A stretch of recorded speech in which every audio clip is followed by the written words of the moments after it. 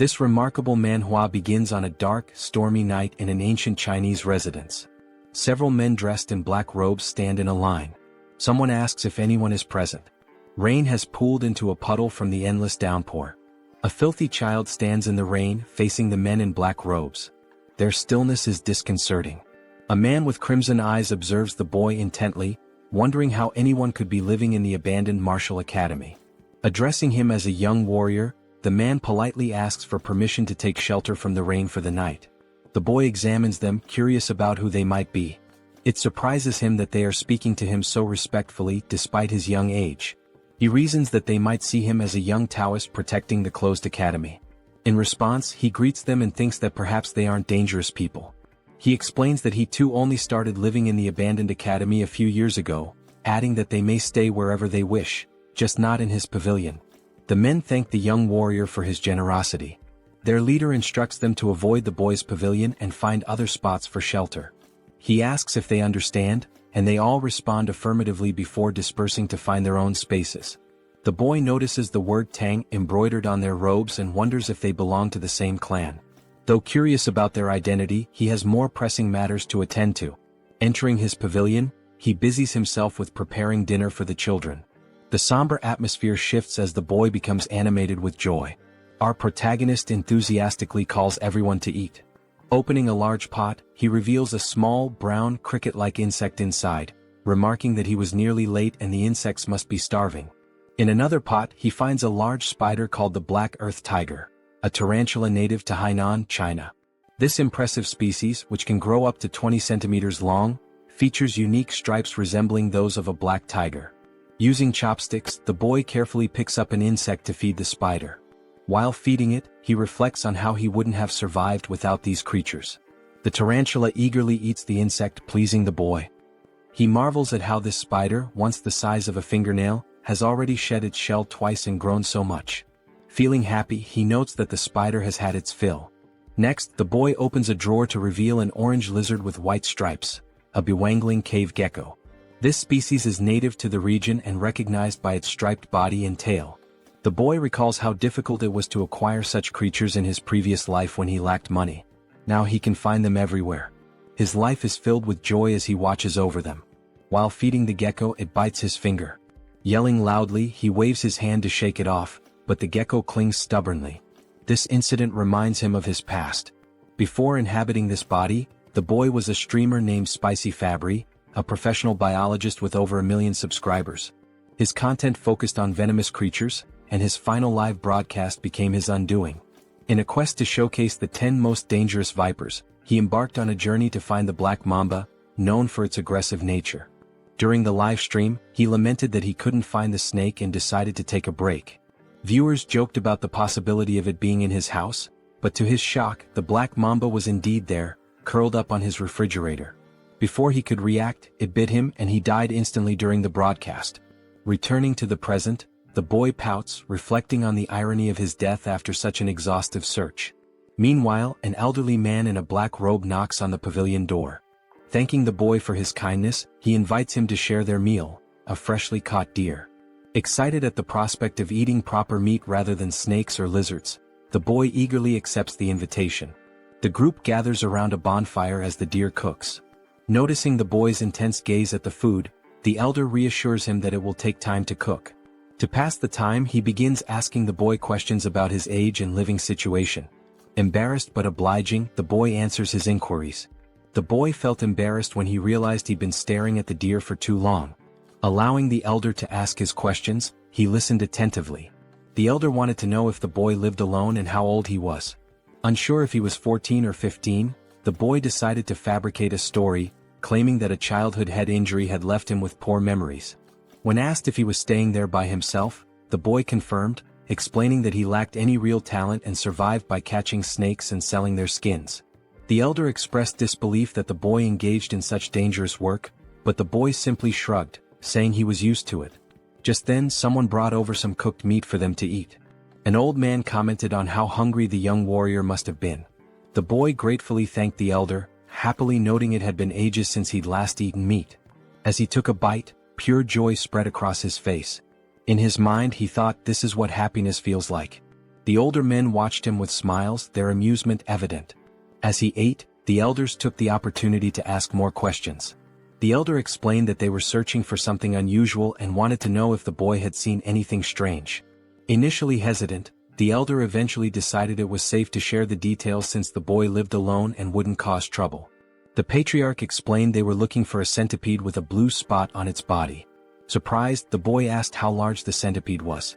The patriarch explained that an adult could easily swallow someone his size. Pale with shock, the boy realized his assumption that he'd been transported only a few centuries into the past might be wrong.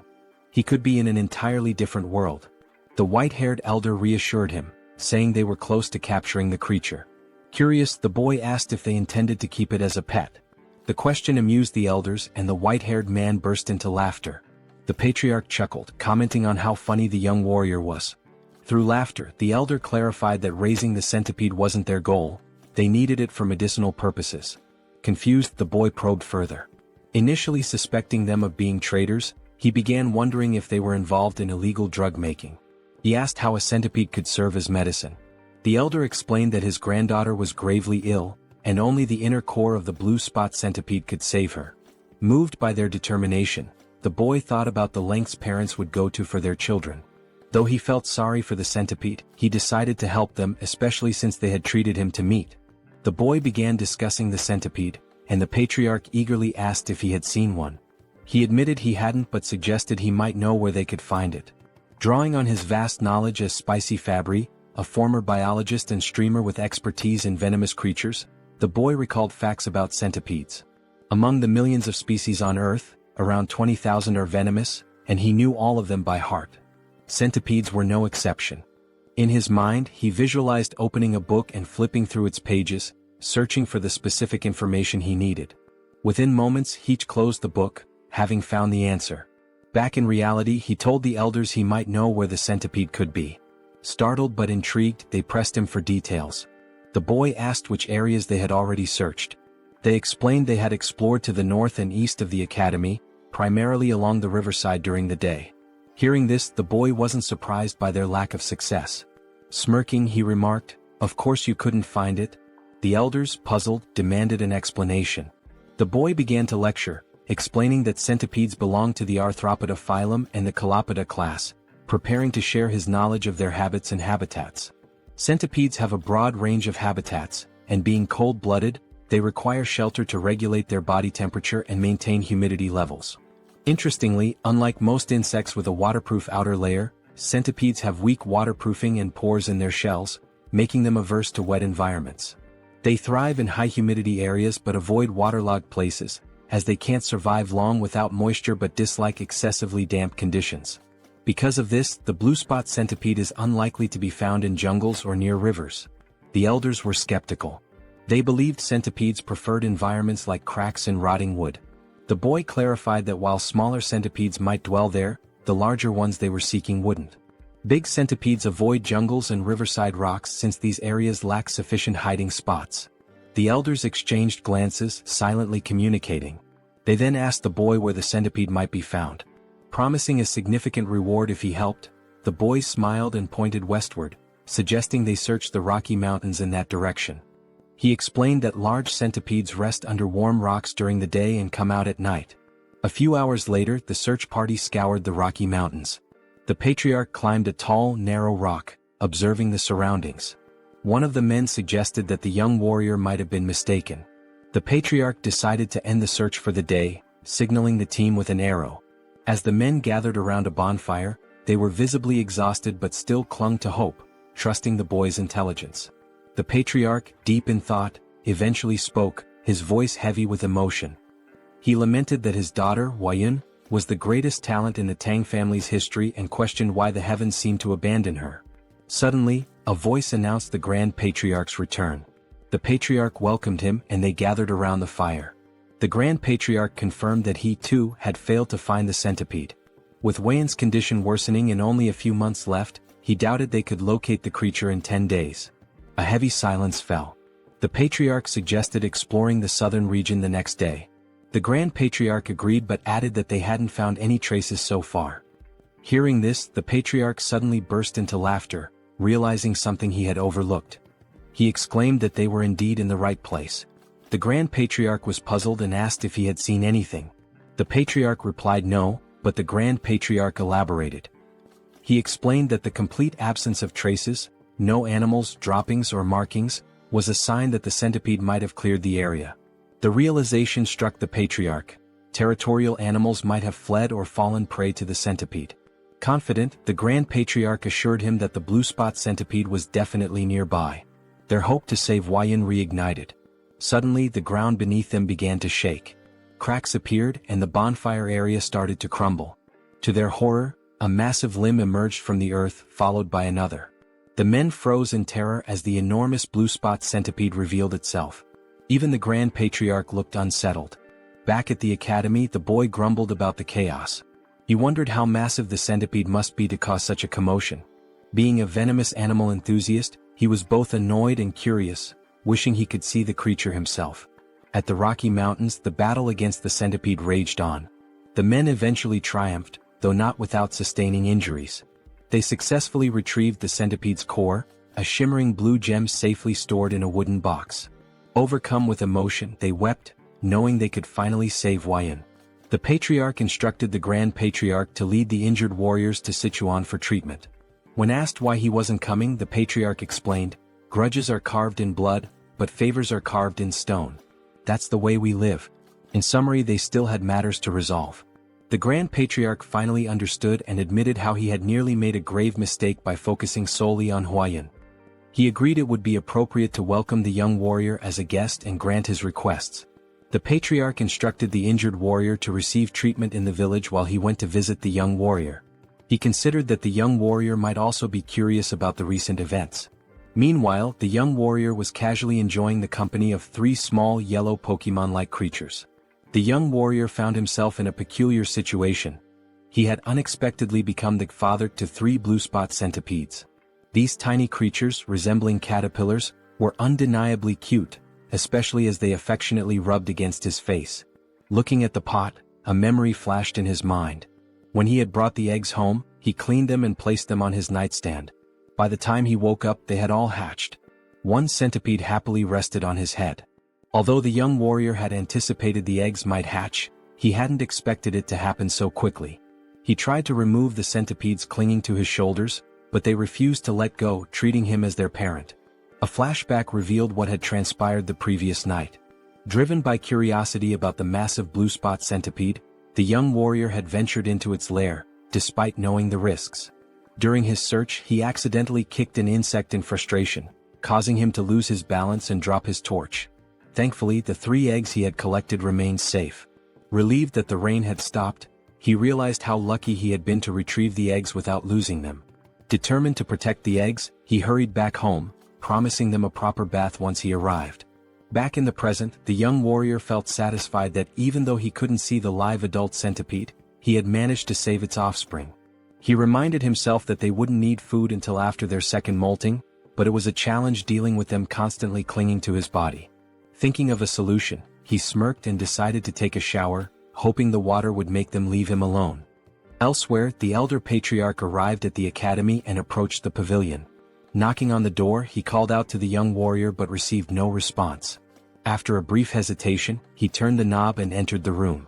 Inside, he noticed herbs, jars and medicines, which made him wonder if the young warrior was a healer. Feeling it was intrusive to enter uninvited, he decided to leave, but the rustling sound from a pot caught his attention. Curious, he opened the pot and found a spider inside. His gaze shifted to the drawers where he discovered a gecko. Checking another pot, he saw beetles, alongside eggs and dried snakes scattered around. The elder was astounded. He couldn't comprehend how the young warrior managed to raise such venomous creatures and their offspring. Even the Tang clan, well-versed in handling poisons, had only been able to extract venom, not cultivate eggs like this.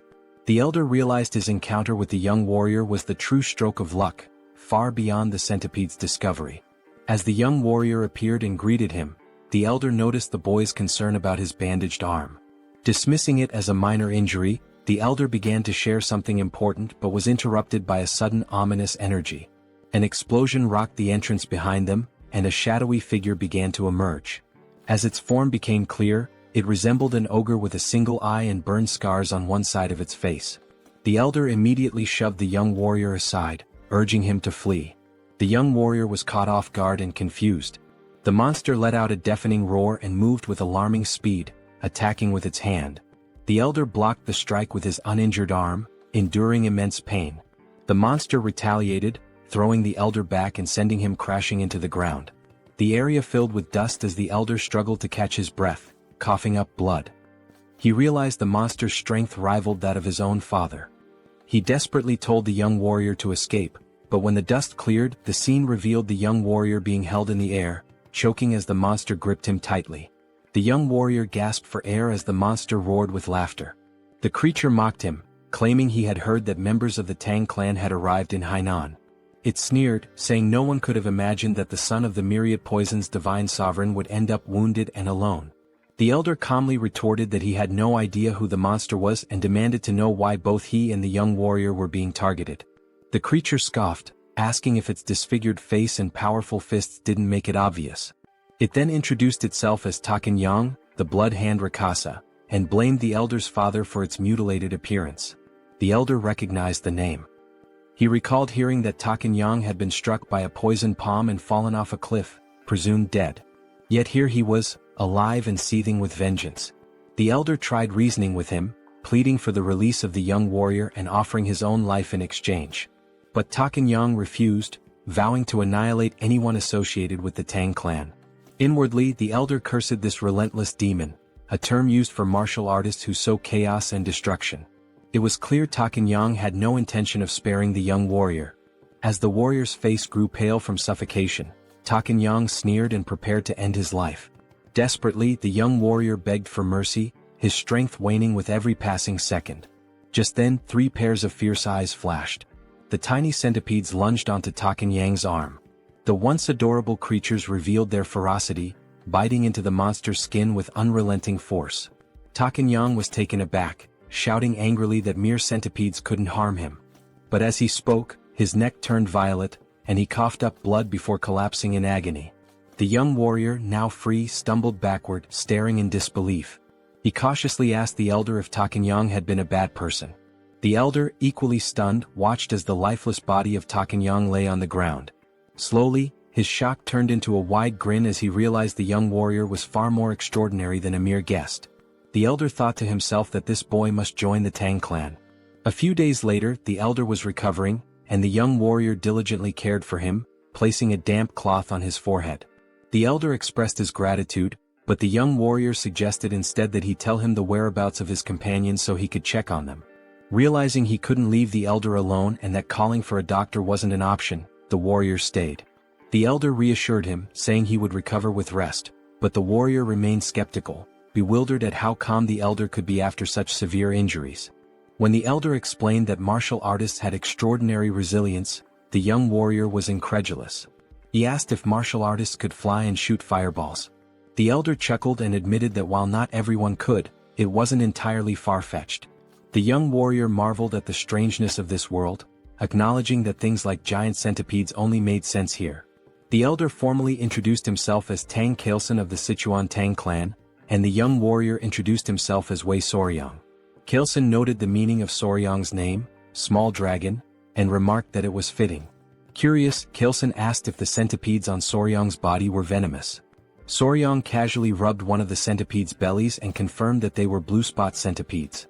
The revelation made Kailson leap from the bed in shock.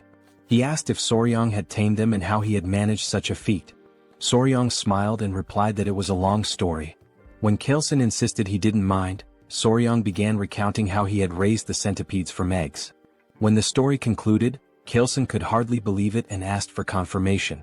Soryang proudly affirmed that he had indeed raised them from eggs, predicting their hatching with precision. Still reeling, Kailson watched as Soryang opened a drawer and pulled out 2 lizards. The young warrior eagerly displayed them, pointing out the differences.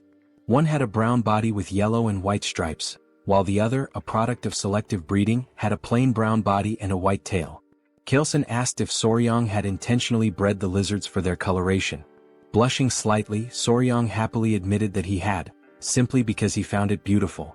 Kailson gathered his composure and asked if the young warrior could breed the most venomous creatures to produce even deadlier ones. Soryang responded with a surprised, "Huh? In his mind he considered the possibility, it was theoretically feasible. He then explained to Kaleson that if they could determine which creatures had the most potent venom, it might be possible. Before he could finish, Kaleson exclaimed with excitement, "Really? That's possible?" His enthusiasm startled Soryang. Without hesitation, Kaleson declared that Soryang should join his family immediately. This left Soryang completely bewildered. Kaleson sweetened the offer, promising that by joining the family, Soryang would gain access to their martial arts techniques, rare elixirs, herbs, and any poisons he desired. Kaleson further tempted him, saying someone of Soryang's skill could even capture or tame the legendary 10 great venomous creatures of the Central Plains. And if that wasn't enough, Kaleson casually mentioned one of the 3 flowers of the Central Plains, his daughter. Soryang shouted, "Hold on," and asked Kaleson to clarify what he had just said. Amused, Kaleson teased that while Soryang might be young, he was still a man. He continued talking about the flowers, but Soryang quickly interrupted, telling him to drop the subject. Shifting the topic, Soryang inquired about the 10 great venomous creatures, asking if they were as incredible as the blue spot centipede. Kaleson enthusiastically confirmed, explaining that while the blue spot centipede was remarkable, it ranked far below the legendary creatures. From giant scorpions to the golden frog that gleamed like gold, these creatures were beyond imagination. Kaleson grinned, sensing that he had piqued Soryang's interest. The young warrior's eyes sparkled with excitement. 2 days later, a member of the Tang clan arrived, alarmed by news of the blood hand Rakasa, Tak Anyang appearing. Kaleson explained that Anyang had been hiding and honing his martial arts, reaching a level close to his father's. The Tang clan members speculated that if the patriarch had sent Anyang to his demise, it might mean he had reached the realm of 10,000 poisons. They began congratulating him, but Kaleson clarified that he hadn't been the one to defeat Anyang, it was the young warrior. This revelation stunned the clan members. One of them immediately clasped Soryang's hands, expressing their gratitude for saving the patriarch. They even speculated if Soryang was an elder rejuvenated to a younger form. Soryang, confused by their assumptions, looked to the patriarch for clarification. Kaleson requested Soryang to reveal the truth. Understanding the signal, Soryang patted his chest and called out, "Come on out." The Tang clan members watched in amazement as Soryang's clothes rustled, and 3 tiny centipedes peeked out. Gasps of astonishment filled the room as the little creatures crawled forward. The clan members recognized them as blue spot centipedes, creatures known for their venom. Kaleson explained that these centipedes had been the ones to defeat Anyang. The clan marveled at the feat, as taming such creatures was unheard of. Kaleson then declared his decision to formally accept Soryang into the Tang clan, but Soryang hesitated, saying he needed more time to think. A clan member encouraged Soryang, emphasizing the great opportunity, while Kaleson urged him to prepare quickly, hinting at something important they couldn't delay. Kaleson then explained the sinister nature of Anyang's martial art, the blood hand poison claw, a dark technique requiring human blood and bone marrow to reach mastery. Soryang found it grotesque. Kaleson continued, stressing that if Anyang had left behind secret scrolls or disciples, they needed to eliminate them to prevent the resurgence of such dangerous martial arts. He also mentioned the possibility of rescuing any captives. The patriarch then asked if Soryang would assist, considering his familiarity with Hainan Island. Soryang appeared pensive, realizing that joining the Tang clan would be a lifelong commitment. He thought to himself that before committing, it was essential to observe the clan's dynamics, just like assessing a workplace during an internship. Soryang agreed to help once the patriarch recovered. They praised his decision, but Soryang privately resolved to use the opportunity to evaluate the Tang clan thoroughly. After 3 days, Kaleson was well enough to travel. Together, they journeyed to a village near an abandoned martial academy, suspected to be Anyang's base. There, they began investigating reports of missing villagers. An elderly man mentioned that 1 or 2 people typically go missing in the jungle each year, but there haven't been any patterns of regular disappearances. Chilson fell silent, lost in thought. They thanked the village chief for sharing the information. The chief replied humbly, expressing his honor in assisting the renowned patriarch of the Sichuan Tang Clan. They then took their leave, though they hadn't uncovered any significant leads. As they made their way through the forest, Soryang remarked to Chilson that there didn't seem to be anything unusual about the village. Chilson explained that when Anyang had revealed himself, it had been in that area, but the exact location was difficult to pinpoint. Soryang found it equally strange that there were no traces left behind. Remembering Anyang's words, he suddenly had an idea. Soryang asked if Chilson recalled what Eunhyang had said when he appeared. Chilson admitted that he didn't, as he'd been knocked away by Eunhyang's attack at the time. Soryang reminded him that Eunhyang had claimed to have heard that the Tang clan had come to Hainan, implying someone had informed him of their presence. Soryang proposed they retrace their steps through the places the Tang clan had visited in Hainan and ask around with Eunhyang's portrait. The Tang clan members were taken aback by Soryang's quick thinking. It made sense that someone who had seen them would have tipped off Eunhyang. Energized by the idea, they set out immediately. Their journey brought them to a gloomy village. One Tang clan member reported hearing rumors at the Hainan port that this was the village they were looking for. Chilson confirmed it was a place where the Halai people lived, and he assumed they wouldn't be hostile. However, the village had an eerie, lifeless atmosphere. When the Tang clan called out, asking if anyone was around, a villager noticed them. The villagers appeared weak and sickly. An elderly man, possibly the village chief, approached while holding the hand of a frail little girl. Two guards accompanied them, also looking unwell. Kaleson introduced himself politely, while Soryang observed the interaction. He noticed how weak the child looked and how lifeless the villagers seemed. Soryang began suspecting something unusual. Many villagers appeared to have taken some kind of medicine. The chief denied that anything was wrong, insisting there were no missing villagers or unusual events. He abruptly told them to leave. When Chilson tried to point out the disproportion between the number of houses and the few people present, the chief cut him off, repeating that there was nothing of interest and urging them to leave again. Both Kaleson and Soryang were puzzled. Kaleson whispered to Soryang, wondering why the Halai people who should have been welcoming were acting this way. Soryang had no answer. Just then the little girl collapsed. Everyone was startled. The chief quickly cradled her in his arms, tears brimming in his eyes. He called out to her, saying she was his only remaining family and begging her not to leave him. The scene moved Kaleson, who stepped forward and offered his help, explaining that he had some knowledge of medical arts. The chief hesitated and then asked if it was Central Plains medical knowledge. Kaleson confirmed that, while he wasn't a physician, he had some expertise in medicine. The chief finally allowed him to examine the child. Before they entered, the chief explained that a plague had been spreading in the village, killing children and weakening healthy adults. He begged Kaleson to try to save his granddaughter. Kaleson promised to do his best. As they were ushered inside, Soryang asked a Tang clan member if the elder truly knew medical arts. The member explained that the Tang clan's deep knowledge of poisons also made them skilled in medicine. He added that martial arts training often begins with an understanding of one's own body, which includes medical knowledge. Soryang thought to himself that if he joined the Tang clan, learning medical arts would be far preferable to mastering their terrifying poison techniques. However, his thoughts were interrupted when the man casually mentioned that they sometimes tested poisons on captured criminals to study the effects. Soryang's expression turned comical as he realized this meant human experimentation, making him increasingly uneasy. Meanwhile, the streets of the village were eerily quiet. Inside one of the homes, Kaleson sighed and explained that he had transferred some of his ki to the girl, stabilizing her breathing. The chief was overwhelmed with gratitude and begged them to save his only granddaughter. Kaleson brought up an important point, noting that something seemed strange about the child's pulse. He asked if she had been born with a weak heart. The village chief explained that her illness began about 6 months ago. Not only his granddaughter but others in the village also started falling ill around the same time. They referred to it as a mysterious disease. That was why he initially told them to leave when they arrived at the village's entrance. Kaleson reassured the chief, saying he would provide good medicine for the heart. He asked the chief to gather the villagers so they could distribute the remedy. Overcome with emotion, the chief burst into tears, expressing his heartfelt gratitude.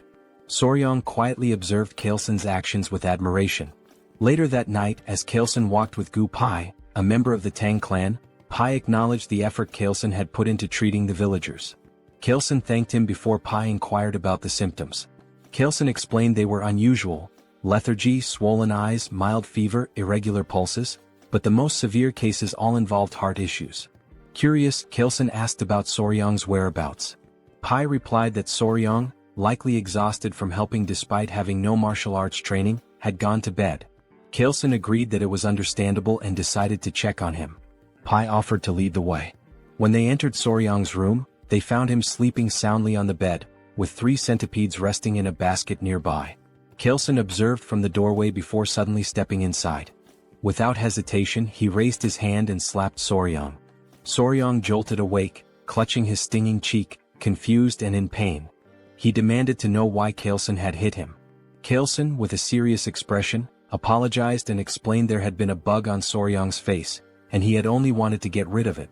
Soryong looked at him skeptically but allowed Kaelson to explain further. Kaelson said he had come to check on him before going to bed but noticed the bug. In this region, venomous insects were common, so he had acted quickly to prevent any danger. He showed Soryong the bug, a large, unsettling creature. Soryong was startled by the sight and then seemed to piece something together. He asked Kaelson if all the patients with different symptoms shared one common condition: arrhythmia. Kaelson confirmed this. Soryong suddenly realized the source of the village's mysterious illness and pointed at the bug, declaring it the culprit. He identified the insect as a kissing bug, a member of the Reduviidae family.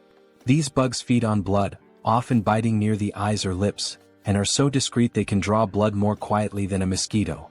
Known as vampire or assassin bugs, they aren't venomous but carry harmful parasites in their stomachs. When they bite, their excrement can transmit diseases like Chagas disease, a deadly illness that ranks high among animal-caused human fatalities. Soryong then asked the village chief if the village's dogs exhibited symptoms similar to those of the sick humans, such as shortness of breath. The chief confirmed they did and asked if the bug was to blame. Soryong affirmed this, adding that with proper medicine, his granddaughter and others could be saved. Kaelson grinned and asked Pai what he thought. Pai commented on Soryong's perceptiveness, praising him as a young warrior of great potential. Watching them, Soryong was baffled by their expressions and wondered what was going on. They reminded him that they were members of the Sichuan Tang Clan. When Soryong's puzzled face made it clear he didn't understand the significance, Kaelson repeated the statement. Internally Soryong thought, so what? His irritated and confused expression was unintentionally amusing. Kaelson began explaining the concept of goo. Some believed these were venomous parasites, while others thought of them as a form of witchcraft. According to him, malicious individuals in China bred these bugs to cause suffering or manipulate others. They would feed the bugs to people, causing either excruciating pain or complete subjugation. Soryong found the idea hard to believe. Kaelson acknowledged it sounded extraordinary but added that many martial artists had been killed by goo, forced to harm their families, or enslaved by these evil practitioners. Because of this, efforts to develop antidotes to goo had been relentless. These cures could either expel the parasites from the body or destroy them entirely. As Kaelson spoke, Soryong began to grasp the gravity of the situation. Kaelson posed a question. If someone had succeeded in creating a cure, who could it be? With pride, he declared that it could only be the renowned Sichuan Tang family. He explained that if they had something capable of dissolving a fist-sized roundworm inside a body, dealing with a tiny bug would be no trouble. Then he revealed the curse-melting orb, stating that even a small dose of this medicine would suffice. Soryong expressed mild amusement, though inwardly he reflected on how extravagant the name sounded for what was essentially an antiparasitic drug. They reassured the village chief that they could save his granddaughter, and soon enough the villagers began recovering, starting with her. The chief was deeply relieved, and the villagers' warm hospitality was an unexpected but welcome reward. The villagers, with their bright and cheerful demeanor, lived up to their reputation for optimism. Kaelson acknowledged that the situation would have been much harder without Soryong's insight in identifying the cause of the illness. He humbly redirected the villagers' gratitude to Soryong, praising him as their true savior. Despite the Tang family's medicine curing the villagers, Kaelson insisted on giving all the credit to Soryong. Watching the villagers thank Soryong brought Kaelson great satisfaction, as though he were the one being celebrated. Soryong was touched by this gesture. The villagers rejoiced, lifting Soryong and tossing him into the air repeatedly in celebration. Later, the village chief pulled Kaelson aside to revisit their earlier conversation at the village entrance. When Kaelson asked what it was about, the chief mentioned the villages where people had gone missing. Intrigued, Kaelson asked for more details. The chief explained that one of the women in their village, originally from another settlement, had shared a troubling story. Years ago, her hometown suffered a tragedy where several villagers mysteriously disappeared. They believed they had finally uncovered the truth. Kaelson inquired about the village's location, and the chief pointed them westward. Upon arrival, the stench of decay was overwhelming, confirming they were in the right place. The scene was grim, corpses, refuse and insects littered the area, with poison lingering in the air. Pai warned Soryong not to look, but Soryong had already seen it all. Amid the carnage, a man spotted something unusual, a golden chicken foot peeking out of a pile. On closer inspection, it was attached to a bird, a magnificent creature with a golden tail and feathers in shades of purple, pink and black. The bird radiated an almost magical aura. One of the men, angered by the bird's presence among the dead, hurled a rock at it despite Kaelson's attempt to stop him. The rock missed, but it caught the bird's attention. Kaelson, sensing danger, placed a calming hand on the man's shoulder, warning that something felt off. The bird spread its wings, releasing a toxic miasma that melted nearby skeletons. Startled, Soryong was grabbed by someone who covered his mouth to prevent him from inhaling the poison. Kaelson commanded everyone to flee while shielding Soryong. He explained that the creature was a Jinyao, a poison-feathered bird. Once safe, the group gathered around Kaelson, who described the bird in detail. Its wingspan reached 5 feet, its sharp beak gleamed bronze, and its body was cloaked in vibrant purple feathers. The creature could spread death with a single movement, turning everything around it to poison. Atop its head sat a golden crown, giving it an air of regal menace. Soryong, captivated, asked if it was one of the 10 great venomous creatures. Kaelson confirmed that it was and explained that the Jinyao held the top rank, earning the title of the king of all venom. Soryong's excitement was palpable as he imagined how even the most dangerous insects and snakes seemed tame in comparison. Kaelson explained that the Jinyao was likely drawn to the area by venomous snakes, as it only consumed the heads of such creatures. When Soryong asked how common they were, Kaelson replied that sightings were rare, perhaps once in a century. Fascinated, Soryong asked if it was possible to capture the creature. His question left the Tang members stunned. Kaelson, however, was amused and inquired if Soryong truly wanted to try catching it. When Soryong admitted he did but expressed concern about the venom, Kaelson smiled knowingly. He remarked on Soryong's keen interest in the 10 great venomous creatures and assured him that if he was serious, there was indeed a way. Soryong was astonished. Kaelson explained that if he mastered the Tang clan's poison techniques, he would gain immunity to all toxins and even withstand Jinyao's venom. Only through the martial arts of their clan could one nullify all poisons in the world. Kaelson, ever cunning, casually mentioned that their techniques are never taught to outsiders. Even if he wished to help as the patriarch, he couldn't break the clan's rules. Eagerly, Soryong asked if joining the family would grant him the right to learn.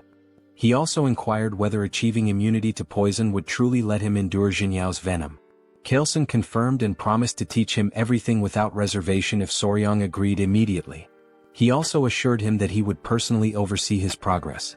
However, Kaelson added that if Soryong hesitated too long, he might reconsider. Feeling the pressure, Soryong declared his decision to join the clan and expressed his anticipation for Kaelson's guidance, calling him patriarch instead of elder. Kaelson's mischievous grin betrayed his satisfaction, though he acted as if he hadn't coerced Soryong into agreeing. Kaelson told Soryong that from that moment onward, he would forever be part of their family. Back at a decayed location, traces of the blood hand Rakshasa, Tak Anyang, were found in a cave. Footsteps led to a notebook discovered inside, which was brought to Kaelson. After scanning its contents, he confirmed it held the secret techniques of the blood hand poison claw. Soryong was unnerved, noting it was written in blood. Kaelson decided it was time to return. When Soryong asked if they were heading to Sichuan, Kaelson replied that it was the best course of action now that they had secured the blue spot centipede's core and the manual.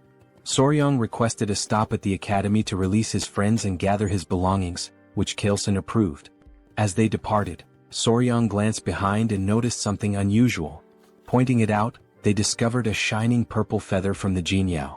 They all stared at it thoughtfully. Kaelson picked it up and told Soryong it would serve as a keepsake to commemorate his joining the family. Soryong expressed interest and thanked him, but Kaelson corrected him, suggesting he change how he addressed him after the upcoming ceremony. Soryong wondered if it would be some kind of initiation ritual. Meanwhile, at the Tang clan, the Grand Patriarch Tang Musong had finally returned. Exhausted, he wasted no time and inquired about Huayun's condition. Clan members rushed him inside, reporting that she was barely holding on to life. The door opened and Musong immediately called for Huayun. Those inside were surprised by his arrival. He informed his daughter-in-law that he had succeeded in acquiring the medicine and revealed the blue spot centipede's core. Overcome with relief, the daughter-in-law began to cry. Preparations were made to administer the medicine. Musong was deeply moved by Huayun's pained expression, thankful he had hurried back in time. At his daughter-in-law's urging, Musong gave the medicine to his granddaughter. A radiant blue light enveloped her as he placed a finger on her wrist to check her pulse. Everyone anxiously hoped for her to open her eyes, watching and waiting. Meanwhile, Soryang felt groggy, marveling at the vastness of the Central Plains, which far exceeded his expectations. The journey had taken over a month and a half, beginning with a boat ride from Hainan to Hangzhou and continuing through Nanjing before finally arriving in Sichuan. At the residence of the Sichuan Tang Clan, Pai excitedly announced their destination to Soryang. Standing at the grand entrance, Soryang gaped as he learned the entire mountain belonged to the Tang Clan, aptly named Tang Clan Mountain. He swallowed nervously, overwhelmed by the sight. Immediately, members of the Tang Clan emerged to greet the patriarch. Soryang was astonished by their sheer numbers, wondering if all of them belonged to the Sichuan Tang Clan. Among the crowd, a girl in a red dress ran toward them, her face lit with tears of joy as she called out for her father. It was Huayan. She embraced her father tightly, crying tears of relief. Soryang meanwhile was spellbound. Her radiant beauty left him speechless, surpassing even the celebrity he had once been involved with in his past life. Chilson, pleased to see his daughter alive, introduced Huayan to Soryang. Dazed, Soryang struggled to piece together Chilson's earlier comments, muttering something about weeds or grass before Chilson corrected him. It was all about the flower. Huayan's cheeks flushed red. Chilson told Soryang that the girl beside him was the flower he had previously dismissed. Soryang was left dumbfounded. He recalled their earlier conversation about the flower and felt a wave of embarrassment. In that moment he knew he had made a grave mistake. He never imagined he had overlooked the chance of being with such a beautiful woman, the only daughter of the Sichuan Tang Clan, famously known as the venomous flower Tang Huayan. Since childhood, Huayan carried a hidden emotional weight. She once overheard elders discussing her. While they were uncertain of her talent, they agreed her beauty was exceptional, enough to rank her among the 3 flowers of the Murim. The conversation shifted to finding her a suitable husband. One elder mentioned suggesting the patriarch take a second wife, but the patriarch had declined, leaving him baffled. Hearing this, Huayan resolved to prove herself to the clan by excelling in their martial arts. She wanted to show that even as a woman she could contribute greatly to the family. However, her impatience led her astray, creating an internal heart demon that caused a key deviation in her training. When Huayan awoke, her mother, the Grand Patriarch, and 2 others surrounded her bed. Her mother looked visibly relieved. Tears streamed from Huayan's eyes as she apologized, lamenting that she had failed her family and lost all her inner chi. Her grandfather, the Grand Patriarch, called her a brat and told her to stop crying. He reminded her how far she had come to reach the level of mastering 100 poisons and told her to cheer up. Huayan's confusion grew when he mentioned 100 poisons. She noticed her aura glowing and asked for clarification. The Grand Patriarch revealed a story about a mysterious young warrior who had not only saved her life but also endowed her with the inner chi of 1,000 poisons, far surpassing what she had previously achieved. In the present, Huayan asked about weed, leaving Soryang utterly embarrassed. His earlier flippant remark comparing her to weeds resurfaced in his mind. He berated his past self for such thoughtlessness but tried to dismiss the moment by joking that the patriarch had taken the comment too seriously. Gathering himself, he greeted Huayan formally, stating how glad he was to see her healthy. Huayan introduced herself as Tang Huayan, also known as the venomous flower. She expressed her gratitude, promising never to forget the life-saving favor he had done for her. Soryang, entranced by her beauty, struggled to form coherent thoughts. Chilson interrupted, asking Soryang what he thought of his daughter. To Soryang's shock, he heard a voice in his head, realizing it was some form of sound transmission. Chilson teased, asking if Soryang agreed that Huayan was stunning and hinted at the possibility of them growing closer. Later, Soryang rested in a large bath, feeling utterly drained. Nearby, the centipedes he had cared for were sleeping peacefully in a basket. He noticed one waking up and, surprisingly, smiling at him. Despite their intimidating appearance, they seemed to understand his words when he warned them about the hot water, willingly staying in the bucket as he suggested. Amused by their behavior, Soryang recalled Pai's mention that centipedes were spiritual creatures. He made a mental note to learn more about them later. However, Chilson's earlier remarks about Huayan lingered in his mind, leaving him restless. At another pavilion, the family gathered around a large table. The Grand Patriarch, the Patriarch, his wife, and Huayan.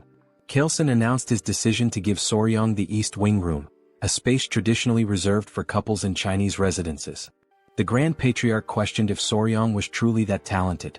Chilson confirmed, explaining that Soryang's remarkable abilities went far beyond mere chance encounters. He elaborated that Soryang not only possessed unparalleled knowledge of venomous creatures but also defeated Ouyang, encountered legendary spiritual creatures, and even hatched the blue spot centipede eggs himself. The Grand Patriarch commented on the Patriarch's luck in finding such a treasure. The conversation then turned to Huayan. Kaleson told his daughter that he wished to make Soryang his son-in-law, asking for her opinion. As Huayan processed her father's words, realization dawned on her. She grew quiet. Huayan wanted to prove that she could bring greater value to the clan now that she possessed the 1,000 poisons constitution, surpassing the mere 100 poisons constitution. She responded that as a member of the Tang clan, she understood her father's intentions. However, she declared that it was her responsibility to determine if the young warrior was truly deserving of her. Without waiting for a reply, she dashed out of the room, leaving behind an awkward atmosphere. In Kaleson's mind, he thought the young warrior ought to be cautious. Though his rose was stunningly beautiful, her thorns were equally sharp. Huayan ran swiftly, her emotions in turmoil. Now that she had achieved the 1,000 poisons constitution, she was determined not to stop there. She knew that unless she pushed further, the elders would never fully recognize her. She resolved to evaluate the young warrior thoroughly from his abilities to his character. Meanwhile, Soryang was lost in thought, contemplating how to navigate the situation. He suspected Huayan might harbor resentment toward him. Half-jokingly he asked his centipedes, his kids, for advice. Suddenly Huayan appeared before him, stunning him completely. She was breathtaking. Side note: the art style here is so vivid it feels like a scene straight out of a classic manhwa. Back to the moment, Huayan quickly excused herself, saying she was in a hurry, and asked for his hand. Soryang extended his hand hesitantly, blushing as he did so, feeling like a loyal pet offering a paw. Trying to lighten the tension, he suggested that they should only do such things after getting closer, as there's a proper order to such matters. Huayan froze for a moment before understanding his misunderstanding. Her face turned beet red as she corrected him, insisting that wasn't her intention at all. Realizing his mistake, Soryang felt a wave of embarrassment. Huayan sighed and clarified again, explaining that she had only wanted to check his pulse. She apologized for startling him by suddenly asking for his hand. Sitting beside him, she admitted that her approach had been abrupt and assured him that she only wanted to explain some things. Soryang listened attentively. Huayan began recounting her struggles, sharing how, as the Tang clan's sole direct descendant, she constantly faced schemes from the branch families. To secure the family's future, the elders had decided to seek a capable son-in-law. They even considered how Soryang's role within the family might change should he join. She apologized in advance for needing to confirm something but assured him that no matter the outcome, she would treat him with respect as her benefactor, potentially even as a sworn sibling. Soryang reassured her, offering his hand again and saying she was free to confirm whatever she needed. Huayan placed her hand on his wrist, emitting a faint blue aura as she assessed his pulse. She explained that the Tang clan's martial arts were unique. They required practitioners to adapt to toxins gradually as their internal energy grew. The poisons were ranked: 5 poisons, 10 poisons, 100 poisons, 1,000 poisons, and finally 10,000 poisons. To her surprise, Soryang's body could adapt to 10 poisons, a rare feat for someone not born into the Tang clan. However, it was only 10 poisons, which meant his aptitude would place him at the level of a first-rate martial artist but no higher. She explained that this was the pinnacle someone without innate talent could reach. She then took her leave, leaving Soryang deep in thought. Alone, Soryang mulled over the revelation. The 10-poison body? His face paled at the implications. It might mean he couldn't capture the Jinyao, a crucial goal for him. Hours later, Huayan stepped out of her bath.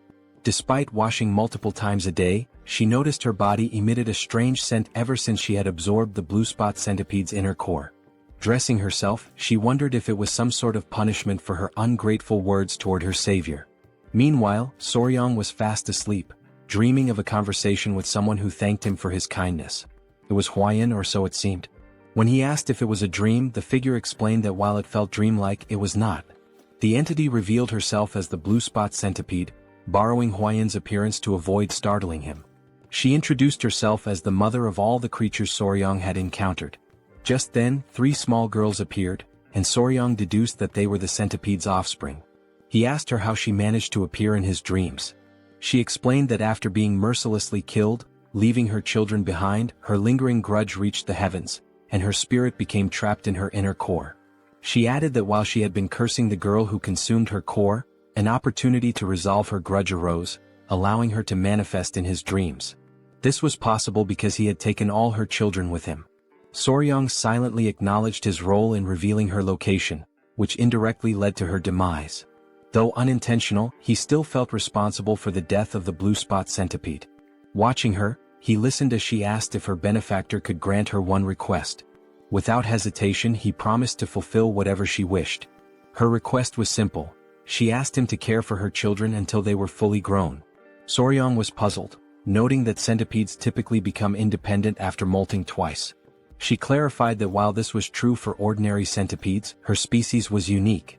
Until her offspring molted twice, they required the flow of qi from their mother's inner core to survive. Only afterward could they sustain themselves by feeding on the qi of other beings. This revelation led Soryong to ask whether the children needed to remain with Huayan, as she had consumed the inner core. The mother centipede explained the circumstances.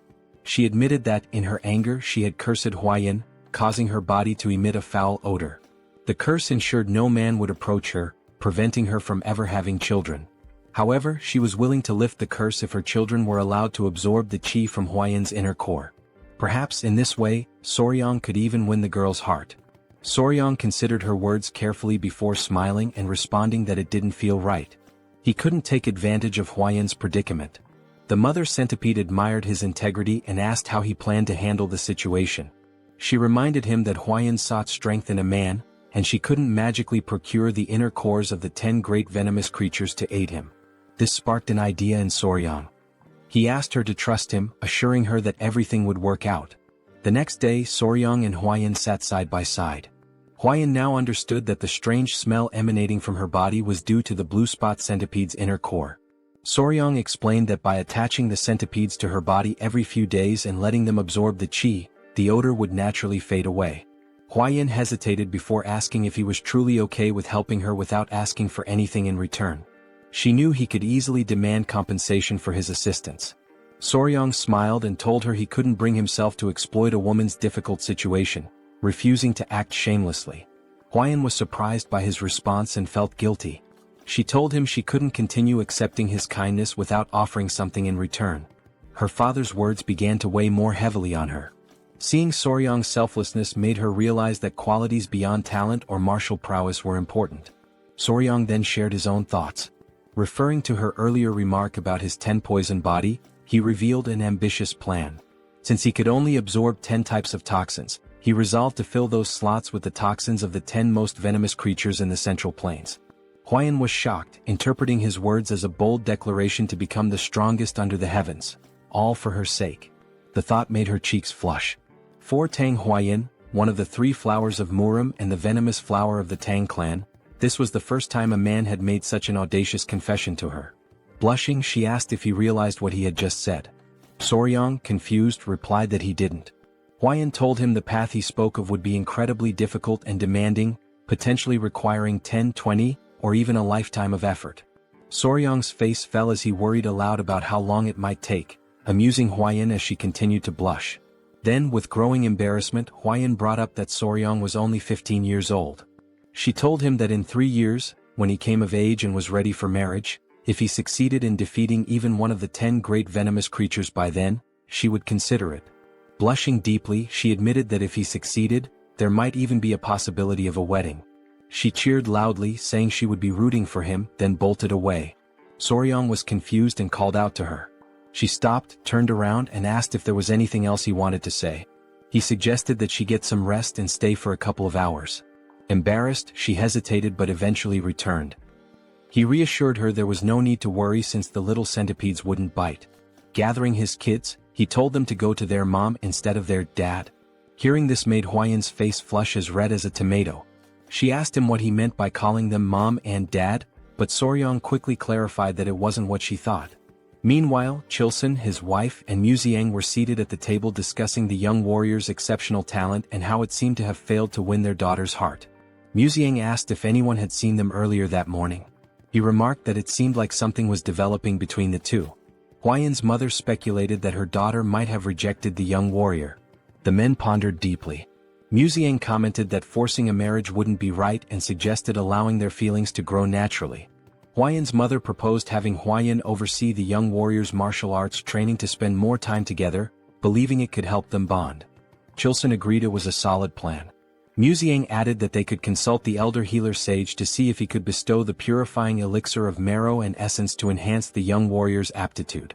Chilson was surprised, noting that such an opportunity hadn't even been extended to Huayan, so they shouldn't get their hopes up. Muziang acknowledged the point. At that moment, Huayan appeared outside the door, announcing herself. Chilson invited her in and asked what brought her there at that hour. She blushed, surprised to see the three of them together. She said she had something to share, blushed again, and then, all at once, declared she would do as her father had suggested. Chilson was taken aback and asked what she meant. Her mother invited her to sit and asked if she was implying that the young warrior had caught her interest. Embarrassed, Huayan couldn't respond. Chilson pressed her further, curious about the sudden change since she had previously shown little interest in him. Gathering her courage, Huayan explained that Soryang had told her he would become the greatest in the world for her. He had promised.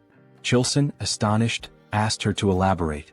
She added that although Soryang's innate talent was limited to a 10-poison body, he vowed to make up for it by defeating the 10 great venomous creatures for her sake.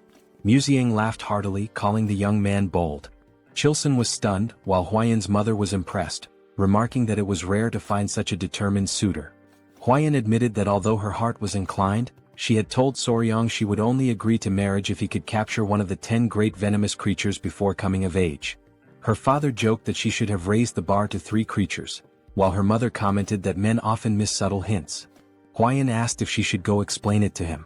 Her mother advised against it, reasoning that if Soryang didn't realize their tacit approval, he would only work harder. Muziang suggested treating him as a prospective son-in-law while pretending they were undecided, confident that his efforts would naturally lead him to become part of the family. Meanwhile, the mother centipede praised Soryang, telling him he had completely won Huayan's heart. Soryang replied that success came down to determination and persistence. She smiled warmly at him, calling him her benefactor. She then informed him that her lingering resentment had been resolved and her soul would soon ascend to the afterlife. Before departing, she offered to grant him one last request, within her ability to fulfill. Soryang paused to think and then asked if he could examine her body. The request made her feel shy, though she believed it was to be expected from a man. She assumed he was succumbing to human desires and reluctantly began revealing her shoulder, preparing to undress. Startled, Soryang quickly asked if she really needed to take her clothes off. Blushing deeply, she hesitated and asked if she shouldn't. Soryang hastily clarified that it wasn't what he had meant, further deepening her embarrassment. It was amusing to see the children covering their eyes. Soryang clarified that he only wanted to see the true appearance of a blue spot centipede. Realizing his intention, the centipede's mother hesitated, feeling a mix of dread and anticipation. Smoke enveloped the area, and she revealed her true form.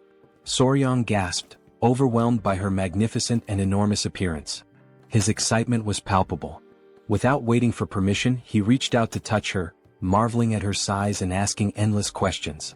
Was her body waterproof? How strong was her venom?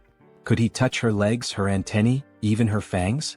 The sheer enthusiasm in his voice was undeniable. The children continued covering their eyes, which only added to the charm of the moment. The centipede mother was slightly embarrassed by his passionate curiosity, particularly when he insisted on touching her fangs despite her warnings of their danger. She began to wonder if her daughters would truly be safe with a man like Soryang, whose touch carried an unusual energy. She couldn't help but laugh, finding it odd yet endearing how he drooled slightly while running his hands over her. Later, Chilson invited Soryang for tea.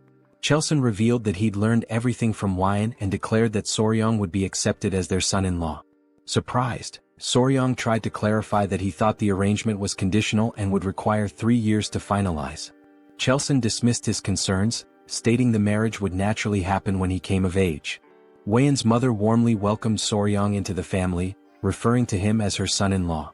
Mu Seong expressed his satisfaction, noting that Huayan had found an exceptional partner and that their clan would thrive even more. Soryang glanced at Huayan, perplexed by how quickly things had progressed. Despite his confusion, he decided to play along and replied politely that he looked forward to their guidance. When Mu Seong suggested getting started immediately, Soryang grew curious. Chilson explained that before Soryang could learn the Tang clan's poison arts, he must first experience the Hall of 10,000 Poisons. With a sly grin, Chelson assured him it was something he would undoubtedly appreciate. The family led Soryang to the hall, a place of great significance to the Tang clan. Soryang, excited by the prospect, assumed it was a treasure trove of poisons. However, as they walked, his attention drifted to Weian's side profile. He couldn't help but admire her beauty, likening the moment to a living portrait. His obvious admiration didn't go unnoticed by his in-laws, who exchanged amused glances. Chelson teased him, joking that if Soryang kept staring at his daughter like that, he might wear out her face. He reminded him that Weian was his woman now, yet Soryang gazed at her as though she were still untouchable. Weian's mother chimed in, noting that Soryang seemed utterly captivated by her. Both Weian and Soryang turned crimson with embarrassment. As they approached the hall, 3 men stood before a massive iron door. 2 muscular guards flanked a Tang clan official, who welcomed the Grand Patriarch and his grandson-in-law. At Musian's command, the gates were opened. The guards strained against the weight of the colossal doors, forged from rare Kunyu steel sourced from the southern wilderness. As the doors creaked open, Soryang observed the immense effort required. Though the gates finally yielded, the guards were visibly drained. Amused by their struggle, Soryang couldn't help but think how over-the-top the security was for something reminiscent of the Middle Ages. Chelson, noticing Soryang's concern, explained that the Kunyu steel was renowned for its unmatched durability. The Hall of 10,000 Poisons lay before them, and Soryang braced himself for what awaited inside. Even opening the gate was considered a privilege. Once inside, they arrived at the treasure vault where the Tang clan of Sichuan safeguarded its vast collection of poisons. This remarkable repository, known as the Hall of 10,000 Poisons, housed an incredible variety of toxins. Musian cautioned Soryang to be careful and avoid touching anything recklessly. Soryang nodded, affirming his understanding, but he couldn't help confirming whether the hall truly contained 10,000 poisons. Chelson chuckled, explaining that the poisons were meticulously classified into categories like paralysis poisons, sleep poisons and countless others. The elders, always playful, decided to tease the young pair. Chelson suggested that Weian explain the poisons to Soryang, knowing he would enjoy learning from her. The suggestion made both Weian and Soryang blush with embarrassment. Despite her awkwardness, Weian accepted the task. Taking Soryang by the hand, she guided him to see the Tang clan's most potent poison. Weian's discomfort was evident, while the elders watched the two with amused expressions. She began her explanation by pointing out the chi-dissipating poison, which rendered a martial artist's energy unusable with just a single inhalation. She advised Soryang to handle it with extreme care. She then introduced other deadly poisons: the alimentary canal necrotizing poison, the spirit-destroying poison, the bloody pulp poison, and even the infamous 7-step soul-snatching poison. Each was immensely powerful, but Weian emphasized that the strongest poison of the Tang clan was something far beyond these. She handed Soryang a tiny seed. Confused, he noted to himself that it resembled a tiger bean. Weian explained that this seed, though small, contained the most powerful poison known, apart from the venoms of the 10 great venomous creatures. She revealed it as the seed of the castor plant, a symbol of the Tang clan. Soryang immediately recognized its significance. He thought of ricin, a deadly toxalbumin, lethal in minuscule amounts, infamous for its use during the Cold War and assassinations. Soryang muttered that the seed came closest to the Tang clan's ideal of a perfect poison: colorless, odorless, tasteless, and invisible. Weian elaborated, calling it golden poison. When used, its victims experienced what the Tang clan referred to as a golden death. She emphasized that the strongest poison wasn't about causing the most excruciating pain or the bloodiest death. It was about silent, swift, and untraceable lethality. The Tang clan's poison arts, she explained, embodied the principles of stealth and certainty. To Soryang, it felt like he was learning the methods of an assassin's guild. Muxiang interrupted, saying it was enough for now and suggested they move on to see the venomous creatures Soryang had been so eager to encounter. He even offered Soryang the chance to oversee their care, with full support from the clan. In Soryang's mind, this translated to the clan indulging his passion as a hobby. His excitement was obvious. Before they could proceed, a messenger named Pai arrived, panting heavily. He urgently informed the Patriarch of a situation at the Black Tortoise Pavilion. The Patriarch asked what had happened, and Pai hesitated before mentioning 2 issues. First, the medicine sent to the Sichuan city lord had failed to achieve the desired effect, prompting a letter of complaints. Pai hesitated again before revealing the second issue, glancing at Soryang. Soryang sighed knowingly. Pai finally explained that it concerned the Hall of 10,000 Poisons. Muxiang guessed that rumors were already spreading and decided they needed to address the matter immediately. He ordered Soryang to accompany them. At the Black Tortoise Pavilion, the elders wasted no time voicing their grievances to the patriarch. They were outraged by his unilateral decision to pair Wuyun with an orphan of unknown origins. This remark infuriated Chiu-san, who began to emit a green aura as he questioned whether they were insulting his son-in-law. Despite Chiu-san's anger, the elders persisted, claiming their concerns were valid. Muxiang silenced them with a sharp rebuke, declaring that the decision was his alone. He demanded to know if they had any objections to his authority. The elders, caught off guard by his outburst, sought support from the Grand Patriarch, urging him to intervene. They argued that entrusting the Hall of 10,000 Poisons to an outsider with unproven skills was reckless. Muxiang, however, firmly reiterated that his approval was final. Meanwhile, Wuyun, conscious of Soryang's discomfort, quietly whispered an apology to him. In Soryang's mind, his initial reaction was simply goodness. He sighed as it dawned on him that his actions had caused her to worry. He thought to himself that it was she who should be apologizing. Everyone was taken aback when Soryang suddenly spoke up. "Excuse me," he said, "sorry to interrupt your discussion." He then proposed addressing the issue himself, stating that since the problem stemmed from his perceived lack of ability, he would prove his skills to the clan elders. The elders were stunned into silence, and Soryang went on to suggest resolving the Sichuan city lord's troublesome complaint as a demonstration of his capabilities. Wuyun, whispering in disbelief, asked what he was trying to achieve. Though Soryang was not one to draw attention or make a scene, he couldn't stand by while his peaceful life as a pet owner was being disrupted. His boldness left the elders momentarily speechless before their indignation erupted. They scolded him for interrupting the elders' discussion and demanded if he even knew the contents of the Sichuan city lord's letter before barging in. Calling him insolent and irrelevant, they complained to the patriarch about his interference. The elders seized the opportunity to argue for a son-in-law from a reputable martial family instead. Chao Sen's wife, however, was visibly annoyed by their tirade. Meanwhile, Soryang internally remarked on how absurd these old codgers sounded the longer they spoke. Recalling his days as Spicy Fabre, a streamer with over 1 million subscribers and thousands of viewers per session, he likened the elders' complaints to the nonsensical trolling he used to deal with. Addressing the group, Soryang pointed out that they still refused to acknowledge him as the Sichuan Tang Clan's son-in-law, meaning he was merely a guest. With his streaming experience, Soryang was well versed in handling chaos. He reminded them that he had saved the clan's beloved Lady Huayun, defeated the bloodhand Rakshasa Takanyang, and saved the patriarch's life. He then challenged them, asking if it was part of the clan's etiquette to insult a guest and benefactor to their face.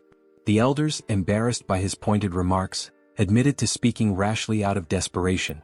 Inwardly, Soryang thought of them as pathetic. The Grand Patriarch, however, appeared impressed by his composure and cleverness. One elder tried to downplay the significance of defeating Takanyang, claiming it was overstated. The patriarch quickly silenced the objection by presenting a document, none other than the secret manual of the blood sect's blood-hand poison arts, written in blood. The elders gasped in shock. Their astonishment deepened when the patriarch asked Soryang to reveal his companions. Tapping his chest gently, Soryang summoned the 3 baby spotted centipedes, which emerged happily. The elders grew visibly uneasy at the sight of the creatures. The patriarch proudly explained that these were the offspring of the blue-spotted centipede, and Soryang had been raising them. He further revealed that these centipedes were the ones that had killed Takanyang. One elder, still in disbelief, confirmed if Soryang had truly managed to control a blue-spotted centipede. Soryang and the patriarch shared knowing grins, teasing the elders. Chao San added that addressing Soryang as a young warrior instead of recognizing him as the clan's son-in-law was telling. Soryang even joked, warning the centipedes not to bite anyone unless they wanted to end up as lifeless as Takanyang. The elders, thoroughly flustered, began backtracking. They denied refusing to accept Soryang, offering feeble excuses about proper procedures and natural hesitations. The Grand Patriarch, exasperated, decided to table the discussion on Soryang's status for the moment and focused on the Hall of 10,000 Poisons. He asked why Soryang was not allowed entry, to which the elders replied that Soryang was not fully integrated into the family and was too young to be entrusted with such responsibility.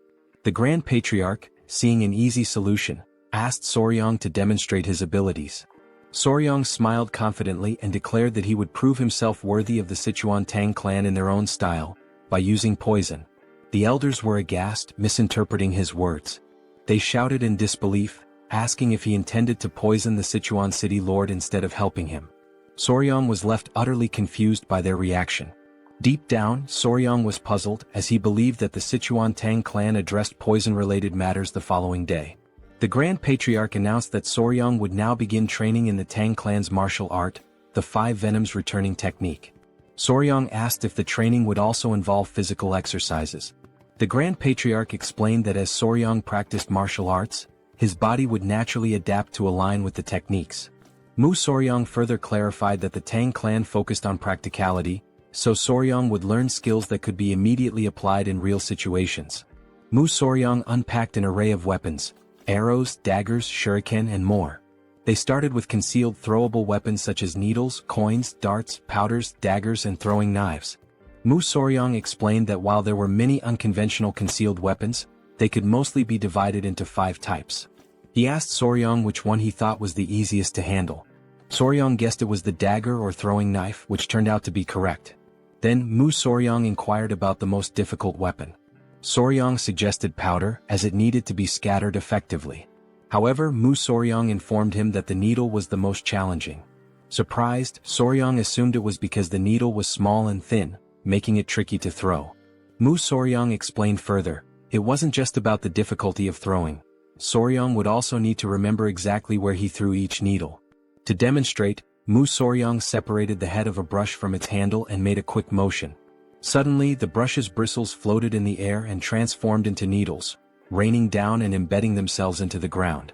Soryong was stunned by how the bristles acted like actual needles.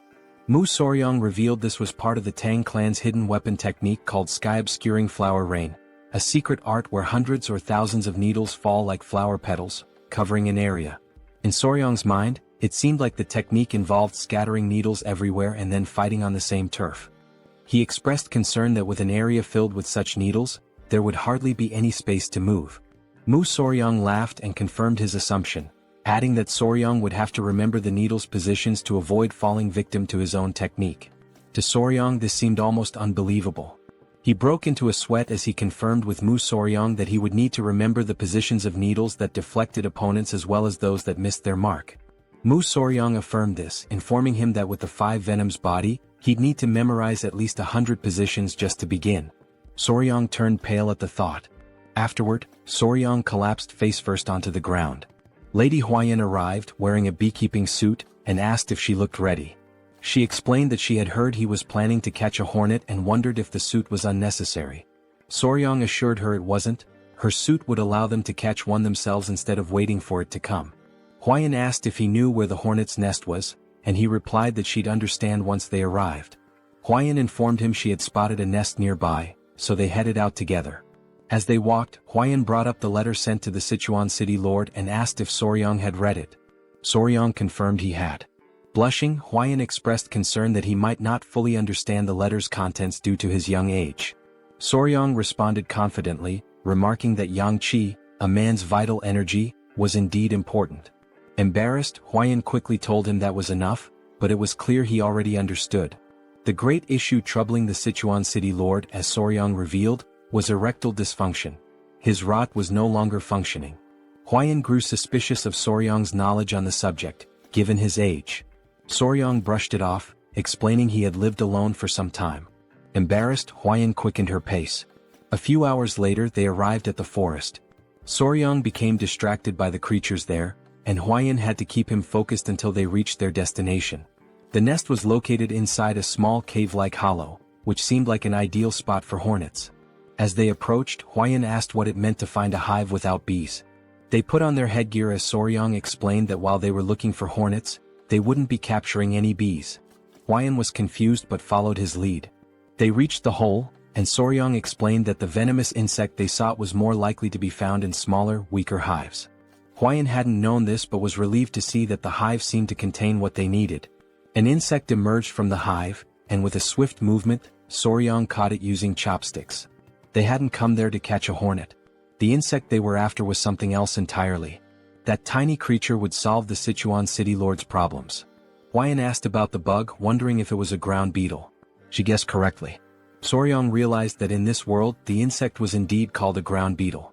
In the Central Plains, the bug found in the giant hornet's nest was known as a ground beetle, though in the modern world, it's referred to as a blister beetle. Huayan asked if it was normal for ground beetles to be found in a hornet nest. Soryong explained that their life cycle was quite unique. Blister beetles have an unusual method of reproduction. Unlike most insects that either guard their eggs or create a safe space for them to hatch, this little creature simply lays its eggs wherever it pleases. Soryong joked about how the blister beetle would tell its boss to hold on while it dropped some eggs before leaving, with no particular care about the location. It would just lay them anywhere, with the only consideration being to pile them in one spot. When the blister beetle larvae hatch, they start crawling toward the highest point nearby. Once they reach the top, they engage in an odd behavior. They cluster together and mimic a flower. This false flower then attracts bees, which mistake it for the real thing. When the bees approach, the larvae swarm onto a carpenter bee's body, taking over its home in an instant. Soryong wasn't sure why the larvae favored giant hornet nests, but it seemed to be the ideal environment for their growth. Huayan felt sorry for the giant hornets, but Soryong shrugged, saying there was nothing that could be done.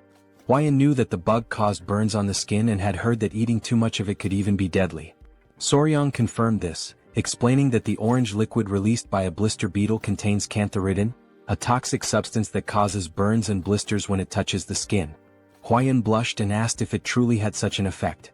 Soryong affirmed, adding that it also had the curious property of immediately raising a man's rod.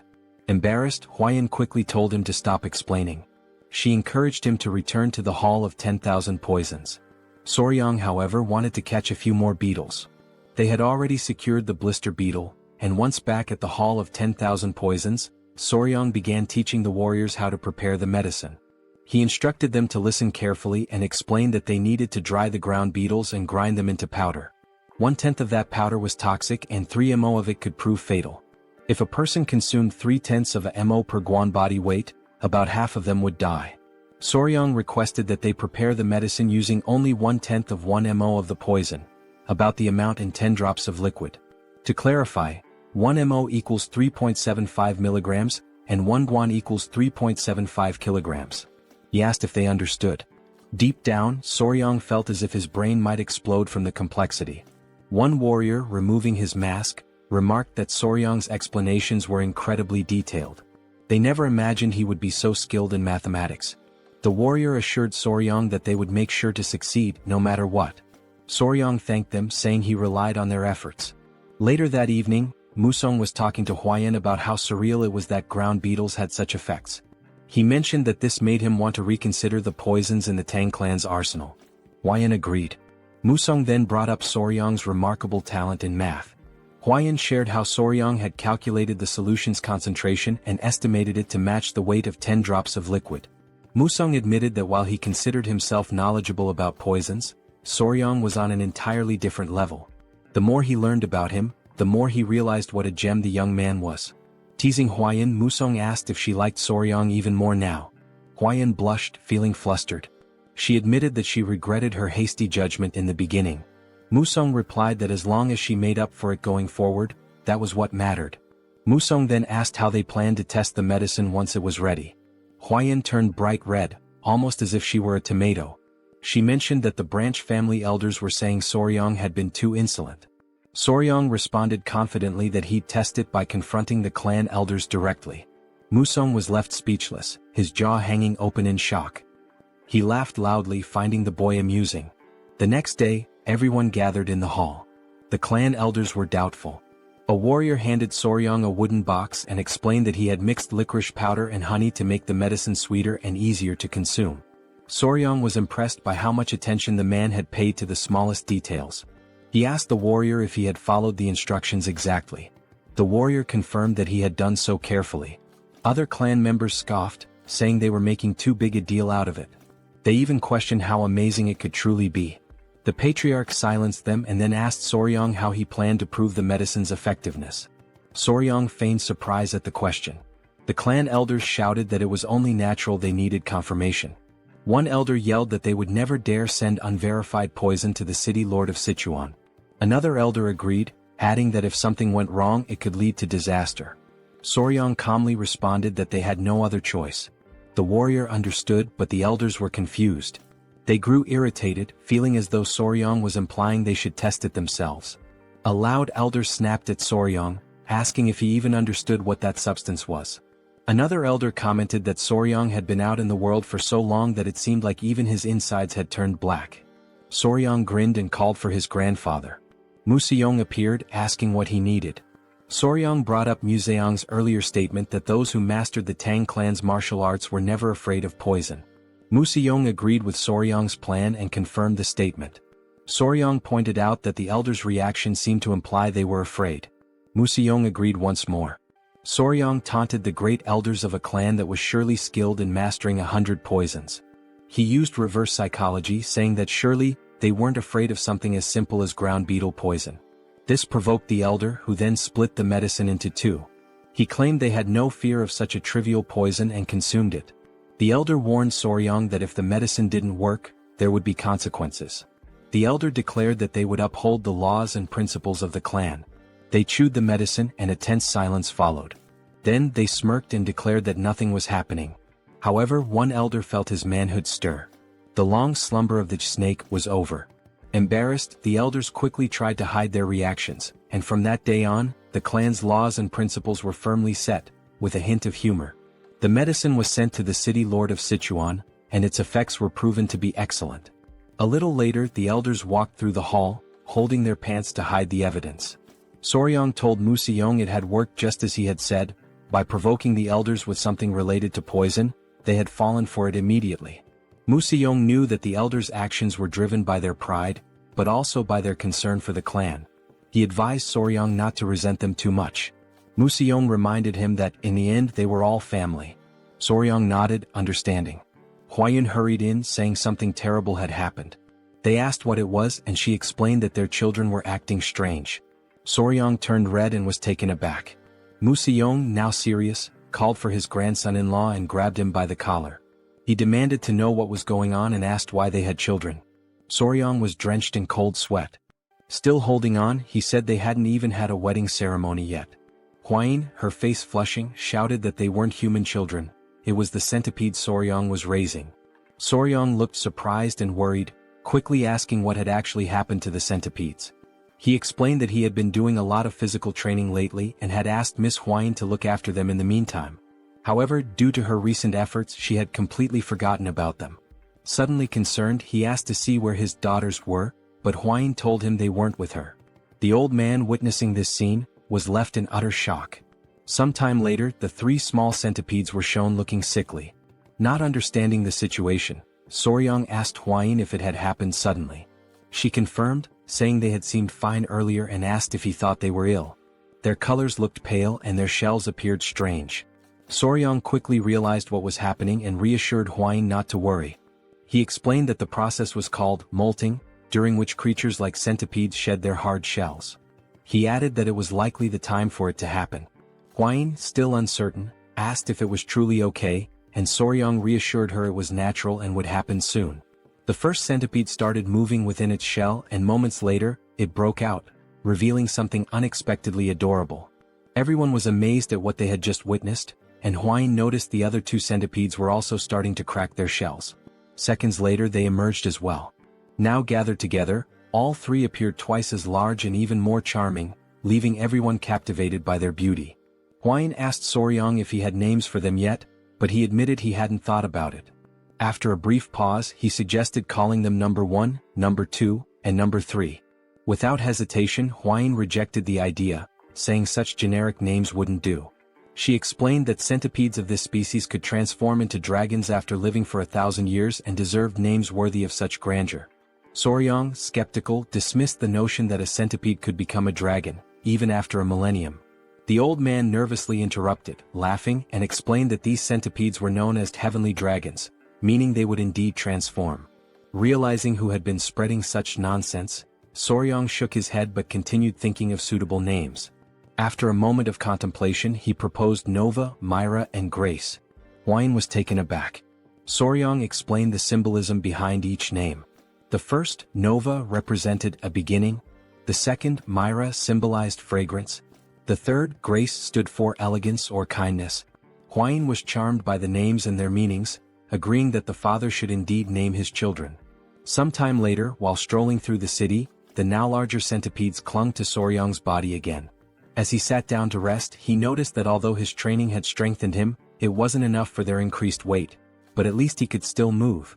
Opening his mouth to comment on their added heaviness, one of the centipedes suddenly jumped and hit him square in the face. Now lying flat from the impact, he realized they were clinging to his entire body. As he mulled over the situation, he overheard a conversation nearby that caught his attention. Two men, carrying a bag of money, remarked on how extravagant the Tang clan of Sichuan was, planning to visit a brothel that night. They added that earning money had never been easier, sparking Soryang's curiosity. Later, the patriarch shared good news with Soryang. He asked if Soryang remembered the medicine they had sent to the elders some time ago. Soryang confirmed he did. The patriarch explained that the medicine had worked exceptionally well, mentioning that the Lord had sent a message of gratitude along with a generous reward, which delighted both Soryang and Huayin. The father-in-law praised Soryang for achieving something remarkable, admitting he hadn't expected to reap benefits so quickly from accepting him as a son-in-law. Soryang was pleased by the compliment. Finally, the patriarch suggested granting him one of his elixirs, urging him not to refuse out of modesty. Soryang pondered the benefits an elixir might bring. Excited, Huayin asked her father what type of elixir he was offering. He replied that it was the honey of the golden king bee. Soryang assumed it was just ordinary honey, but thought he should probably accept it since it might boost his internal energy and help him become a martial master. With a serious expression, Huayin called out her father, asking why he had mentioned giving a reward when in reality, it was just honey. Gripping Soryang's arm, she sternly said her father shouldn't be so stingy, emphasizing that Soryang's accomplishments weren't trivial. She also pointed out that the honey was a low-grade elixir. The patriarch, now looking downcast, explained that even though it was low-grade, it had been expensive to acquire. Huayin, visibly fuming, retorted that regardless of its cost, it was far too insignificant compared to what Soryang had achieved. The patriarch silently lamented how difficult it was to have a daughter. Unbothered by the argument, Soryang asked more about the golden king bee they were discussing. After a moment of thought, the father-in-law described the golden king bee as a venomous, mid-level creature found in forests. He explained that its size was comparable to that of a small dog. He added that consuming its honey provided internal energy equivalent to 2 full months of meditation. Soryang's eyes lit up, marveling at the idea of a bee as large as a dog. Meanwhile, Huayin excused herself, frustrated on Soryang's behalf. Thinking quickly, the father-in-law fabricated an excuse, saying he thought Soryang might enjoy seeing the golden king bee in person. The suggestion instantly lifted Soryang's mood, and he grew excited at the prospect of seeing the bee for himself. The father-in-law gave an approving nod, and Soryang became euphoric. He recalled how in his past life he used to harvest honey alone while filming videos for YouTube. Wasting no time, he ran off, proclaiming himself an expert on bees. The father-in-law followed, commenting that this had turned out to be a good idea. Huayin sighed deeply, realizing she would have to deal with this new situation. Thus began the journey to harvest the honey. Despite their advanced knowledge, when they arrived, they found two groups arguing over who had the right to collect the honey from that area. One group claimed they had purchased the information fairly, while the other argued that they had arrived first and had also bought the details from a man with messy hair and a large wart on his face. Soryang recalled having seen someone with those exact features before. One of the members of the Tang clan of Sichuan grew furious and shouted that those swindlers had insulted their clan. Upon hearing the name Tang clan, the entire opposing group was struck with fear. Moments earlier, the patriarch had gathered with the couple, warning Soryang to be cautious on his first journey outside. He reminded him not to forget that he was now a member of the Tang clan family. Soryang nodded, saying he understood. Huayin, already aware of the topic, remained silent, while Soryang, surprised, glanced to the side and noticed a group of Tang clan members awaiting leadership. The patriarch explained that Soryang now needed to learn how to manage others. Soryang protested that Huayin would be with him, but the patriarch called him foolish, stating that now that she was his wife, it made him the highest authority. Stunned and confused, Soryang froze when the patriarch referred to Huayin as his wife. Meanwhile, in the background, Huayin reassured him that he would do just fine. Desperate, Soryang promised to do his best. Returning to the current scene, tension filled the air as the two groups glared at each other, vying for the right to harvest the golden king bee's honey. Soryang asked Wolfgang, the leader of the Venomous Blood Unit, if they should share information with the other group. After a moment's thought, Wolfgang questioned who had dared to leak information about the Tang clan of Sichuan. Huayin remarked that whoever had the audacity to sell information bought by the Tang clan must be very bold. Upon seeing her, the opposing group grew visibly uneasy. Recognizing her as the poison flower of the 3 flowers of Murim and a direct descendant of the Tang clan, they were struck with fear. Realizing their mistake, the leader of the other group apologized, introducing his faction as the Central Wind Sect and announcing their withdrawal. He insisted they had no intention of interfering in Tang clan affairs. The other sect members also apologized, vowing to track down the scoundrels who had sold the information. They quickly departed, leaving Soryang amazed and giving him a glimpse of the Tang clan's influence. Naively, Soryang asked if everything was now resolved. However, Wolfgang, with his seasoned experience, responded that it wasn't over yet, explaining that groups with their reputations wouldn't back down so easily. Wolfgang then instructed his men to set up camp nearby and organize shifts for keeping watch, suspecting that the sect members were hiding and waiting for the right moment to strike. He ordered one of his subordinates to gather intelligence on the enemy. Huayin, noticing Soryang's uneasy expression, reassured him with her experience, but Soryang could only think about the honey. The scene shifted to the group observing the golden king bees from a hidden vantage point. The bees were indeed larger, about the size of small dogs. Soryang was captivated by their appearance, and Huayin admitted it was also her first time seeing such bees. The two noted how adorable the bees looked, with their golden fur making them appear even cuter. This was likely the reason they were called golden king bees. Soryang observed that their colony seemed quite small but reasoned that, considering their size, it made perfect sense. He explained that a small hive would usually house around 5,000 to 7,000 bees. This information caught Huayin off guard, prompting her to ask how he knew this without even entering the hive. Soryang replied that, based on his experience, he could deduce it simply by observing the number of bees entering and exiting the hive. Suddenly, someone approached them from behind. They turned to find it was the man sent to gather intelligence. He reported that he had located the sect, who had established themselves on the opposite side and appeared calm, likely waiting for the right moment to act. Wolfgang speculated that they were waiting for nightfall to use the Tang clan's technique to harvest the honey. Curious, Soryang asked about the technique. Wolfgang explained that it involved burning artemisia leaves, whose smoke would calm the bees, providing enough time to collect the honey. Soryang found the method ingenious. The scout then made an observation that left everyone tense. The wind was blowing in their direction. In the silence that followed, Soryang had an idea, pointing out that if the wind was blowing toward them, it would also mask their scent. Huayin agreed. Excited, Soryang leapt up, announcing he would make a quick visit to the hive. Huayin, alarmed, grabbed him to prevent him from approaching the venomous mid-level creatures. Holding onto his clothes, Huayin scolded him, while Soryang insisted he would only do it once. Meanwhile, they accidentally struck a stone, which bounced multiple times and landed near the tree that housed the bee colony. This left the pair frozen in terror. Before they could react, the bees poured out of the tree ready to attack. Realizing the danger, Huayin grabbed Soryang by the neck and bolted far away from the scene. After receiving a stern scolding for causing trouble, Soryang sat on a rock, deep in thought. He began pondering if there was another way to approach the situation. Lighting a fire against the wind could trap them between the sect and the hive. Additionally, he noted that these bees were different from the ones he was familiar with. They could detect vibrations from the ground several meters away. While he was lost in thought, someone approached him from behind. It was Huayin, who announced she had brought the children. She explained that they had finished their meal and were wandering off. Soryang thanked her for her concern. In a gentle tone, he asked the children to behave, and they chirped in agreement. Huayin then sat beside him, making Soryang visibly uneasy. She asked if there had been any progress, to which he replied that he needed more time to think and observe. She apologized, admitting she might be pressuring him too much. Clearly overwhelmed, Soryang insisted it was all in her head and assured her he wasn't feeling pressured. At that moment, Huayin noticed 2 monkeys near the tree, seemingly in a squabble, making quite a racket near the bees. She pointed out that one of the monkeys looked particularly aggressive. Soryang suddenly caught a strange scent and quickly asked Huayin if she could smell it too. She confirmed, noting it was a sweet aroma. Horrified, Soryang explained that the scent was pheromones released by the bees, signaling an imminent swarm. Without hesitation, Huayin grabbed him and leapt away to safety. From a secure distance she looked back, astonished.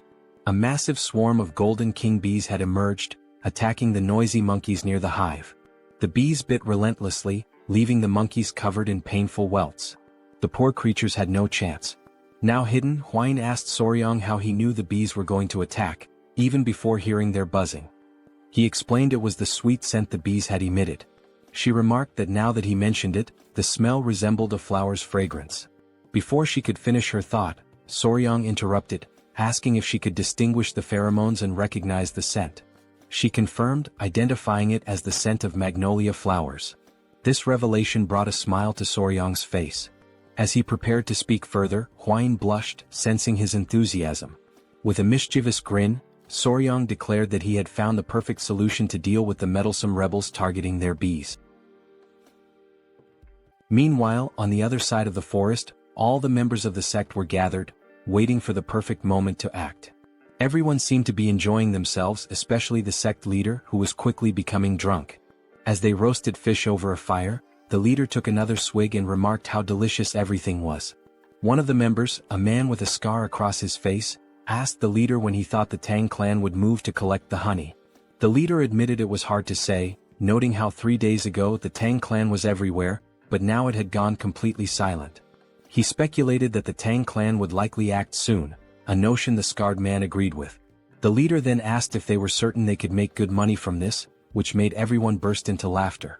The scarred man explained that candles made from the golden king bee's wax were treasures exclusively used by the imperial family. He added that the Tang clan would only take the honey and leave the hives behind, leaving them to claim the real prize. Excitement bubbled among the group at the thought of the Tang clan failing their honey collection. Malicious laughter echoed as they imagined not only getting the honey but also the hives. One of the men brought up Huayin, referring to her as the infamous poison master known as the 3 flowers of Murim. He warned the group to keep an eye on her and ensure she didn't die at their hands, at least not yet. This suggestion was met with more wicked laughter as they entertained the thought of claiming Huayin for themselves, with one member suggesting that she might even become a Tang clan in-law. Another joked that favors like that needed to be returned. As they laughed, one of the henchmen suddenly noticed a strange scent wafting in from afar. Still joking, he suggested it must be the natural perfume of the poisonous flower, Huayin. Another, chuckling along, bet that even her natural scent was as intoxicating as that aroma. The wind carried the fragrance across the forest, accompanied by an unusual noise. The man who had been joking moments ago now froze in fear and asked the others what the smell was. As they turned their attention to the sky, their expressions changed to shock and terror. Against the backdrop of the moon, a massive, swirling cloud was descending. It was an uncountable swarm of golden king bees. 2 members screamed in panic, asking if that was really a swarm of bees, and the others confirmed their worst fears. Without wasting another moment, they all ran for their lives, scrambling to escape the incoming wave of golden king bees. The once adorable bees, with their shining golden eyes, were now on a rampage, attacking anything that moved. Within seconds, the swarm had done its work, leaving the sect members covered in painful welts caused by the bees' bites, just as they had done to the monkeys earlier. Meanwhile, the scene shifted to show the mixture of ingredients Soryang had prepared to produce the pheromone. It had been strategically placed on the ground so the wind could carry the scent toward the henchman's camp. Hidden behind trees and rocks, Soryang and Huayin watched as the bees mobilized, following the pheromone's trail. Huayin was astonished that the plan had actually worked, while the sect leader stood slack-jawed, amazed that the entire swarm was heading in one direction. Huayin turned to Soryang and asked how he had managed it, admitting she hadn't expected the bees to become so aggressive over the scent of flowers. Soryang, clearly excited, explained that the smell had triggered the bees to launch a full-scale attack. Curious, Huayin asked how simply crushing some flowers and fruits and spreading the juice could provoke such a response. Soryang, brimming with enthusiasm, explained that the specific scent acted as a signal for the bees.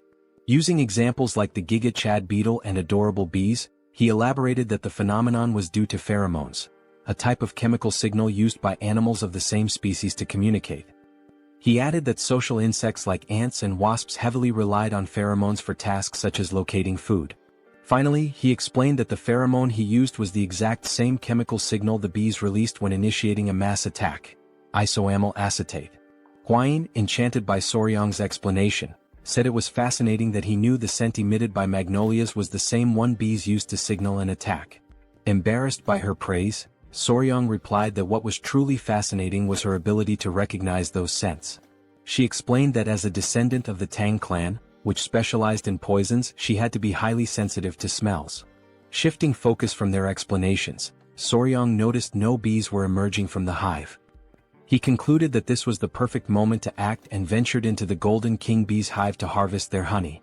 Holding smoldering mugwort leaves whose smoke soothed the bees, the trio moved cautiously, observing their surroundings. Standing at the entrance to the massive tree, surrounded by the silence of the night, the leader warned of the danger and insisted on going first. As he stepped inside, his eyes widened in amazement, marveling at how much larger the hive was than they had anticipated. Looking upward, they saw enormous, golden glowing honeycombs, fully living up to the name Golden King bees. The leader confirmed that the hive appeared empty, with no sounds of bees buzzing around. As they ventured further, Soryong noticed something unusual. After a closer inspection, he realized there was no honey. Hwain, after looking around, confirmed his observation. This struck the leader as odd, noting that such a thing had never happened before. Soryong also observed the absence of eggs in the hive. Curious, the leader asked if this might be related to the lack of honey. Drawing on his expertise, Soryong hypothesized that the bees were preparing to migrate. They must have consumed all their stored honey and carried it in their stomachs for the journey. He suggested this behavior might have been triggered by the frequent presence of humans nearby. Hwain agreed, stating that it made complete sense. Soryong elaborated that when bees prepare to migrate, the queen stops laying eggs because they can no longer care for larvae during their transition. While exploring the tree's interior, Soryong suddenly froze in shock. Hidden and camouflaged among the hive's remains, he spotted a lone golden king bee that had been left behind. With a sly smile, Soryong turned to the leader and asked how long he could sustain his mobility techniques without resting. The leader, confused by the question, estimated he could manage about half a day.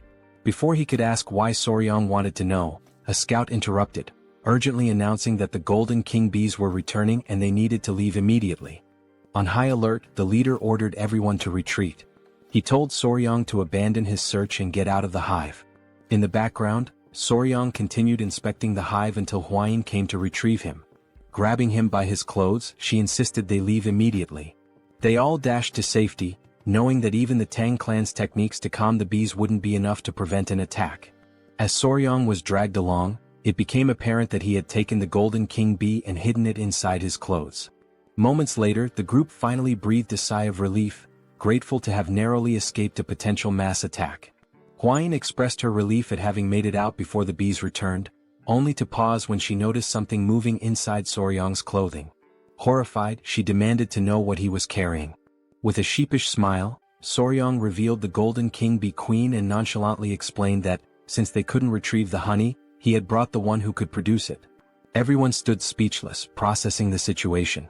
When the gravity of what he had done sank in, they were thrown into a panic, unsure of what to do next. The Golden King bee queen, ever adorable, emitted a soft sound that only emphasized her charm. Soryong, now grinning, turned to the squad leader and warned that the bees would soon realize their queen was missing and start chasing them. As if on cue, a massive swarm of Golden King bees, willing to sacrifice themselves for their queen, appeared on the horizon, heading straight for them. With an innocent smile, Soryong cheerfully stated, "We need to run, now." And so began a life-or-death chase. Woolgang carried Soryong on his back, running as fast as his legs would allow. The queen bee was restless, her wings trembling with unease. Soryong gently stroked her head, trying to soothe her, and promised that he would take her to a place where no one could disturb her. It had been several days since their desperate escape from the swarm of honeybees began. During this grueling journey, the group pushed themselves to their limits, sacrificing sleep and using their mobility arts to the fullest. Exhaustion was etched on the faces of every member of the team. By the time they reached their destination, several warriors from the Venom Blood unit had fallen behind. Silently, Soryong vowed that as soon as they returned, he would demand proper mobility arts training for everyone. As they pressed forward, one warrior stumbled and fell to the ground. Alarmed, another member shouted, drawing attention to their fallen comrade. The downed warrior was Hwang Duryong of the Venom Blood unit. His condition was critical, half-conscious, with dark circles under his eyes, and both drool and snot dripping from his slack mouth. Soryong wasn't faring much better, dark circles shadowing his own eyes. Yet, he clung to the hope that once the queen bee was far enough from her colony, the relentless pursuit of the swarm would cease. Wolfgang, however, began to lose faith. He questioned Soryang, asking if they could truly escape. Soryang's answer was vague, offering no definitive assurance. 3 days later, another warrior collapsed, falling face-first onto the dirt path. Weakly apologizing, he admitted he could no longer continue. Soryang grew increasingly worried about Wolfgang's condition. Before he could act, Hwain stepped forward, insisting she would carry Soryang in Wolfgang's place. Soryang protested, suggesting he could run on his own. Despite her disheveled and exhausted appearance, Hwain declared with unshakable resolve that a member of the Tang clan never gives up. When they finally reached the gates of the Tang clan estate, 2 guards were stationed there. They quickly noticed the approaching figures and immediately recognized Hwain, their young lady. Leaning on Soryang for support, Hwain staggered forward. The guards were stunned by their battered state and wasted no time calling for assistance. The commotion drew the attention of the clan elder and Chai Olsen, who hurried out to see what was happening. Both men froze in shock at the sight of Hwain's weakened condition. Chai Olsen gently placed her head on his lap, using his healing arts to tend to her injuries. Furious, he demanded an explanation from Soryang. Soryang pleaded for calm, explaining that Hwain was merely exhausted from 10 consecutive days of using mobility arts without rest. However, he didn't dwell on explanations and urged them to move immediately to the training grounds, insisting there was no time to waste. The elder, confused, asked for clarification. In response, Soryang reached into his clothing and revealed the golden-haired queen bee. He explained that the swarm would arrive soon and that they needed to prepare at the ancient grove in the training grounds. A heavy silence fell over the room, as everyone struggled to process what they had just heard. Finally, the elder broke the silence, bursting into laughter at the absurdity of the situation. Chai Olsen, however, was less amused. He reminded Soryang that his task was to gather honey, not bring the queen bee herself. With a firm grip, the elder placed his arm around Soryang's shoulders and declared they would head to the training grounds immediately. A startled cry escaped Soryang as the elder effortlessly lifted him and began running at breakneck speed. Midway through, Soryang shouted, alarmed. "What's wrong now?" the elder asked. "The bees, they're coming our way," Soryang exclaimed. The elder turned to see a massive cloud of bees swarming after them. "Did you bring the entire colony with you?" he asked, incredulous. The two quickened their pace, racing toward the ancient grove. Soryang's body strained to endure the overwhelming speed, but the elder's secure grip held him steady, like a living seatbelt. At last they arrived. Soryang approached the tree and gently addressed the golden-haired queen bee, explaining that this was the safe haven he had promised her, a new home where she would be undisturbed. With care, Soryang released the queen bee, asking, "Not bad, right?" The queen bee emitted a soft, melodic sound as if acknowledging his words. She inspected the tree and turned back to Soryang, her excitement evident. Soryang chuckled, asking aloud if she truly liked her new home. The elder, standing nearby, reminded everyone that they needed to leave quickly, as the swarm was still approaching. The members of the Tang clan watched in awe as the golden-haired bee colony arrived, flying in perfect harmony above the tree. The queen bee let out a series of sounds as if calling to her followers. Obediently, the bees settled into the tree. The elder watched in awe, admitting that he had never witnessed anything like it in his entire life. The mission was a resounding success. The golden-haired queen bee had been relocated safely, marking an extraordinary achievement for the Tang clan. Soon after, the adorable bees, each the size of small dogs, could be seen drinking a sugary mixture. Sugar water had been offered to the exhausted golden bees, who had followed the group tirelessly. As the saying goes, bonds are often forged over shared meals, and goodwill begins with a moment of kindness. Fortunately, in this world, a refined sugar substitute existed, working perfectly for the task. Soryang hoped this small feast would help ease the bees' distrust of them. Deep down, he wished for more, for the bees to eventually see him as their master. Suddenly, Soryang shouted, his expression changing as he remembered something. Both Chul-san and the elder turned to him with suspicion, asking what was wrong. Nervously, Soryang asked about Hwain. Irritated, Chul-san retorted that Soryang was only thinking of her now, after everything that had happened. He explained that he had instructed other members to escort Hwain back to her mother so she could rest. Chul-san then asked, clearly annoyed, whether they had really used mobility arts to travel from the forest all the way back to the estate while being followed by the bees. Soryang hesitated, then confirmed with an awkward nod. He apologized, explaining that they had managed only 4 hours of sleep per day, spending the rest of their time running. The elder suddenly seemed to realize something. Turning sharply to Soryong, he asked where the members of the Venom Blood Unit were. Sweat beaded on Soryong's forehead as he stammered out a hesitant answer. They had collapsed somewhere along the roadside. Quickly he added that he would go back to retrieve them. Eventually, the members of the Venom Blood Unit returned safely to their families. In Hwayin's room, she had recovered enough to sit up and look cheerful. Soryong sat beside her. Excitedly, Hwayin remarked that the golden bees had regained their strength. Soryong explained that the bees were now busy gathering nectar from the poisonous flowers on the Tang Clan's mountain. Hwayin laughed, commenting on how adorable it was. At that moment, someone burst into the room, calling Soryong's name urgently. It was Pei, insisting that Soryong come quickly. Something seemed wrong with the golden bees. They appeared to be searching for something. Soryong and Hwayin rushed outside to find the bees scattered everywhere. As soon as the bees spotted Soryong, they swarmed toward him, clinging to his clothes and tugging at his shirt. Confused, Soryong couldn't make sense of their behavior. The bees tugged harder, lifting him off the ground. Hwayin watched in astonishment as Soryong floated in midair, arms outstretched and legs stiff, forming a T-shape. After a moment, the bees set him back down. Still dazed, Soryong asked what was going on and why they were acting so strangely. The bees began nudging him toward the hive and he finally understood. They wanted him to go inside. Looking around, Soryong noticed that the bees had already begun constructing part of their hive and were diligently collecting honey. That's when he saw the queen bee approaching him. Extending his palms, he asked if she needed help climbing up. Before he could react, the other bees grabbed him again, pinning him in place. One even pinched his cheek. Soryong glanced at the queen bee, noting her elegant and surprisingly charming appearance.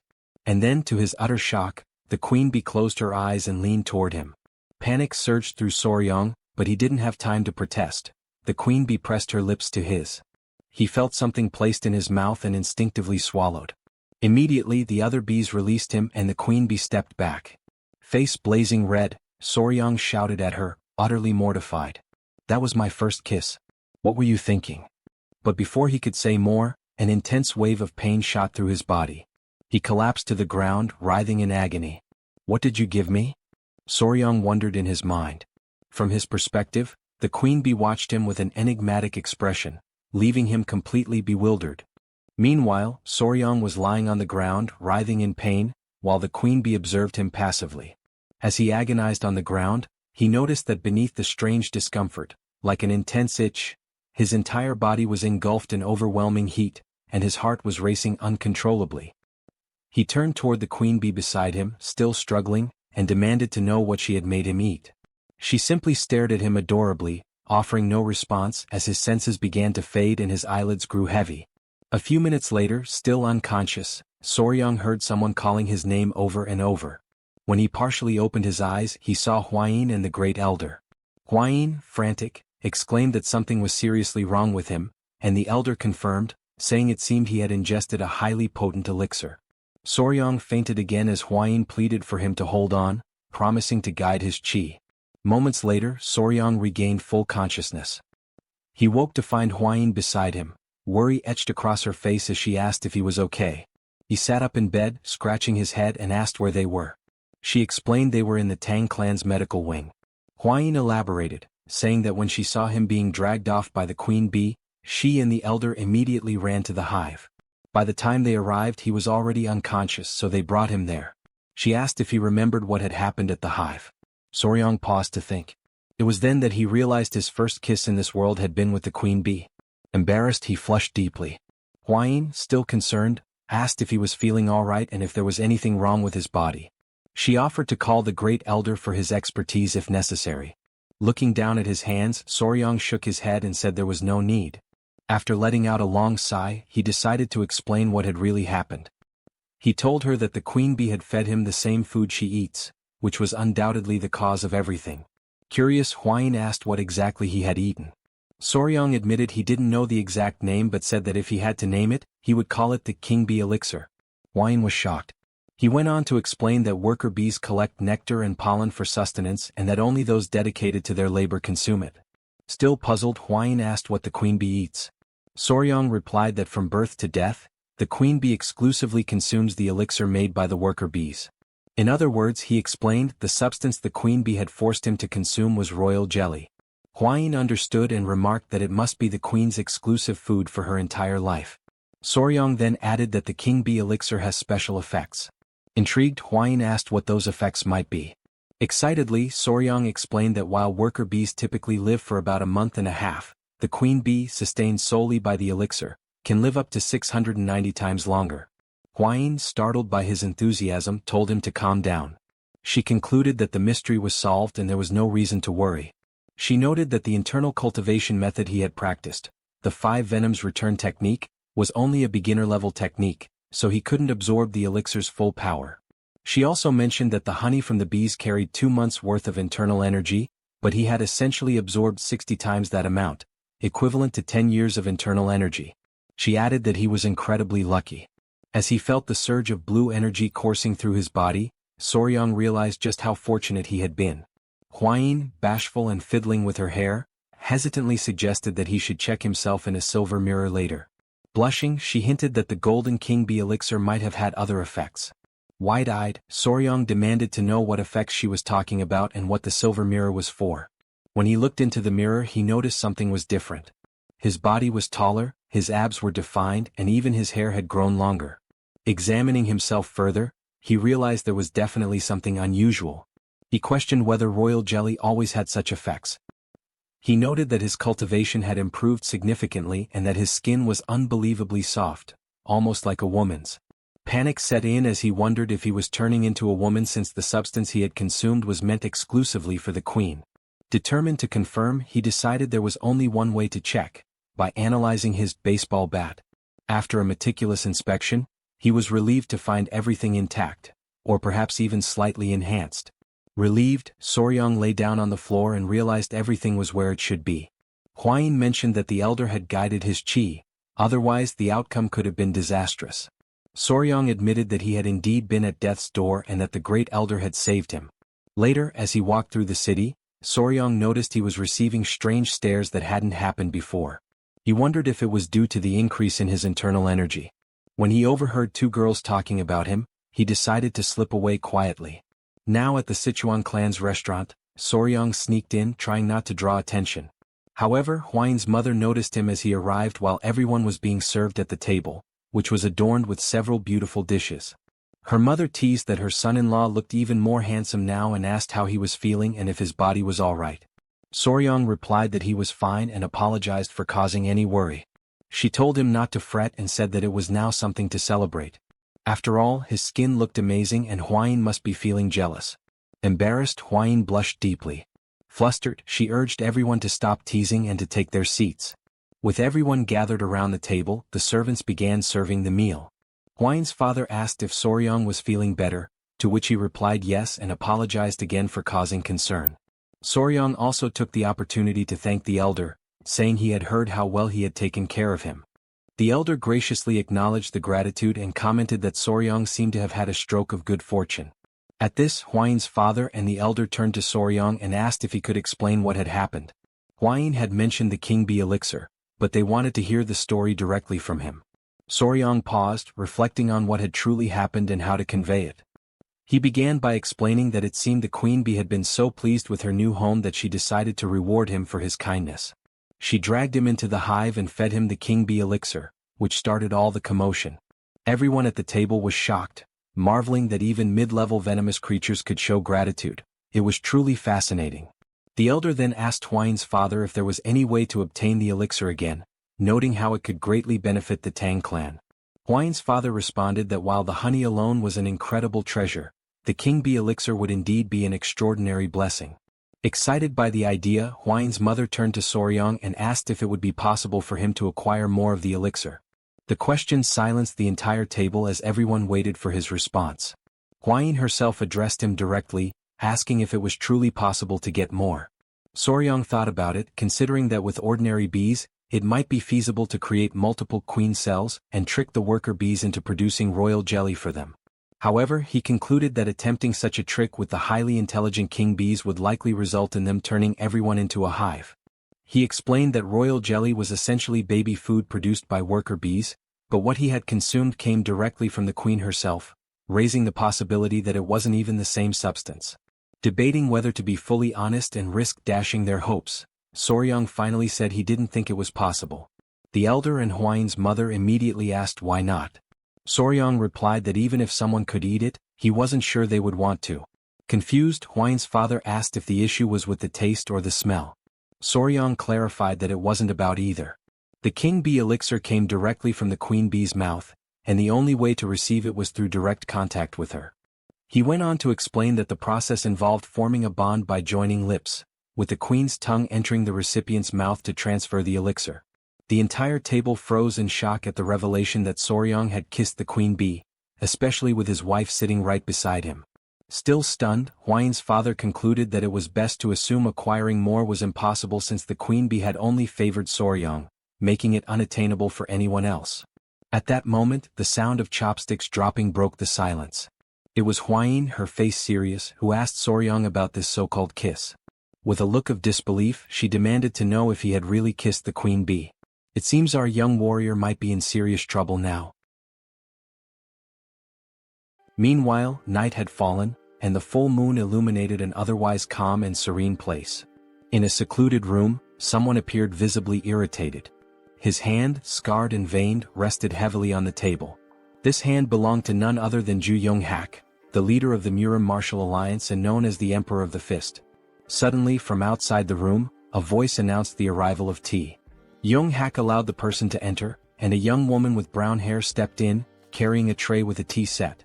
She mentioned that she had prepared Seosan Bikro tea, which startled Young-hak, as it was the tea of his homeland.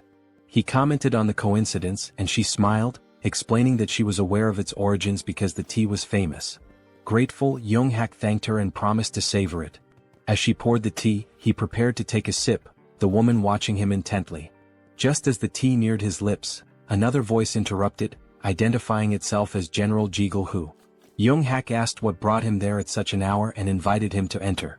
Jigul, full of respect, apologized for disturbing the leader's rest and explained that he had received an urgent message from the Sichuan Tang Clan that he believed required immediate attention.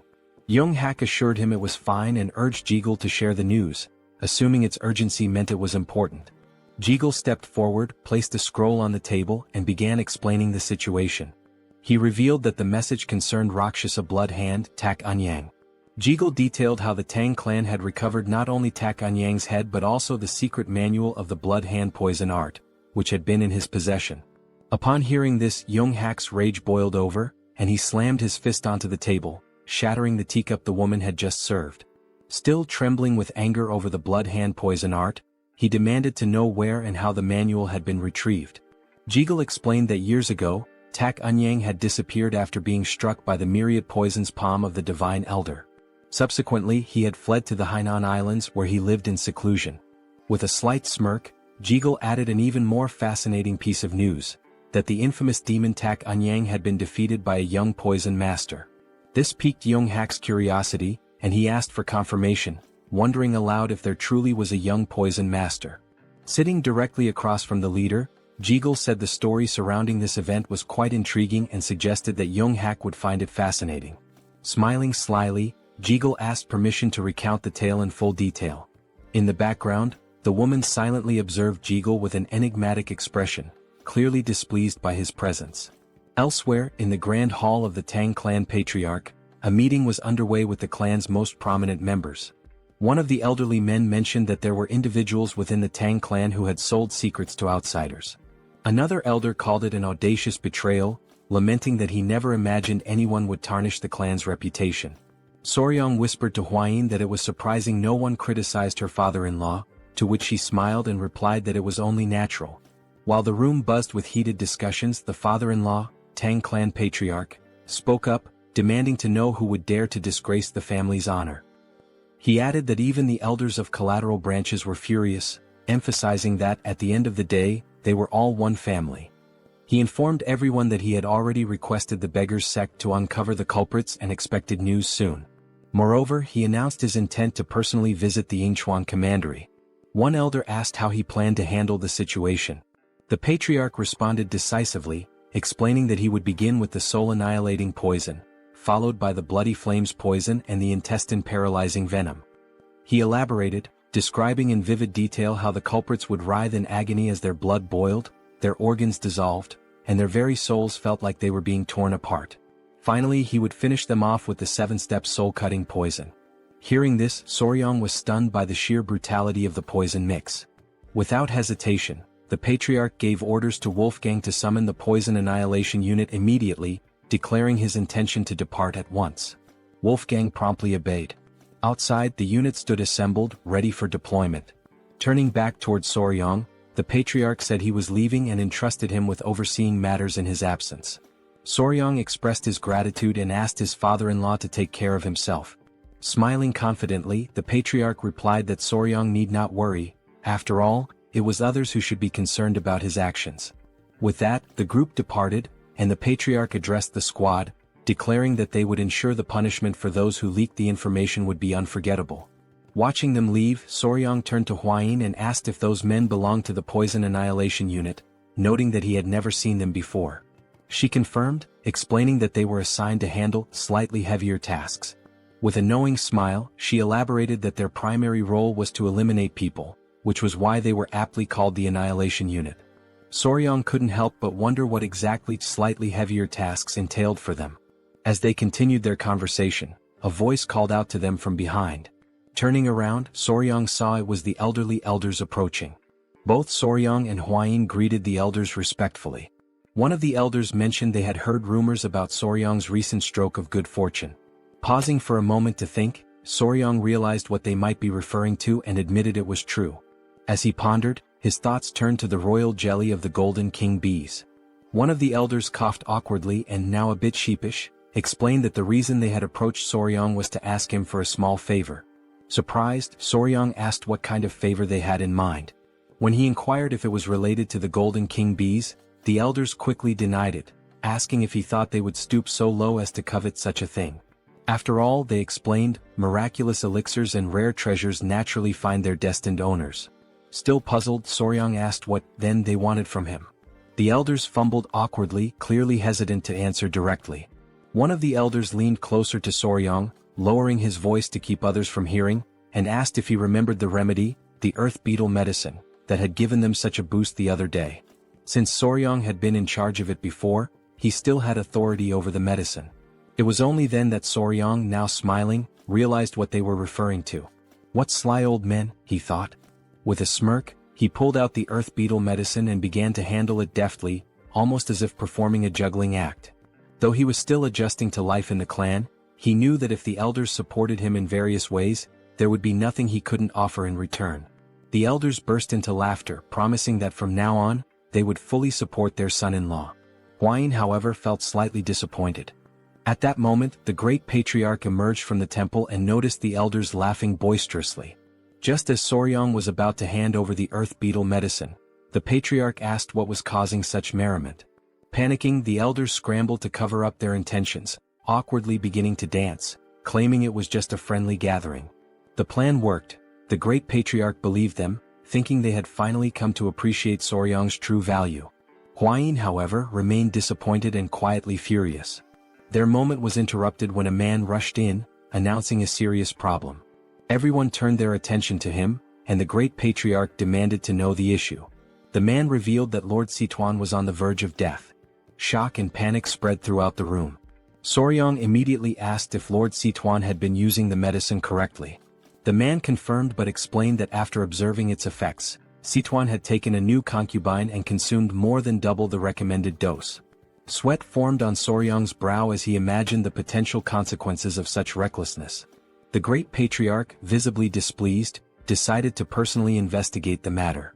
Since Soryang was the only man left in the household, he was tasked with protecting the women while the patriarch was away.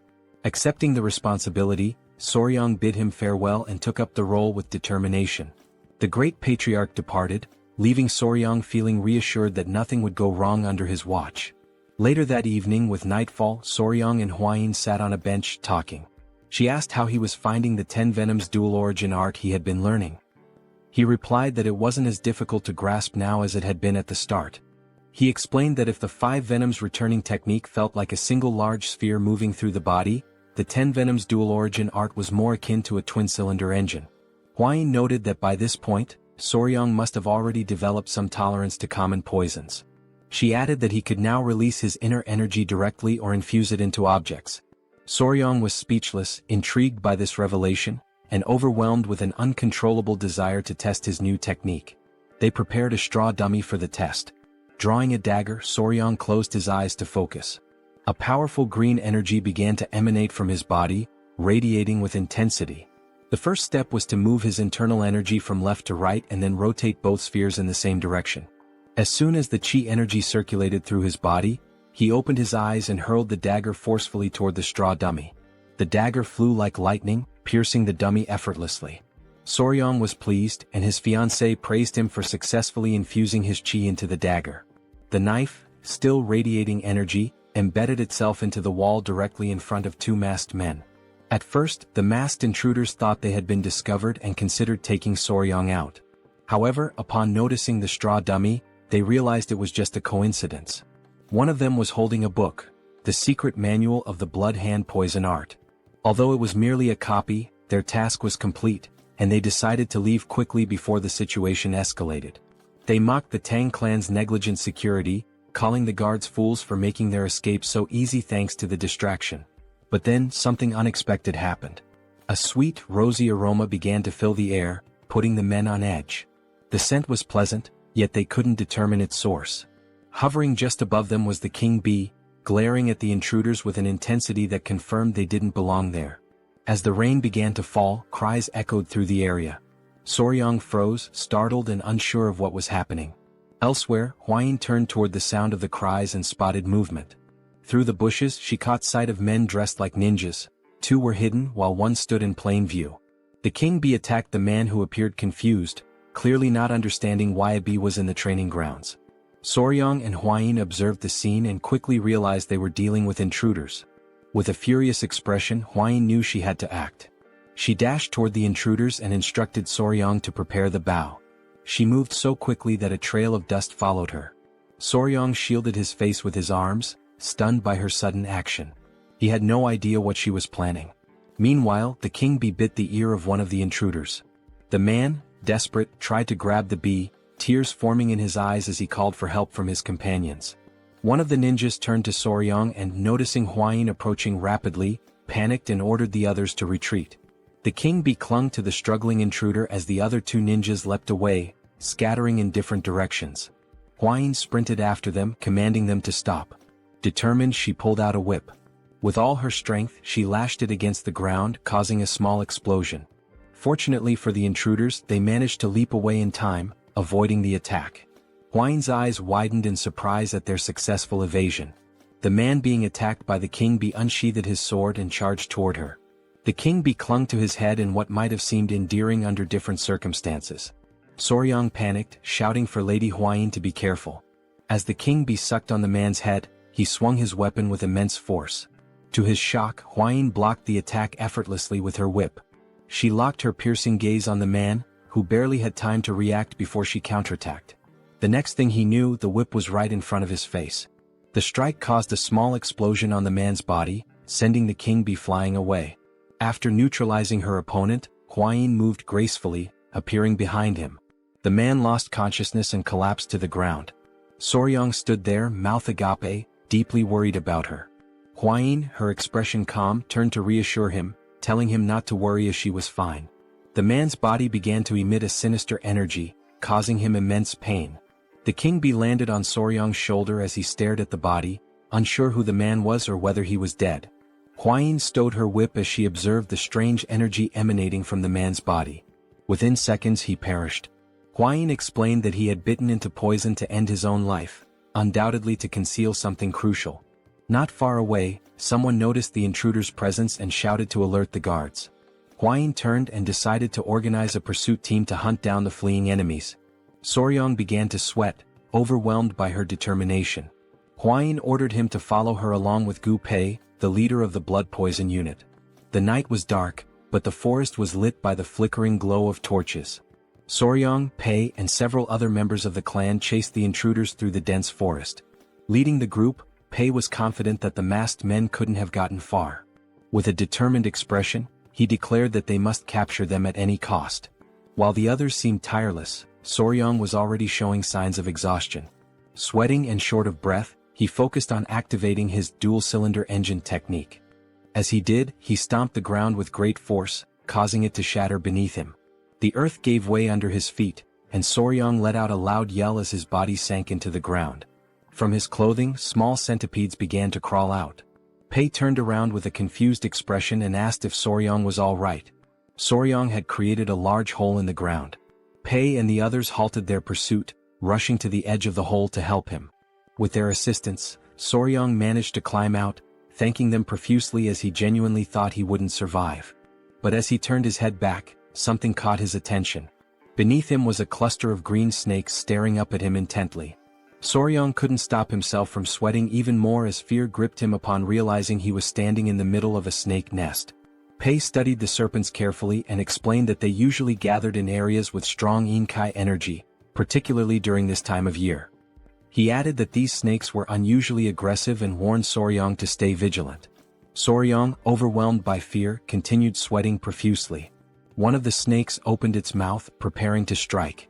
This behavior was odd to him since striped tiger water snakes were typically not this hostile. Dark clouds loomed over the sky, signaling the arrival of a storm. Soryong admitted that it was his fault they were delayed. Knowing that rain was imminent, he suggested they move quickly. Pei and the others agreed, resuming their chase. They couldn't afford to lose sight of the intruders. Not far ahead, a faint light became visible. Pei turned to Soryong, announcing that they had found the intruders. The masked men, visibly furious, found themselves cornered at a dead end. Behind them was a towering rocky mountain, cutting off any escape route. As thunder rumbled across the sky, Pei and his group arrived, encircling the intruders. Pei and his team reached into their robes, declaring that this was the end for the masked men. Soryong remained silent, while on the other side, one of the masked men glared at his companions and commanded them to tighten their formation. The blood poison unit members drew their kunai, prompting the masked men to unsheath their weapons in response. The blood poison unit advanced, ready for combat. One of the masked men wielded a sword and charged forward. Two members of the unit threw kunai at him, but the ninja skillfully deflected the projectiles with his dagger. He counterattacked fiercely, his sword clashing violently with the ninja's daggers. The ninjas were shocked by the man's strength, their expressions hardening in frustration. One of them moved swiftly and delivered a powerful kick to the man's face, forcing him to drop his weapon. They ordered him to step aside. Witnessing this, a member of the blood poison unit panicked. While the ninjas were distracted, something began approaching them rapidly. It was Pei who attempted a surprise attack. But the ninja ducked quickly, evading the strike with ease. Pei stood still, observing silently. The ninja retreated with small leaps, but Pei activated his skill, Triple Mirage Kill, and hurled kunai at the enemy. The kunai flew toward the ninja, exploding mid-air and splitting into 3 separate blades. The ninja was stunned by the unexpected attack. Luckily, he managed to block 2 of the blades, but the third embedded itself in his shoulder, causing excruciating pain. He clutched his wounded shoulder, grimacing. Pei approached, mocking him as a lucky bastard. By now, 2 of the masked ninjas were already down, leaving only one standing, injured and fatigued. Pei and his men began to close in on the last remaining enemy. The ninja was fortunate. The rain had diluted the venom on Pei's kunai, sparing him from a more severe fate. Pei glared furiously at the ninja, but suddenly, a chilling laugh echoed through the air, interrupting the standoff. The voice mocked the pathetic insects gathered there. Pei and the others froze, their confusion apparent. On high alert, Pei adopted a serious expression and demanded to know who was there. At that moment, a figure descended from the top of the rocky mountain, landing before the remaining ninja with enough force to crack the ground. The newcomer was an old man with a long, scraggly beard and a sinister smile. He scanned Soryong and the others with a murderous gaze, exuding an aura of malice. Feeling the man's powerful energy, Pei immediately became alert, recognizing him as a martial arts master. Without hesitation, Pei ordered his men to retreat.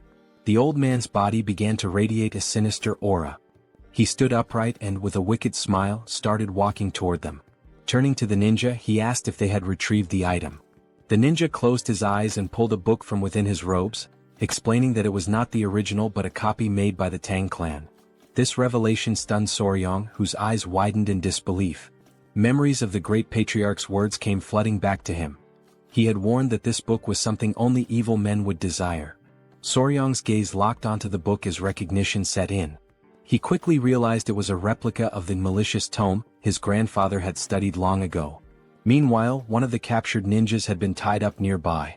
Soryang, seated beside Pei, revealed that the book was a copy of the secret manual of the blood-handed venomous art, leaving Pei visibly shocked. Pei's eyes burned with fury and he clenched his teeth tightly.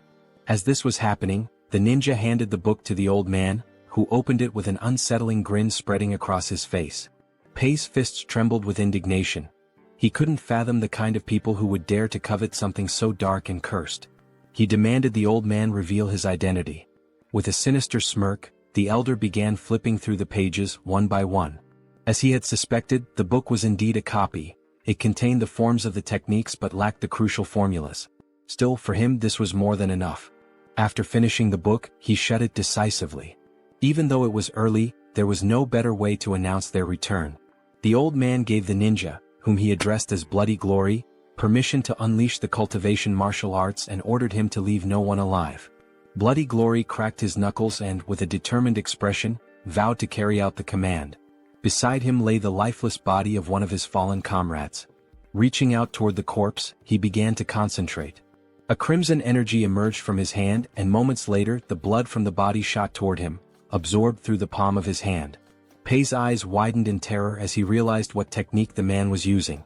On the other side, Soryang clutched his head in disbelief, overwhelmed by the horrifying sight. The ninja's eyes started to glow as he smiled and continued absorbing the blood from the corpse. In the blink of an eye, the kunai embedded in his shoulder fell to the ground, and his wound healed completely. The old man erupted into maniacal laughter. He summoned an energy sphere into his hand and, with a malicious glare, declared his identity. He was none other than a senior member of the blood cult, the feared Blood Falcon Daggerclaw, known as Lord Guchenak. Soryang gritted his teeth and drew his kunai. Guchenak's gaze shifted to him, his interest piqued. The old man instantly recognized the vigor in the young warrior's body. Drool began to drip from Guchenak's mouth.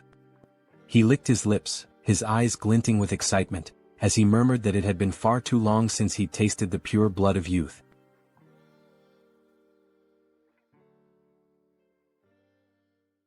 Lord Guchenak commanded ninja to capture their target, believing that nothing aids recovery better than the pure blood of a young boy. Without hesitation they pursued their prey.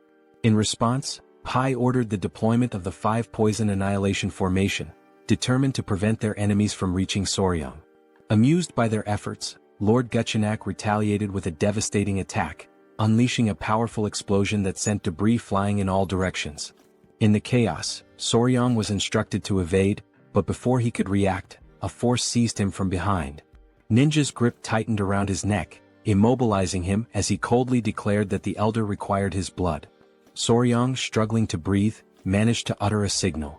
At his command, baby centipedes emerged, sinking their fangs into Ninja's flesh. The sudden attack caught him off guard, their bites relentless.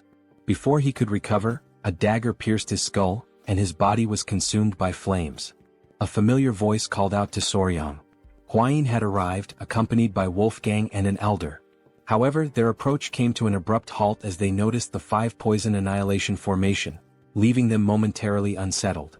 Pai acknowledged Hwayin's presence and informed her of the blood cult elder's assault. Without hesitation, Hwayin commanded everyone to support Pai. Wolfgang, responding swiftly, instructed his allies to enhance the formation, transforming it into the 9 poison annihilation formation. Encircling the elder, they prepared for battle. Lord Gu, rather than being intimidated, was intrigued.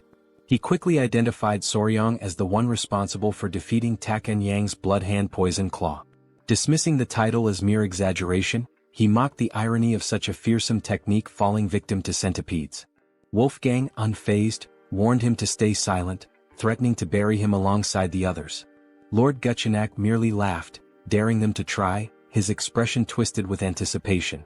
As the battle raged on, rain poured from the sky, explosions erupting across the battlefield. Amidst the chaos, Soryang attended to an injured warrior, urging him to hold on despite knowing deep down that their situation was dire. Their forces were growing weaker, while their enemy continuously replenished his strength by absorbing blood.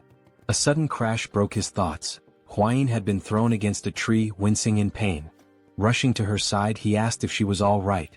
Though coughing up blood, she reassured him before grasping his hand and advising him to return to the Tang clan to summon reinforcements.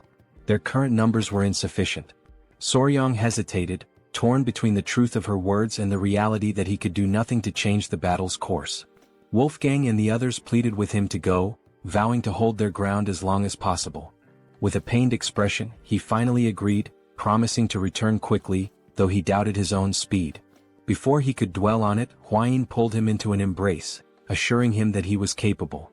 She reminded him of his hard training and promised they would search for more poisons together in the future. Entrusting him with their survival, she returned to the battlefield. Watching her leave, Soryang struggled with his emotions, feeling overwhelmed by the situation. Pushing forward, he sprinted as fast as he could, until he tripped, landing in a puddle. The baby centipedes emerged, offering him comfort, a gesture he found oddly touching. Then realization struck. Even if he ran at full speed, it would take nearly half a day to reach the clan, and most of their skilled fighters were away. Even if he called for help, they wouldn't arrive in time. Looking up at the sky, he understood the truth. They had sent him away not for reinforcements but to save him. The thought left him conflicted. Was it because he was the youngest or because they saw him as weak and in need of protection? Doubts crept in about the true nature of martial artist chivalry. Yet, as he recalled Kaelson's words, that he was part of the family, he reflected on the meaning of the word. He had never truly considered himself a member of the Sichuan Tang Clan. But as he recalled cherished memories with them, he realized that everyone had already accepted him as family. Everyone except himself. A small smile formed on his lips. For an assassin clan, they were surprisingly warm-hearted. Rising to his feet, his resolve hardened.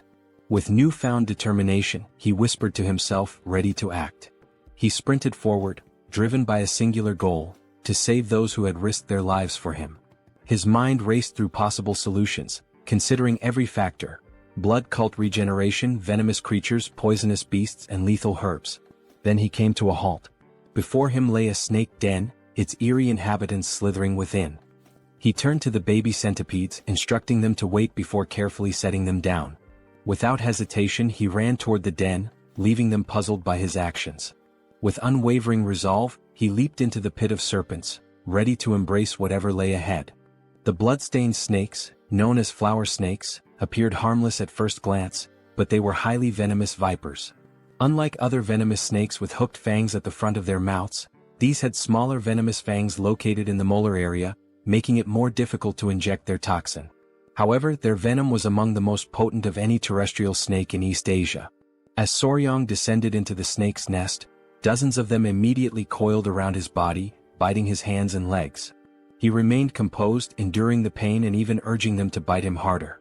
Though their venom exceeded that of a black mamba in strength, the Tang clan's internal energy techniques allowed him to resist its effects, ensuring his survival for the time being. The small centipedes, watching from a distance, became worried and called out to him. He reassured them, telling them to remain calm as he would be leaving soon. However, as he examined his arm, now covered in snake bites, he decided that he had acquired enough venom for his purposes. Just as he prepared to leave, he suddenly found himself unable to move. Looking down, he saw that the snakes had wrapped tightly around his legs. The unexpected situation unsettled him, and panic flickered across his expression. Before he could react further, the small centipedes leaped into the nest, landing on his head and shoulders. Their presence caught him by surprise, and their actions, though unexpected, struck him as oddly endearing. One of the centipedes, enraged by the snake's aggression, let out a tiny but fierce roar. Soryang watched with growing confusion as the confrontation escalated. A snake locked eyes with the centipede and began to hiss, provoking the small creature further. Its patience quickly ran out. With sudden intensity, the centipede lunged at the snake, biting it before slamming its body against the ground with surprising force. Soryang could only watch in disbelief. The tiny creature then turned its attention to another snake, continuing to fight with unexpected ferocity. Within moments, it had defeated its opponent, its eyes gleaming with triumph as it flashed a satisfied smile. With most of the snakes now deterred, Soryang crouched down, realizing that the centipedes had intervened out of concern for him. He gently patted the head of the victorious centipede, his expression softening. The small creature climbed onto his head and, seemingly exhausted, fell asleep. With a quiet smile, Soryang prepared to leave, knowing he still had something important to do. Meanwhile, back on the battlefield, Hwayin was exhausted, but her determination remained unwavering. Many members of the clan had already fallen, and those who remained surrounded Guchenak, who showed no signs of slowing down. He grabbed another warrior by the neck, draining his blood to restore his energy. Foam formed at the victim's mouth as his life was drained away. Guchenak's eyes gleamed with twisted delight as he mocked his opponents, claiming their struggle was meaningless. Though weary, Hwayin refused to retreat. She drew her whip, prepared to fight to the very end, all while hoping that Soryang had managed to escape safely. She instructed the remaining warriors to keep Guchenak in their sights while maintaining as much distance as possible. Noting that the rain was about to stop, she ordered a signal to be sent to any nearby reinforcements. A warrior nodded in response, though Guchenak merely smirked. An elder stepped forward, urging Hwayin to leave with Soryang. His words took her by surprise, but she rejected the suggestion without hesitation. The clan members quickly voiced their disagreement, adamant that a direct descendant of the Tang clan could not abandon them. If they failed to protect her, they would be unable to face the patriarch. Guchenak remained silent at first, watching their exchange with growing impatience. Eventually he crossed his arms and interrupted. He stated that their discussion had gone on long enough. His gaze flickered between Hwayin and the elder before he coldly declared that if his entertainment fled, he would be left bored. A sinister smile spread across his face as he placed a hand on his chin. Then, with a chilling certainty, he revealed his intentions. If Hwayin attempted to escape, he would turn the Tang clan into a spectacle of suffering, a declaration of the blood cult's return. The elder clenched his teeth, recognizing that Guchenak had no intention of letting anyone escape. Hwayin, resolute, prepared to fight, vowing to take at least one of his arms, even at the cost of their lives. The determination of the clan members was evident as they fixed their gaze on Guchenak, who responded with a knowing smile. However, just as the tension reached its peak, an unexpected voice interrupted, reinforcing the belief that a member of the Tang clan never abandoned their own. The revelation left everyone in shock. Hwayin's eyes widened in disbelief as Soryang emerged, approaching with a confident stride. The elder was at a loss for words, while Hwayin, though relieved to see him, could not shake off her concern. Without hesitation, Soryang carefully removed the small centipedes from his body and instructed them to stay behind. Declaring his unwavering loyalty to the Tang clan, he removed his shirt, his eyes burning with determination. With no intention of retreating, he prepared for battle, drawing his weapons before charging directly at Guchenak. Seeing Soryang's reckless advance, Hwayin's worry deepened, but Guchenak simply welcomed the confrontation with amusement. He had previously spared Soryang's life, and now the young warrior had willingly returned. To him this was sheer foolishness.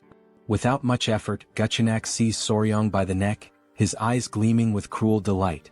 With his grip tightening, he placed a hand on Soryang's abdomen, eager to taste his blood.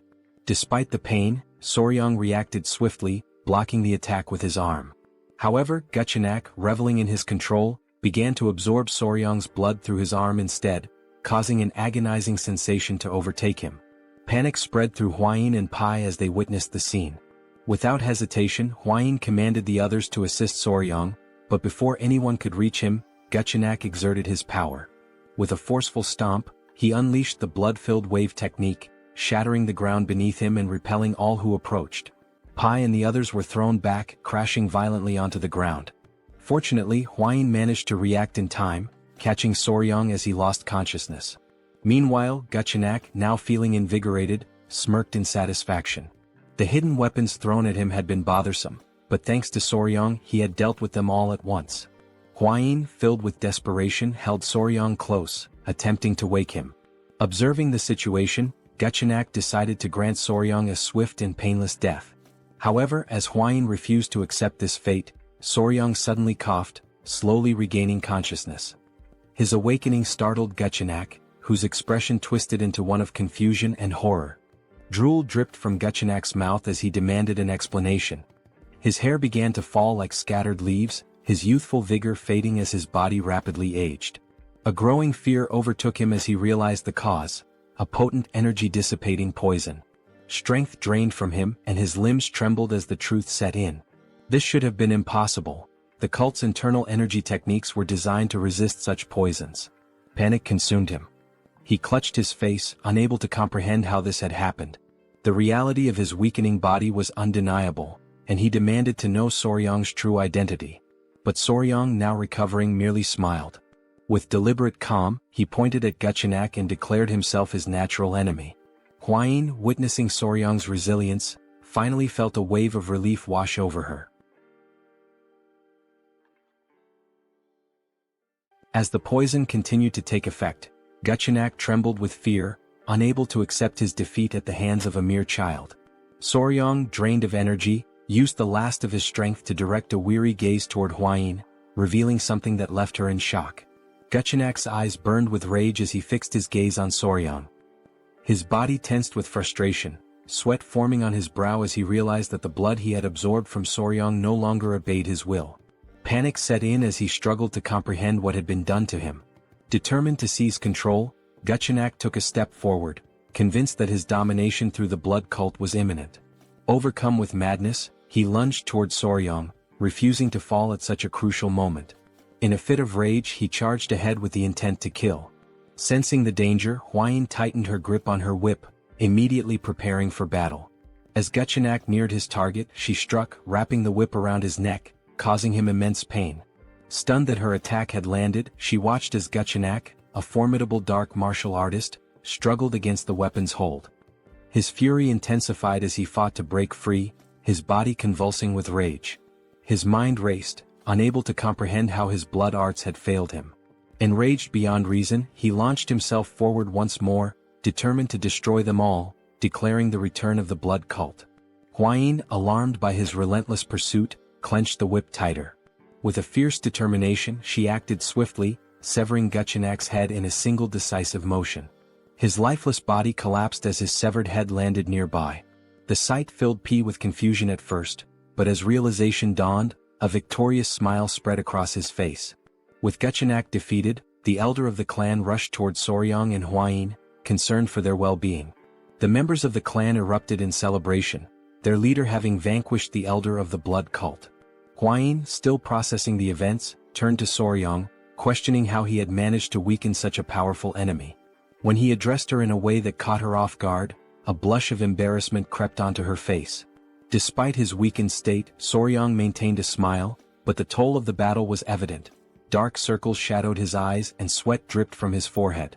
As he spoke of needing to be bitten by a tiger-striped water snake to counteract the poison, Hwayin grew frantic, unable to make sense of his request. His face had turned pale, prompting her to recall that such snakes carried no venom. Without hesitation, she commanded the clan members to retrieve an antidote. Hours later, Soryang regained consciousness, his body still weak. Confusion filled his mind as he found himself in an unfamiliar place. The great patriarch, observing him closely, advised him to remain still. Hwayin, also present, noted his condition with a mix of relief and concern. Soryang lay face down, unable to move, his confusion deepening as he questioned his predicament. The great patriarch channeled his energy into Soryang's back, aiding his recovery. As he learned that 10 days had passed since he collapsed, Soryang was left in shock. Hwayin, with a grateful expression, acknowledged that his actions had allowed her to defeat their formidable foe. She explained how his condition had been dire, and without the timely return of the great patriarch, the situation would have been disastrous. The memory of being bitten by a snake in his past life resurfaced in Soryang's mind, sending a shiver of fear through him. With the treatment complete, the great patriarch assured him that he would recover. With Hwayin's help, Soryang managed to sit up and expressed his deep gratitude. The great patriarch then studied him carefully before deciding it was time to discuss something important. Placing his hands on Soryang's shoulders, he questioned whether the tiger-striped water snake truly possessed venom and sought to understand how Soryang had managed to defeat the elder of the blood cult. As Hwayin grew anxious and urged her grandfather to remain calm, Soryang, still feeling the lingering effects of the poison, prepared to explain everything. With a calm expression, Soryang raised 2 fingers and explained that the tiger-striped water snake possessed 2 types of venom, one located in its mouth and the other produced by venom glands at the back of its neck. Hwayin and the great patriarch, seated near his bed, listened with growing curiosity, as this was information previously unknown to them. Soryang continued, stating that these snakes were naturally shy and typically avoided humans, and their fangs were too small to be easily noticed. In fact, it was not until the 1980s that people discovered their venomous nature. The Great Patriarch, quick-witted as ever, immediately connected this revelation to the dissipation of the Elder of the Blood Cult's internal energy. However, he hesitated, recalling that the blood cult had long been known for its resistance to toxins. Soryong, turning toward him, clarified that while it was only a hypothesis, he believed that the Elder's energy loss had resulted from exposure to the snake's venom. He elaborated that the primary component of the venom was hemotoxin, a hemorrhagic toxin capable of destroying red blood cells, blood vessel linings and tissue cells. He then posed a crucial question. What would happen if cultists who relied on blood for their martial arts were exposed to such a substance? The success of his plan became evident. Resting his hand under his chin, Soryong speculated that the cultists' blood, the very core of their strength, had likely been altered, leading to their downfall. He also revealed that although little known, the tiger-striped water snake's venom was 5 times more potent than that of a viper. If enhanced with Yin energy, it became a lethal weapon. Upon hearing this, the Great Patriarch's eyes widened in shock, and a cold sweat formed on his brow. The realization that such a powerful venomous creature resided near Sichuan left him deeply unsettled. Huayin turned to Soryong with admiration, a smile forming as she acknowledged his incredible achievement. The Great Patriarch then cleared his throat, drawing their attention. Crossing his arms, he recalled that the Elder of the Blood Cult had referred to Soryong as the nemesis of heaven, his natural enemy. The title made Soryong uneasy as it sounded overly dramatic, almost like something from a high school fantasy. Embarrassed, he pulled the blanket over his face, looked away and blushed. Witnessing his reaction, Huayin and her grandfather placed reassuring hands on his shoulders, affirming that the title was fitting given how he had managed to seal the Elder's martial arts completely. The Great Patriarch's expression then shifted to one of gratitude as he sincerely thanked Soryong for protecting his family. However, his gratitude soon turned into anger as he clenched his fist, unable to comprehend how the blood cult had dared to attack in his absence. With gritted teeth, he vowed to eradicate them entirely. Both Soryong and Huayin remained silent, their expressions serious. The Great Patriarch insisted that the blood cult must be completely destroyed, a sentiment Soryong fully agreed with. Now that their weakness had been discovered, the next step was to gather a significant quantity of venom from the tiger-striped water snakes. A fiery determination filled Soryong's eyes as he recalled Guchenak and his subordinates, viewing them as nothing more than pests that needed to be exterminated. Since the reappearance of the blood cult, the Tang clan had been in a state of emergency. Many warriors had been wounded and some had lost their lives. A message was tied to the leg of a messenger pigeon, which was then released into the sky. The Great Patriarch had sent it, summoning Murim's allied orthodox factions to the Tang clan to assist in the upcoming battle. Despite the minimal casualties considering they had faced an enemy at the pinnacle of martial arts, the Great Patriarch's expression darkened at the thought of the blood cult plunging Murim into chaos once more. The cult had never been satisfied with merely abducting victims to drain their blood. 30 years prior, they had carried out a massacre that cemented their status as sworn enemies of Murim. The severity of the situation weighed heavily on him. While Soryong remained lost in thought, the Great Patriarch placed a firm hand on his shoulder, pulling him back to the present. A confident glint appeared in the Elder's eyes as he stated that this time, the situation was different. Soryong's curiosity was piqued and he turned to listen. The Great Patriarch then revealed the reason behind his confidence.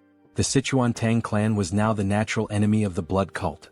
Hearing this, Soryong's expression twisted in frustration, sweat forming on his brow as he struggled to determine whether his grandfather had said this intentionally. The Great Patriarch turned to Soryong with a knowing smile, confirming his suspicions. Placing his hands behind his back, he spoke of a request, asking if Soryong would be capable of fulfilling it. With curiosity, Soryong immediately agreed, especially if it concerned the clan, vowing to do his best. The Patriarch's expression grew serious as he revealed that members of the Murim alliance would soon arrive, including their military forces. He had decided to present them with the poison that Soryong had discovered, now that the blood cult's weakness had finally been uncovered. Soryong's eyes widened in surprise before he respectfully clasped his hands and, with a smile, expressed his agreement, believing it was for the greater good. Seeing this, the Great Patriarch smiled, having anticipated Soryong's response. Just as Soryong was about to leave, the Patriarch mentioned something that would bring him great joy. Curious, Soryong turned back, eager to hear the news. With a warm smile, The patriarch announced that the modifications to the Hall of 10,000 Poisons had been completed and that, from that moment forward, Soryong would be officially responsible for managing it. A surge of joy overtook him, and he clenched his fists in excitement, already envisioning himself surrounded by poisonous creatures. His eyes sparkled with enthusiasm. The patriarch also added that, as per Soryong's suggestion, a sunlit pavilion had been prepared, a crucial step for properly raising tiger-striped water snakes. Interlacing his fingers, Soryong grew even more excited, determined to think of this as a duty for Murim's benefit and to give his best effort. As the messenger pigeon soared into the distance, hours passed before Soryong finally arrived at the Hall of 10,000 Poisons. Upon seeing it, his jaw dropped in amazement. It was magnificent, guarded by 2 sentries at the entrance. Walking toward the door alongside Hwayin, he noticed a particular room labeled the Toxic Creature Garden. Hwayin's attention immediately fixated on it, and confusion flickered across her expression. Crossing his arms, Soryong smiled as he explained that it was a space dedicated to gathering all the poisonous creatures of the Central Plains. Her expression tensed with apprehension as she questioned whether he truly intended to assemble them all. With unwavering confidence, he affirmed it, reminding her of his promise to one day collect the 10 great venomous creatures of the region. Upon hearing this, a deep blush spread across her face.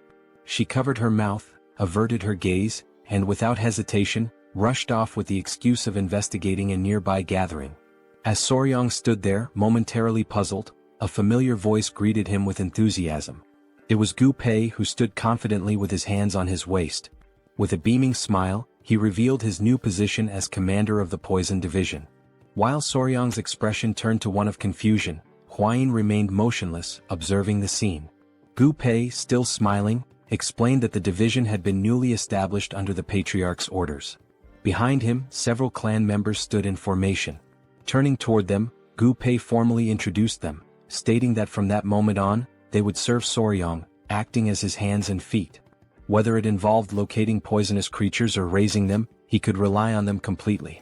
The realization of what was happening struck Soryong all at once. His mouth practically began to water at the thought, while Hwayin, standing nearby, felt a twinge of envy. His eyes sparkled with sheer joy as he processed the significance of the moment. This was like having an entire team from a pet store dedicated to supporting him. For Soryong, this was another step toward turning his dream into reality. Meanwhile, far from the Tang clan, the messenger pigeon reached its intended destination. A woman with long black hair received the message and carefully read its contents.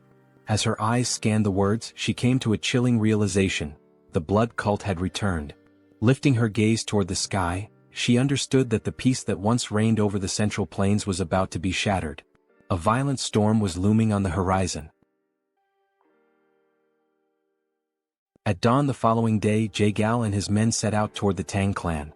As they traveled, one of the elders turned to the group with a smile, remarking that they would soon arrive and would likely spend the night at the Tang clan mansion.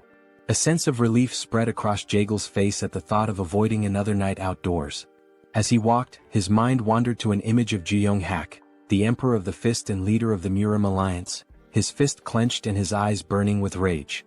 The thought made Jaegal uneasy, realizing the importance of bringing at least one valuable piece of news. His focus remained on the search for any trace of the blood cult. After some time, the group reached the entrance of the Tang clan, where 2 armed guards stood watch. Seeing the mansion in the distance, the elder could not hide his joy. One of the guards quickly took notice of the approaching visitors, his eyes widening in recognition. He assumed that they must be the honored guests from the Murim alliance.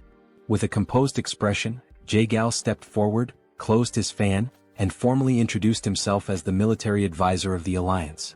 In response, one of the guards opened the gates, while the other greeted them respectfully and expressed gratitude for their visit, requesting that they wait a moment. However, there was a hint of nervousness in the guard's eyes. Glancing to the side, the guard hesitated before explaining that there were certain matters the visitors needed to be aware of before entering the mansion. Jaegal's eyes narrowed with curiosity, while the elder, more direct in his concerns, asked whether they were required to surrender their weapons before proceeding. The guard, appearing slightly embarrassed, brought a hand to his chin before revealing that, no matter how small or insignificant a creature might seem, it was strictly forbidden to take a life within the Tang clan. At this, Jaegal's expression shifted to one of surprise, and his mind conjured the image of a golden Buddha statue. The possibility of the entire Tang clan converting to Buddhism crossed his mind. Sensing the misunderstanding, the guard quickly reassured them that they would understand once inside but emphasized the importance of abiding by this rule. Upon hearing this, Jae-gal and the elder became solemn. Before they could discuss the matter further, a familiar presence approached. The newcomer was visibly pleased by the arrival of the military advisor. Jae-gal's eyes widened slightly in recognition before a smile formed on his face. The ones greeting him were Hwain and Soryang. They both bowed their heads respectfully, and Jae-gal returned the gesture, acknowledging that it had been some time since he last saw Hwain. She placed her hands over her abdomen and, with a measured tone, noted that exactly 1 year had passed since their last meeting. With a light-hearted smile, Jae-gal inquired about the whereabouts of the myriad poison's divine sovereign. In response, Hwain closed her eyes briefly before explaining that her grandfather had left to search for traces of the blood cult, offering her apologies for any inconvenience. Jae-gal regarded her with a calm expression, dismissing any notion that it was an inconvenience. Instead, his attention soon shifted toward Soryang, his curiosity piqued. Studying the young warrior, he asked about his identity. With a polite smile, Soryang introduced himself, expressing his honor in meeting the military advisor. At this, Jae-gal and the elder exchanged glances, a hint of confusion in their eyes as they observed that the young man was not from the Tang clan. Before either could voice their thoughts, Hwain placed a hand over her chest, averted her gaze and hesitated before revealing that Soryang was her fiancé.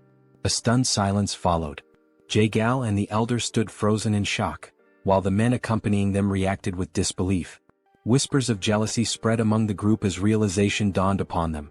One of Murim's 3 flowers had a lover. Their hearts filled with despair as they clenched their fists, their eyes shimmering with unshed tears. To them, the world had never seemed more unfair. None could understand how or where Soryang had come from, and envy seeped into Jae-gal's expression as well. With a composed demeanor, he slowly unfolded his fan and lowered his gaze. He requested that they be guided inside, knowing that if the mood continued, the entire group might challenge Soryang to a sparring match. Just as tension simmered, an unfamiliar sound echoed through the air. Jae-gal and the elder instinctively tensed, their expressions shifting from confusion to intrigue, as they searched for the source of the strange noise. The men were left in shock, their jaws dropping as they lifted their gaze to the sky. Their expressions of astonishment quickly drew the attention of everyone around them, revealing that something unusual had appeared above. The source of the strange sound was soon identified, the golden-haired king bees which were flying in the area. The sight of such highly venomous creatures within the Tang clan left the group in disbelief. Instinctively, several men moved in front of Hwain, drawing their swords and instructing the others to remain cautious. Their stance made it clear that they were prepared to protect her at all costs. Observing their reaction, Soryang became increasingly alarmed. A sense of urgency flashed in his eyes as he urged them to put away their weapons. Fear crept into his expression as he stepped forward, placing a hand on one of the men's shoulders in an attempt to explain the new regulations of the Tang clan. However, the warrior, overwhelmed by anger, shoved Soryang's hand aside and, with a furious glare, demanded that he step away. He made it clear that the golden-haired king bees were incredibly dangerous creatures, capable of killing an ordinary person with ease. Despite Soryang's efforts to calm the situation, the men continued pressing in on him, gradually suffocating him beneath their collective weight. Unable to suppress his frustration any longer, he forcefully pushed them back. His eyes burned with intensity as he declared that he had been raising the golden-haired king bees himself, urging everyone to remain calm. The revelation left the group in shock. One of the bees landed gently on Soryang's head, an affectionate gesture that only deepened their disbelief. Jae-gal and the others, overwhelmed by fear, instinctively stepped back. Unfazed, Soryang smiled as he played with the bees, fully aware that they had missed him after their time apart. Seeing this, Hwain's expression softened, and a joyful smile appeared on her face. Meanwhile, the bees turned their attention toward Jae-gal and his men, who were still struggling to process what they had just witnessed. Soryang, maintaining his calm demeanor, stroked one of the bees and gently reassured them not to sting the guests. One of the warriors, watching in stunned silence, broke into a nervous sweat upon realizing that Soryang was treating these lethal creatures as if they were harmless pets. Gradually, the tension in the group dissipated, and the young warriors regained their composure. With the situation now under control, Jae-gal and the elder accompanied Soryang and Hwain inside. As they walked, Jae-gal's thoughts remained fixated on Soryang. It was difficult to believe that this young warrior from Hainan Island had become the fiancé of the renowned poisonous flower. The realization that an outsider had managed to secure such a position within the Tang clan left him in a state of disbelief. As they strolled further, something caught Jaegel's attention. Nearby, two men were sitting and engaged in a heated argument. The black-haired man, his expression fierce, held up a small vase and insisted that a venomous scorpion would be a more fitting companion for the Tang clan. In response, the orange-haired man, equally enraged, produced a small chameleon and vehemently argued its superiority, directing everyone's attention to the creature's radiant crest. Jaegel's pulse quickened as unease settled over him. Placing a hand on Soryang's shoulder, he hesitated before asking why so many warriors within the Tang clan were preoccupied with insects and animals. Pulled from his thoughts, Soryang turned his attention back to the scene, his curiosity piqued.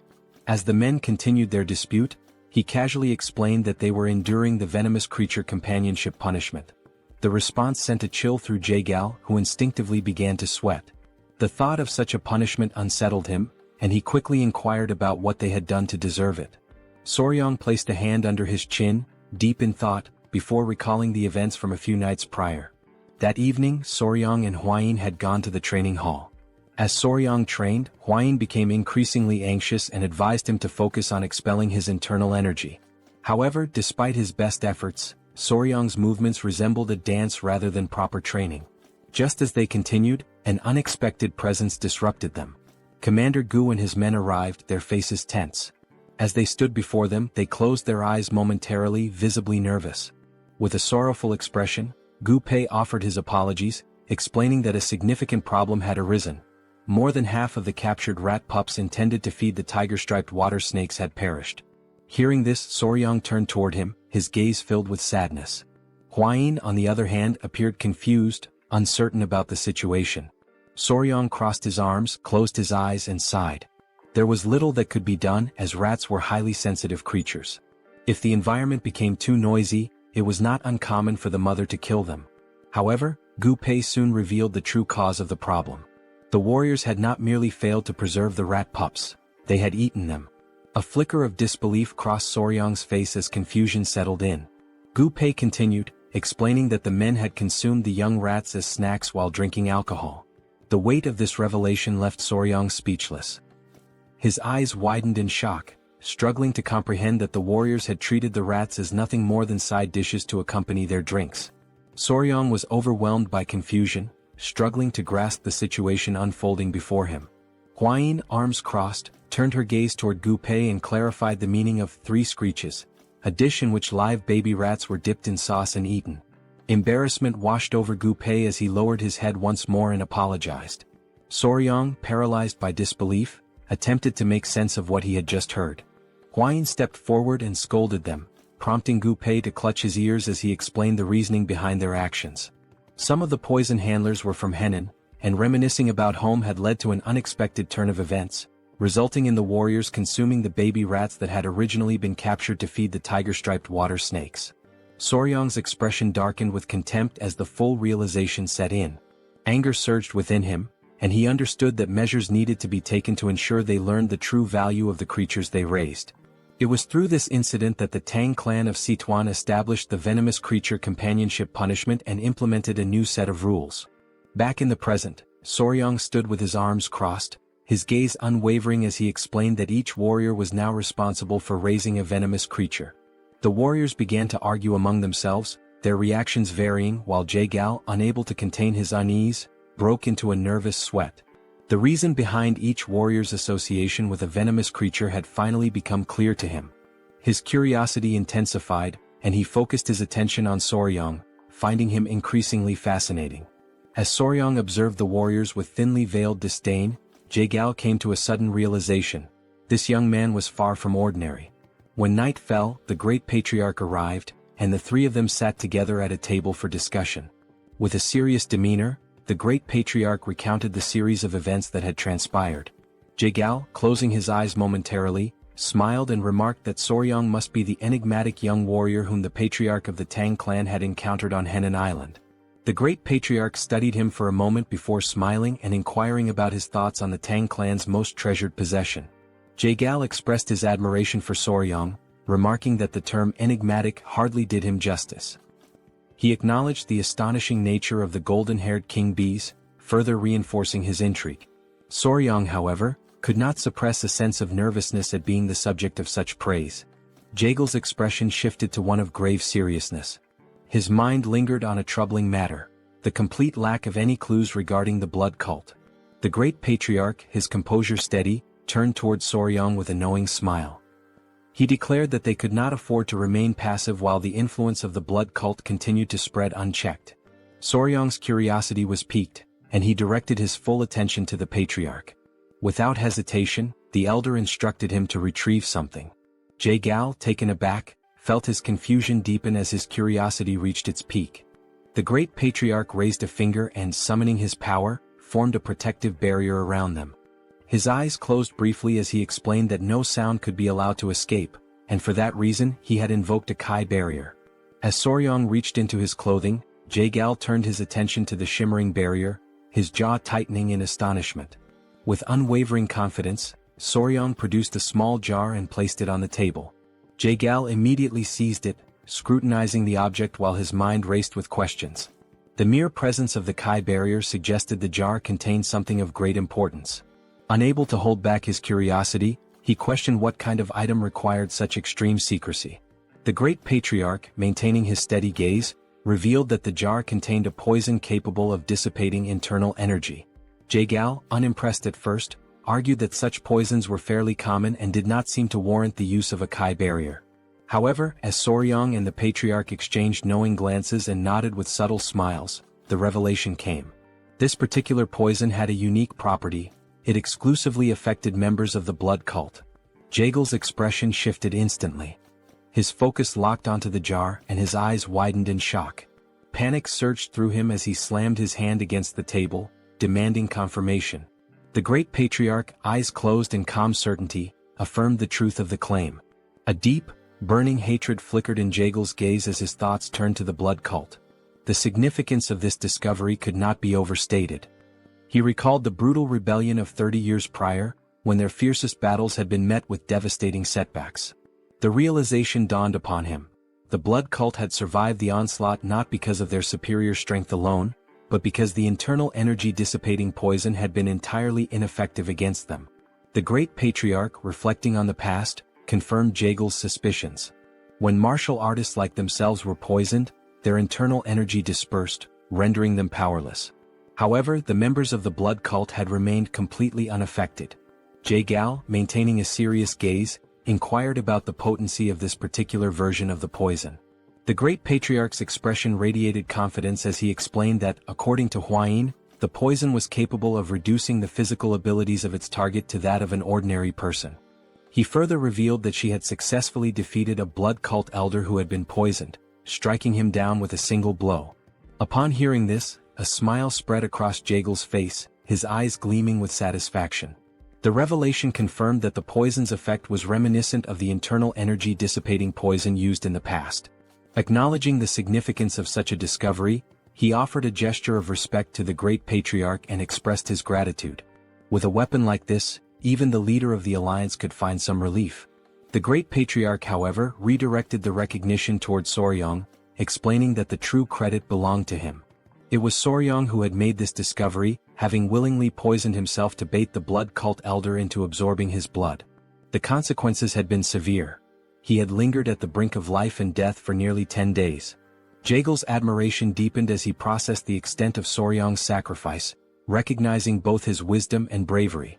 Soryang, caught off guard, instinctively touched his neck, his face flushing with embarrassment. Jaegal, moved by the young warrior's actions, placed a firm hand on his shoulder. With a grateful expression, he declared that if Soryang had any wish, he need only voice it, and he would personally ensure that the leader of the alliance granted it. A smile played on his lips as he awaited an answer. Soryang lowered his head, deep in thought, his fingers grazing his chin. After a moment of hesitation, he finally spoke, his expression betraying a hint of nervousness. Instead of requesting martial manuals, rare elixirs, or treasures of gold and silver, he asked if it would be possible to obtain information about toxic creatures. Jaegel's confusion was immediate. His eyes narrowed as he struggled to comprehend why Soryang, given such an opportunity, would prioritize knowledge of venomous creatures over invaluable martial resources. A bead of sweat formed as he tried to make sense of the young warrior's unconventional request. Observing this, the great patriarch let out a hearty laugh. Jae-gal, closing his eyes, came to a realization. Soryong was truly unlike anyone he had ever encountered. Even within the long history of Murim, such eccentricity was unprecedented. When he reopened his eyes, a knowing smile formed on his face. Though he admitted that he might not have precisely the information Soryong sought, he presented an alternative. He inquired whether Soryong would be interested in a mystical stone lizard.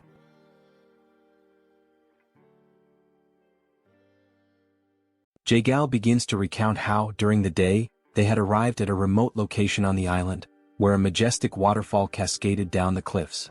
Among them was Jae-gal's nephew, and he was the one who announced that they had finally arrived. They had reached Mount Gonga in Sichuan. His nephew, Cheon, remarked that it was exactly as their ancestors had described: the waterfall, the turtle-shaped rock, everything was identical. Furthermore, from that vantage point, they could also see the peak of Mount Gonga in the distance. Jae-gal stepped closer to the water, crouching down to touch it. Feeling its icy temperature against his fingers, he commented that this water undoubtedly came from the melting of the eternal snow, as it was extremely cold. Smiling, Jae-gal gave orders to his men to wait there and instructed Cheon to follow him carefully. The men obeyed, and Cheon's face lit up with excitement. Jae-gal then leaped forward, crossing the river toward the waterfall. Determined not to be left behind, Cheon mirrored Jae-gal's movements, closely following him. After some time they finally reached their destination. Jae-gal placed his hand on a rock, waiting for Cheon to catch up. The two of them then gazed beyond a cave hidden behind the waterfall. Observing the surroundings, Jae-gal remarked that, aside from the turtle-shaped rock, if they climbed along the waterfall on the cliffside, there should be an entrance to a cave near the fist-shaped stone. Still brimming with excitement, Cheon enthusiastically said that everything matched the records perfectly. Fixing his gaze on the cave entrance, Jae-gal declared that he would go in first and instructed Cheon to follow closely behind him. Cheon nodded in understanding. As they stepped inside, they found the cave walls covered with various herbs. Jae-gal and Cheon proceeded cautiously, mindful of any potential surprises lurking in the darkness. Upon reaching the heart of the cave, Jae-gal suddenly halted, his eyes widening. He murmured that this was truly incredible. A hole in the ceiling allowed sunlight to pour in, illuminating the entire chamber. Standing still with his hands behind his back, Jae-gal observed the breathtaking sight before him. Cheon, equally mesmerized, expressed his amazement, stating that such a mystical view was the last thing one would expect inside a cave. Still smiling, Jae-gal commented that this was the perfect environment for spiritual herbs to thrive. Then his eyes fell upon exactly what he had been searching for, a rare spiritual herb that had absorbed the extreme yin energy over time, the 100-year snow ginseng. Cheon took a step closer and remarked that now all they had to do was exchange this snow ginseng for the dark wolf flower from the Namgung clan. Jae-gal nodded in agreement, adding that with this, the severed meridians of the Namgung clan's daughter should improve. Furthermore, they would obtain a 200-year-old dark wolf flower in return. Stepping even closer, Jae-gal reached out toward the snow ginseng, his hand emanating a faint blue aura as he prepared to collect it. However, in that very moment he sensed a strange presence. Almost instantly, something shot out from between the rocks, leaping toward him. Reacting with lightning-fast reflexes, Jae-gal swiftly pulled out his fan and used it to defend himself, narrowly avoiding being struck. Having witnessed everything unfold in the blink of an eye, Cheon called out to his uncle, asking if he was all right. His voice carried concern, as it was now clear that there was more than just one creature attacking them. Amidst the flurry of movements inside the cave, Jae-gal reassured Cheon that he was fine but warned him to stay on guard, as these creatures were moving with astonishing speed. Seizing an opening behind Jae-gal, two of the creatures launched another attack. Sensing the danger, Jae-gal quickly turned around and blocked the strikes with his fan once more. But this time he noticed something unusual. These attacks carried a freezing effect as the tip of his fan was now coated in ice. Cheon approached and asked what was happening, but Jae-gal remained silent for a brief moment. Then he spoke, stating that this was a lizard. Cheon, puzzled, hesitated before asking if he had heard correctly. Jae-gal confirmed, explaining that yes, it was indeed a lizard, an incredibly fast, blue-scaled lizard with piercing yellow eyes and dark skin. Returning to the present moment after hearing this story, Soryong questioned whether it was truly real, as naturally occurring blue lizards were extraordinarily rare. The great patriarch inquired whether these lizards were venomous and if Jae-Gao was certain that the situation was safe. Practically drooling with excitement, Soryong assured them that everything was fine and that they could leave it to him. Soryong mentioned that lizards carried venomous chi in their eyes. However, the great patriarch admitted that he had no idea what Soryong was talking about but trusted him nonetheless. Observing the entire exchange and Soryong's sheer enthusiasm, it became clear just how eccentric he was when it came to this particular subject. As night fell, Jae-Gao stated that if he came across any new information regarding toxic creatures, he would make sure Soryong was the first to know. The following day his father-in-law returned. Calling out for his son-in-law, he sought Soryong. Still seated in the same place, Hwayin welcomed him, while Soryong asked if something had happened. Approaching him, the patriarch suddenly pinched Soryong's cheeks, asking if he was all right. Soryong, somewhat confused, responded that he was fine, while Hwayin observed the entire scene, shocked by her father's reaction. Then Soryong revealed his arms, which were covered in snake bites.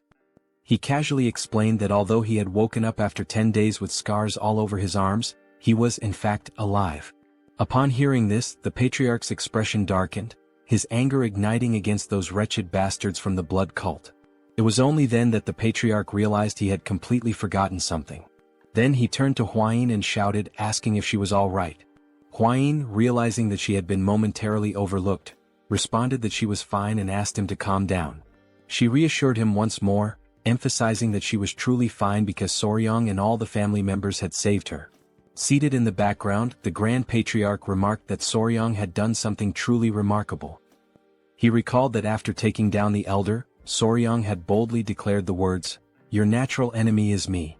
Hearing this, the Patriarch's eyes gleamed with interest, while Soryong blushed in embarrassment. Hwayin, however, corrected the statement, saying that the actual phrase had been, "I am your natural enemy." Soryong, fidgeting with his fingers in a timid manner, admitted that it happened that way because his plan had worked so well. Thanks to that, they had been able to uncover the weakness of the blood cult. Interrupting the family moment, Jae-Gao called out to Cheolsun, the patriarch, stating that he was also present. The patriarch turned to him and asked how he had been.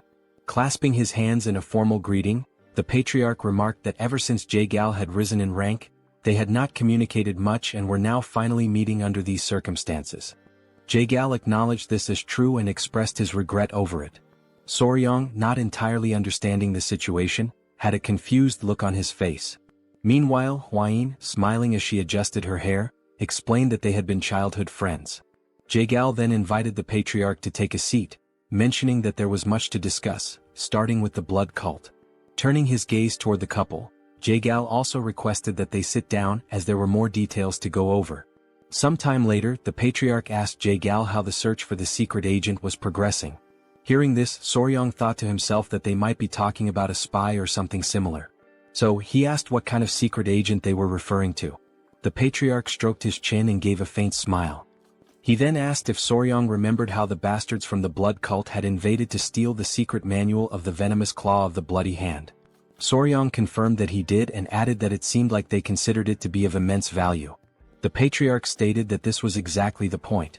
He then asked Soryong how he thought their enemies had discovered that the venomous claw of the bloody hand was in the possession of the Tang Clan. This revelation left Soryong in shock. He had not even considered that possibility. Rising from his seat, slightly agitated, Soryong exclaimed that this was a huge problem. He then asked if someone from the Tang Clan could possibly have leaked information to the blood cult. This question stunned both the patriarch and Jae-Gao. Jae-Gao then turned to the patriarch and suggested that he educate his son-in-law, as being a newcomer, he was unaware of certain histories, despite having heard quite a few entertaining stories about him. The patriarch chuckled, stroking his mustache. Meanwhile, Soryong, sweating slightly, wondered if he was being perceived as odd.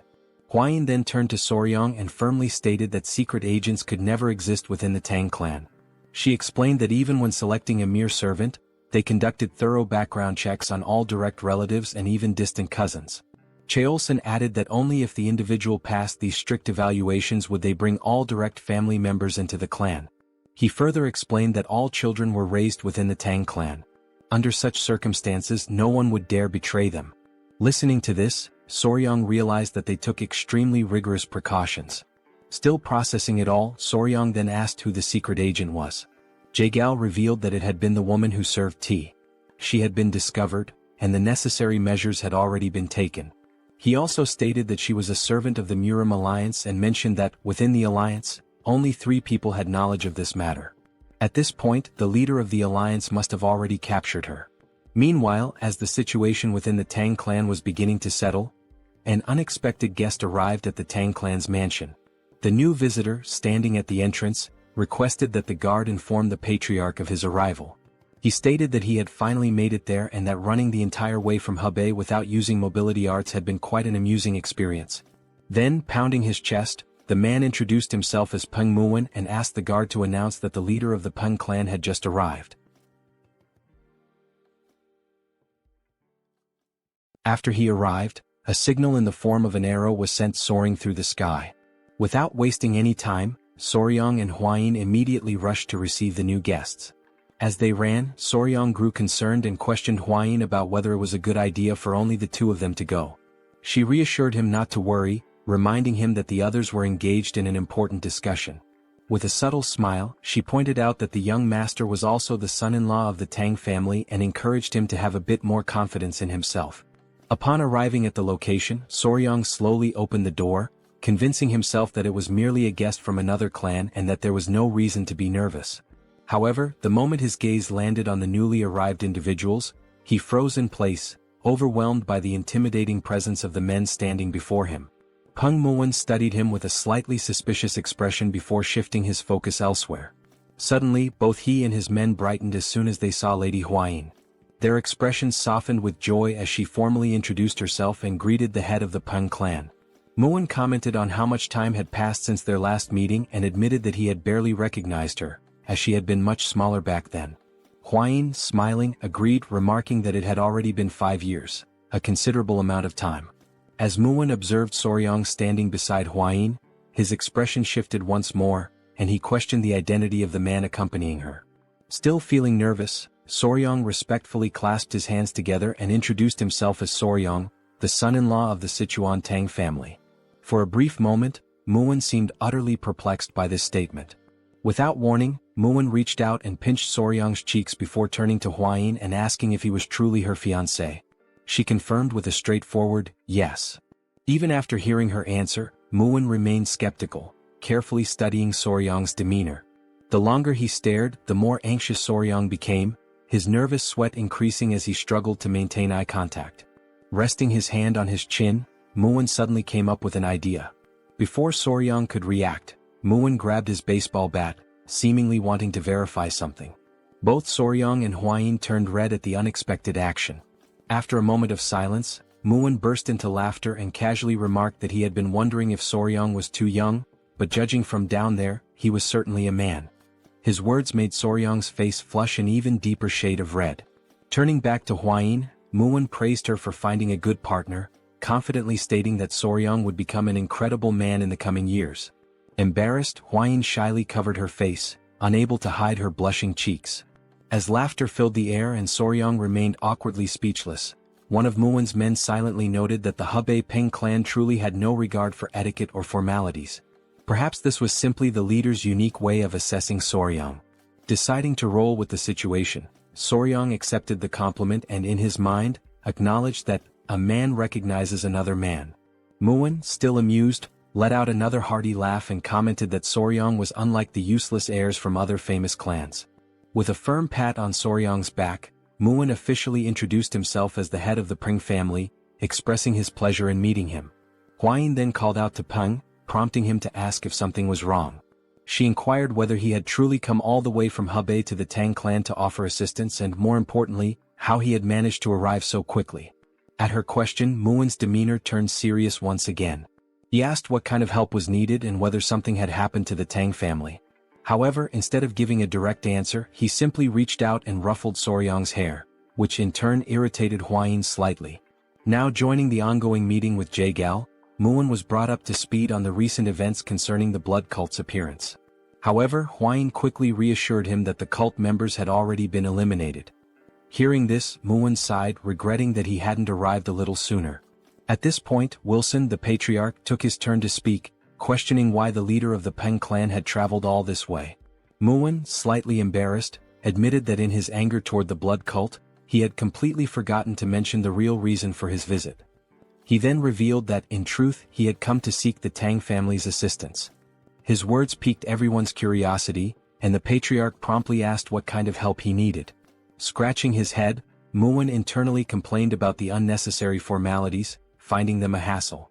Without further ado, he suddenly shouted for her to be brought in, saying that she needed to greet her elders. One of the scar-faced men who had arrived alongside Muin immediately stepped forward and opened the door. Both Huayin and Soryang were stunned, sharing the same thought. Muin had spoken about her needing to greet the elders, yet the person who entered was a massive brute of a man. The towering figure stood before the table and in a gruff voice, stated that she needed to come down now to properly greet the leaders of the Sichuan Tang Clan. A small voice, coming from somewhere on the man's back, sleepily muttered that it was still too early. As realization dawned upon Soryang, he was left utterly speechless, shocked that no one had noticed this presence the entire time. Slowly, something began sliding down from under the man's cloak. And before anyone could fully process what was happening, a tiny girl, sucking on a lollipop, emerged before them. The room fell into stunned silence as everyone at the table stared at the child, unsure of how to react. Calmly, the little girl clasped her hands together in a respectful greeting and introduced herself as Peng Ying of the Peng family. Muin pulls the little girl close and states that she is his daughter. Soryang and Huayin watch from the background, completely frozen in shock. Both of them, utterly astonished, can only think that this must be some kind of genetic miracle because she is incredibly adorable. Meanwhile, Muin proudly boasts that they look very much alike. Now gently stroking his daughter's head, Muin explains that this child is the reason he came to the Tang family to ask for help. While she calmly nibbles on a biscuit, he continues, stating that she has been feeling somewhat unwell and asks if the Tang clan could take a look at her. Upon hearing this, both the patriarch and Soryang exchange uncertain glances, questioning what kind of illness it could be. Something then catches Soryang's attention. When he looks at her closely, he notices a faint aura surrounding the little girl as she continues to eat biscuit after biscuit with a calm expression. Time passes and now night has fallen. Soryang lies in bed, surrounded by his centipedes, deep in thought. After hearing about and analyzing Ying's symptoms, they were still unable to determine the exact cause. As he absent-mindedly pinches the cheek of one of his tiny centipedes, he recalls Muin's explanation regarding his daughter's condition. Muin had described how, at times, she suddenly becomes short of breath, and large red blotches appear all over her body. In severe cases she even loses consciousness. However, after some time she regains consciousness as if nothing had happened, and no one has been able to figure out why. Muin also explained that he had already tried everything to uncover the cause. He had even sought out disciples of Yaxian, but all of them insisted that the child was perfectly healthy. There was even one occasion when a disciple suggested it might be poisoning. Muin had nearly beaten him up on the spot. Shaking his head, Muin had firmly stated that such a thing was impossible, as there was no one in his family capable of doing such a thing. The patriarch then pointed out that if it truly were poisoning, there could be an internal issue within the Peng family. However, Muin confidently reassured him that no member of the Peng family would ever commit such an act. Scratching his head, Muin sighed and said it was better not to dwell on it too much, as he didn't want to start suspecting his own family. Jagal then intervened, saying that jumping to conclusions would not help since poisoning is not always caused by another person. Looking at the little girl, the patriarch decided that they would provide an empty courtyard house where she could stay for some time, allowing them to observe her condition closely. After all, it was essential to confirm whether this was truly poisoning or something entirely different. Muin, feeling relieved, expressed his gratitude to the patriarch, acknowledging that from now on, they would be under the Tang clan's care for a while. Lying in bed, Soryang could only think that what was affecting the little girl might be juvenile diabetes since sugar seemed to be accumulating rapidly within her body. Sitting up, he tried to recall whether red blotches were a symptom of childhood diabetes, but he concluded that the best way to know was if more prominent symptoms appeared. At that very moment, someone knocked on Soryang's door. A voice called out, addressing him as young master, and informing him that a serious problem had arisen. Without hesitation, Soryang quickly opened the door and demanded to know what had happened this time. The woman before him wasted no time in explaining. The young lady of the Peng clan had just collapsed. In the dead of night, Soryang sprinted toward the scene as everyone rushed to verify what had happened. Upon arriving, he saw Muin crouched down, holding the unconscious girl in his arms, his expression filled with worry. He overheard Muwen explaining that she had been sitting in the pavilion when she suddenly started coughing and then collapsed without warning. The patriarch, analyzing the situation, commented that since she had collapsed here as well, it meant there were no spies within the Peng family. As soon as he said this, he noticed Muwen's face twist with anger and asked him what was wrong. Without a moment's hesitation, Muwen delivered a brutal punch to his own face with all his strength. The impact was so powerful that one of his teeth went flying far into the distance. Now grinning, toothless, Muwen apologized, admitting that despite what he had previously said, he had not been able to forgive himself for even briefly suspecting his own family. His men, overwhelmed with admiration, began to weep proudly.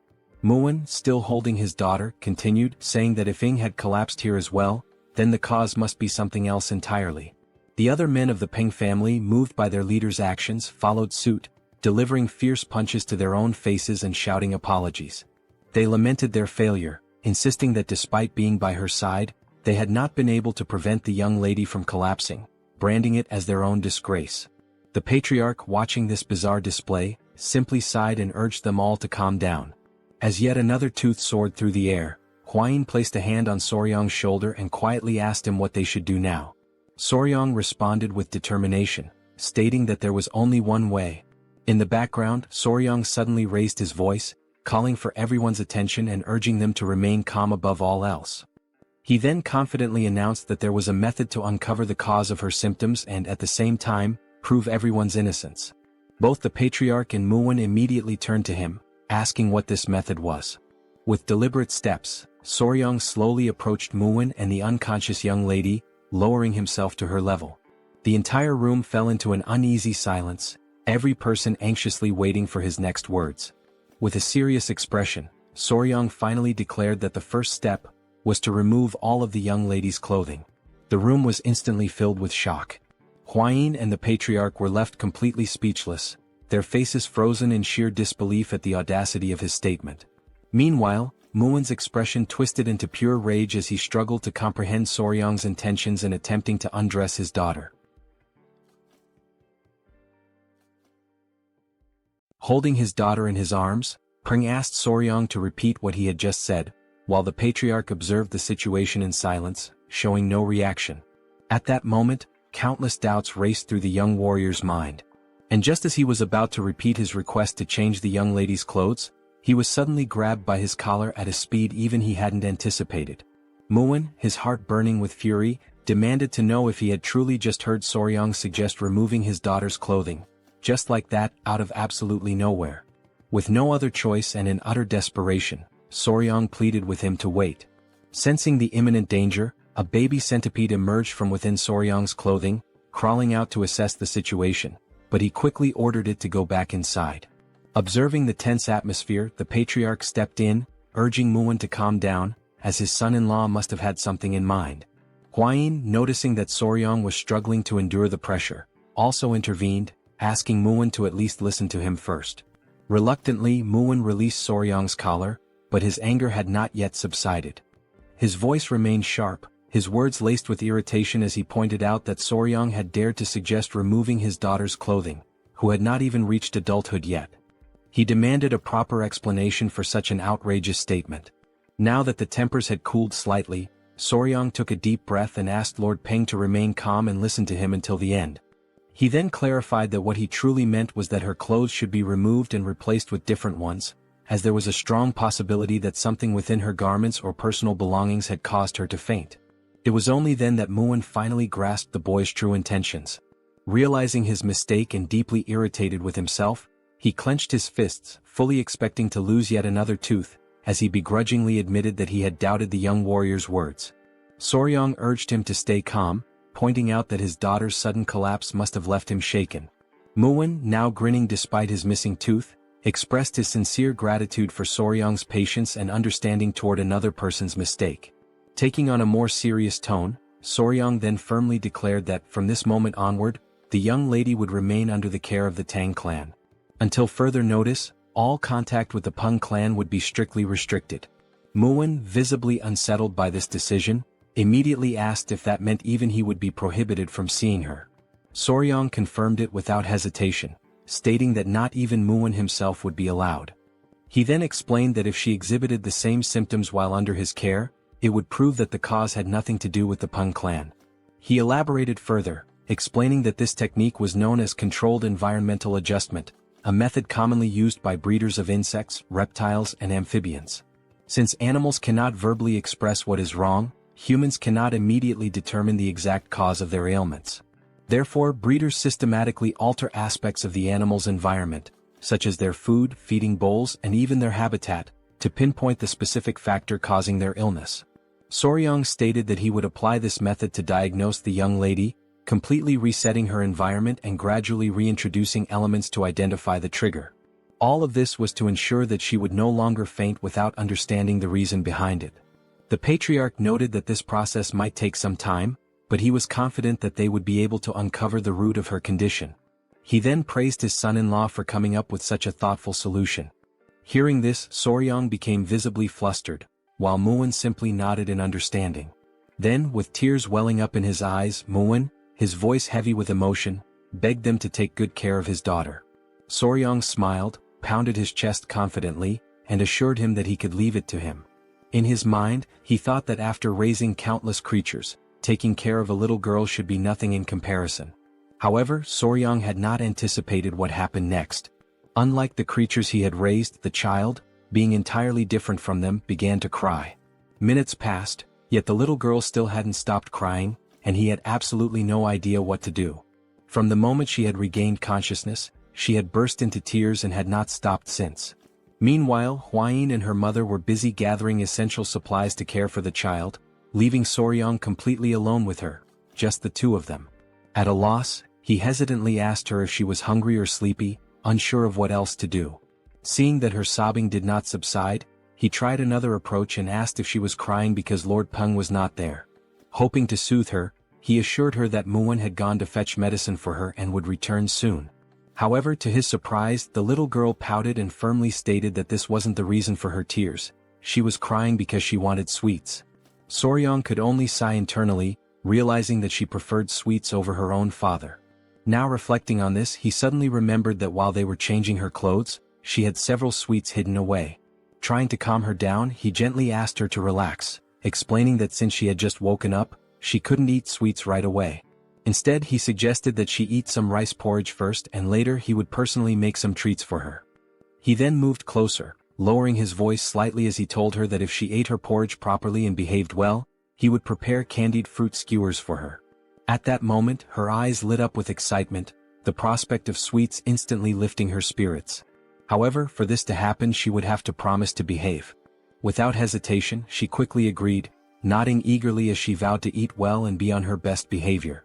And the little girl confidently states that everyone in the Tang clan always keeps their promises. She then adds, with complete seriousness, that if she ever breaks hers, he has permission to punch her in the face. Hearing this, Soryong is utterly taken aback, his mind reeling as he wonders what on earth the Tang clan teaches its children. Later that day, Muin finds himself hidden behind a cluster of bushes, burdened with worry. He has no choice but to watch his daughter from afar, restricted by the new rule that forbids him from approaching her. However, his covert surveillance does not go unnoticed. Soryong, catching him in the act, immediately questions what he is doing hiding there. Before responding, Muin swiftly grabs Soryong by the collar and yanks him into the bushes as well, determined to maintain his cover. Lowering his voice, Muin anxiously asks how his daughter is doing. Soryong reassures him, stating that she is fine, she has been eating well and behaving properly. Muin, still skeptical, presses him further, demanding to know if she is truly eating on her own. He is bewildered as he asks how in the world Soryong managed to make that happen. Soryong simply shrugs, explaining that she is eating by herself naturally. He then turns the question back to Muin, wondering why he finds that so surprising. But before their conversation can continue, someone suddenly arrives, interrupting their hidden exchange. It is Hwayin, who greets the lord of the Tang clan with a polite nod. In response, Muin acknowledges her presence and thanks her for taking care of his precious daughter. Hwayin then mentions as if casually, that Miss Ing had been asking about where her elder brother Soryong had gone. At those words, Muin's temper flares once more. He clenches his fists in frustration, feeling slighted that he has barely been able to hold a proper conversation with his own daughter, and yet in such a short time she and Soryong have already grown so close. Recognizing the dangerous shift in atmosphere, Soryong quickly realizes that now would be an excellent time to make his escape. As he turns to leave, Muin, still fuming, demands to know when exactly his daughter started calling Soryong by that title. Ignoring him, Hwain instead asks if Soryong is heading to the training grounds again today. Soryong nods, explaining that when Ing spends time playing with the bees, she behaves much better. As he hurries toward the training grounds, he muses to himself that, oddly enough, the bees seem to have taken a liking to the little girl as well. Upon his arrival, he sees Ying happily holding one of the golden royal bees in her small hands. The moment she spots him, her face lights up with a genuine radiant smile, and she excitedly urges him to come over quickly. After watching her interact with the bees for a while, Soryong gradually realizes something. Thanks to these bees, he was able to form a bond with Ying in record time. The adorable golden royal bees were absolutely enamored with her. Most likely because while eating sweets she had managed to spill syrup all over herself and the surrounding area.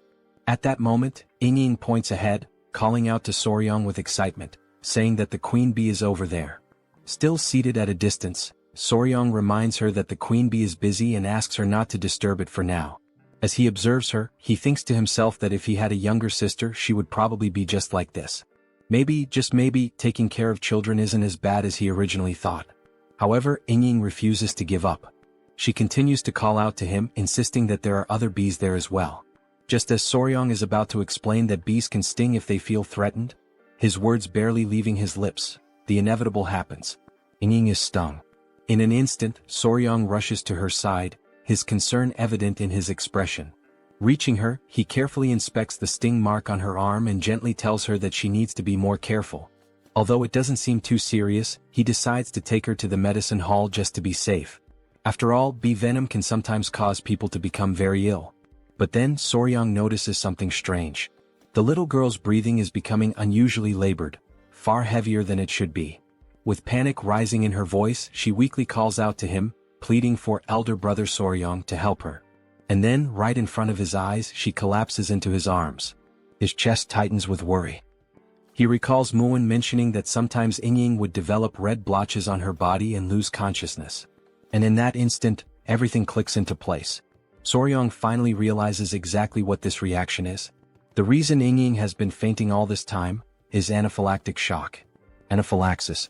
Anaphylaxis is a severe allergic reaction caused by an overactive immune response. Normally, when harmful substances or toxins enter the body, the immune system immediately launches an attack to eliminate the threat. This immune response is known as inflammation. During this process, the body releases histamine, which dilates blood vessels, allowing white blood cells and antibodies to enter and neutralize the invader. However, problems arise when the body overreacts to certain harmless substances. When histamine is released in excessive amounts, the immune response malfunctions due to its hyperactivity. Blood vessels dilate too rapidly, leading to a dangerous drop in blood pressure. As the vessels expand, symptoms such as difficulty breathing and severe itching begin to appear. In extreme cases, anaphylaxis can be fatal. Realizing the severity of the situation, Soryong quickly lifts the little girl onto his back and starts running at full speed, aware that time is slipping away. As he sprints forward, he pleads with Miss Ying to hold on just a little longer. Reaching the palace entrance, he stops abruptly, his voice ringing out as he yells for help, urgently announcing that Miss Peng has lost consciousness. Hearing this, both the patriarch and Muin rush outside in a panic, their expressions filled with worry as they demand to know what has happened this time. Muin wastes no time. He takes his daughter into his arms, immediately sensing her struggle to breathe. Without hesitation, he pours his internal energy into her body, trying to help stabilize her condition. At that moment, a faint murmur escapes her lips. Soryong feels a wave of relief wash over him and silently thanks the heavens, realizing once again how truly remarkable internal energy is. Meanwhile, his mind quickly shifts to what he knows about anaphylaxis treatment. The primary goal is to stabilize blood pressure and keep the airway open. In modern medicine, various methods are used to achieve this, but in this world, qi-based techniques serve the same purpose. The patriarch, assessing the situation, notes that her symptoms appear to be the same as before and asks if Soryong saw what triggered it this time. Muin, equally curious, turns to him for an answer. Soryong states that young Ying collapsed after being stung by a bee. Both the patriarch and Muin react with immediate disbelief, asking if that is truly the case. The patriarch acknowledges that some people do faint from bee stings but argues that this does not explain the previous instances where she lost consciousness. Muin nods in agreement, pointing out that she had never been stung before. Already certain of his conclusion, Soryang takes a step forward, drawing their attention as he confidently states that he has already identified the true cause. His words leave his father-in-law visibly stunned, to the point where he asks if Soryang is being serious. Soryang affirms that the bee sting played a crucial role in helping him discover the real underlying issue. Muin, growing more anxious, urges him to explain further. Taking a deep breath, Soryang prepares to share his findings, though he already anticipates the reaction his next words will cause. Before continuing, he states that the first thing they need to do is remove the young lady's clothing. A short time later, Hwain appears and confirms that everything is exactly as Soryang had described. At first, the rashes covering her body had made it difficult to notice, but beneath them there were older marks, along with new ones that had recently appeared. Hwain raises her hand, signaling for everyone to remain silent since Inying has yet to regain consciousness. Without hesitation, everyone obeys her command. Lowering his voice, Muin speaks again, acknowledging that, just as mentioned, there were indeed other marks besides the skin rash. His voice tightens as he demands to know why his daughter has been fainting all this time. Soryang calmly explains that this time, the cause was bee venom poisoning. Muin furrows his brows, unable to comprehend. The previous episodes were not caused by bee stings. After all, a bee sting is not something that would go unnoticed. With his confusion deepening, he questions Soryang, asking how he can be so certain that the culprit is bee venom. The young warrior, fully aware of Muin's concerns, acknowledges his reasoning before firmly stating that there is no doubt. The symptoms Inying displayed are a textbook case of anaphylaxis triggered by bee venom. At that moment he realizes what must be done next. He must search the records and identify another creature, one with venom similar to that of a bee. Something that contains melittin or peptides capable of inducing swelling and respiratory distress. Recalling that Hebei, China has a temperate continental climate, the venomous creatures in such a region would likely include certain snakes, scorpions and ants. Still lost in thought, Soryang quickly rules out snakes and scorpions. Instead, he tries to determine where she could have been repeatedly stung by a particular creature. Somewhere she frequents and something she does often. And then it hits him. Eating sweets. Soryang remembers that Hwain had shown him that Inying had hidden pockets to store candies. Now, with a confident smile, he states that he has finally found the answer. He declares with certainty that the cause is bee venom, assuring everyone that they can trust his conclusion. Hwain, however, remains doubtful. After all, Muin had already stated that his daughter had never been stung by a bee before. Soryang then explains that the people of the Tang clan surely understand that venom does not affect everyone the same way. For some, even the prick of a needle could be fatal, while others could withstand 10 times that amount without any issue. The patriarch nods, turning to Muin and acknowledging that, in a way, his son-in-law is correct.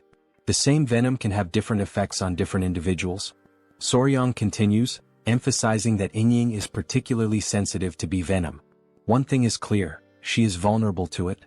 However, if there were no bees in her home, that leaves only one possibility. Hearing this, Muin grows even more intrigued and asks what that possibility could be. Soryang answers confidently, stating that it is indeed a bee, but a very special kind.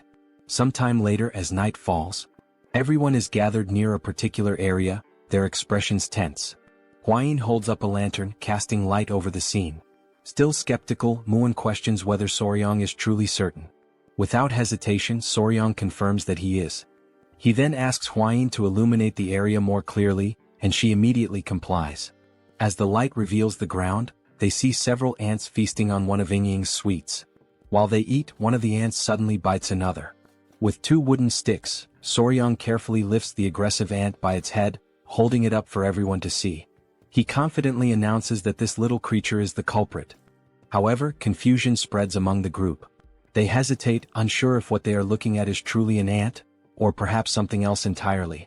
Bringing the creature closer for inspection, Soryang points out that, at first glance, it resembles an ant.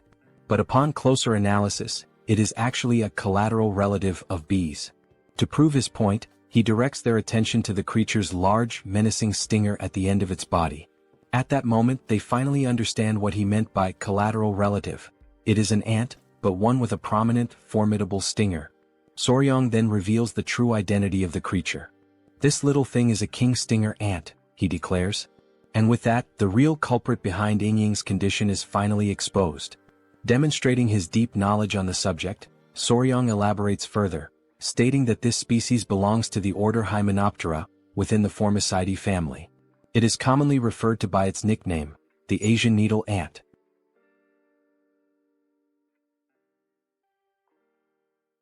A detailed description of the giant stinger ant appears, outlining its classification within the insect order, its family, and its genus within the category of ants.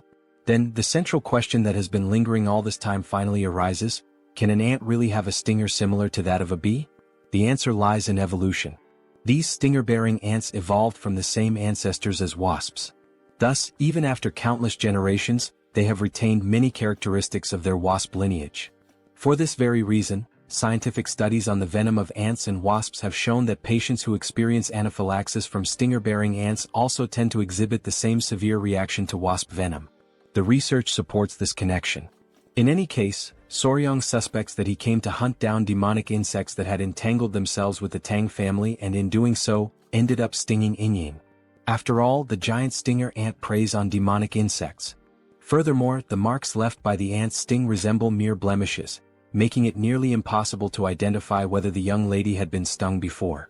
It is now clear that, whenever Yingying woke up and noticed the marks, she and her family likely assumed they were nothing more than common skin spots. Upon hearing this explanation, Murim is stunned.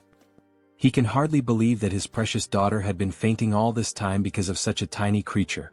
Now convinced, Murim turns toward the patriarch and asks if he can develop an antidote. The patriarch nods and confirms that he can.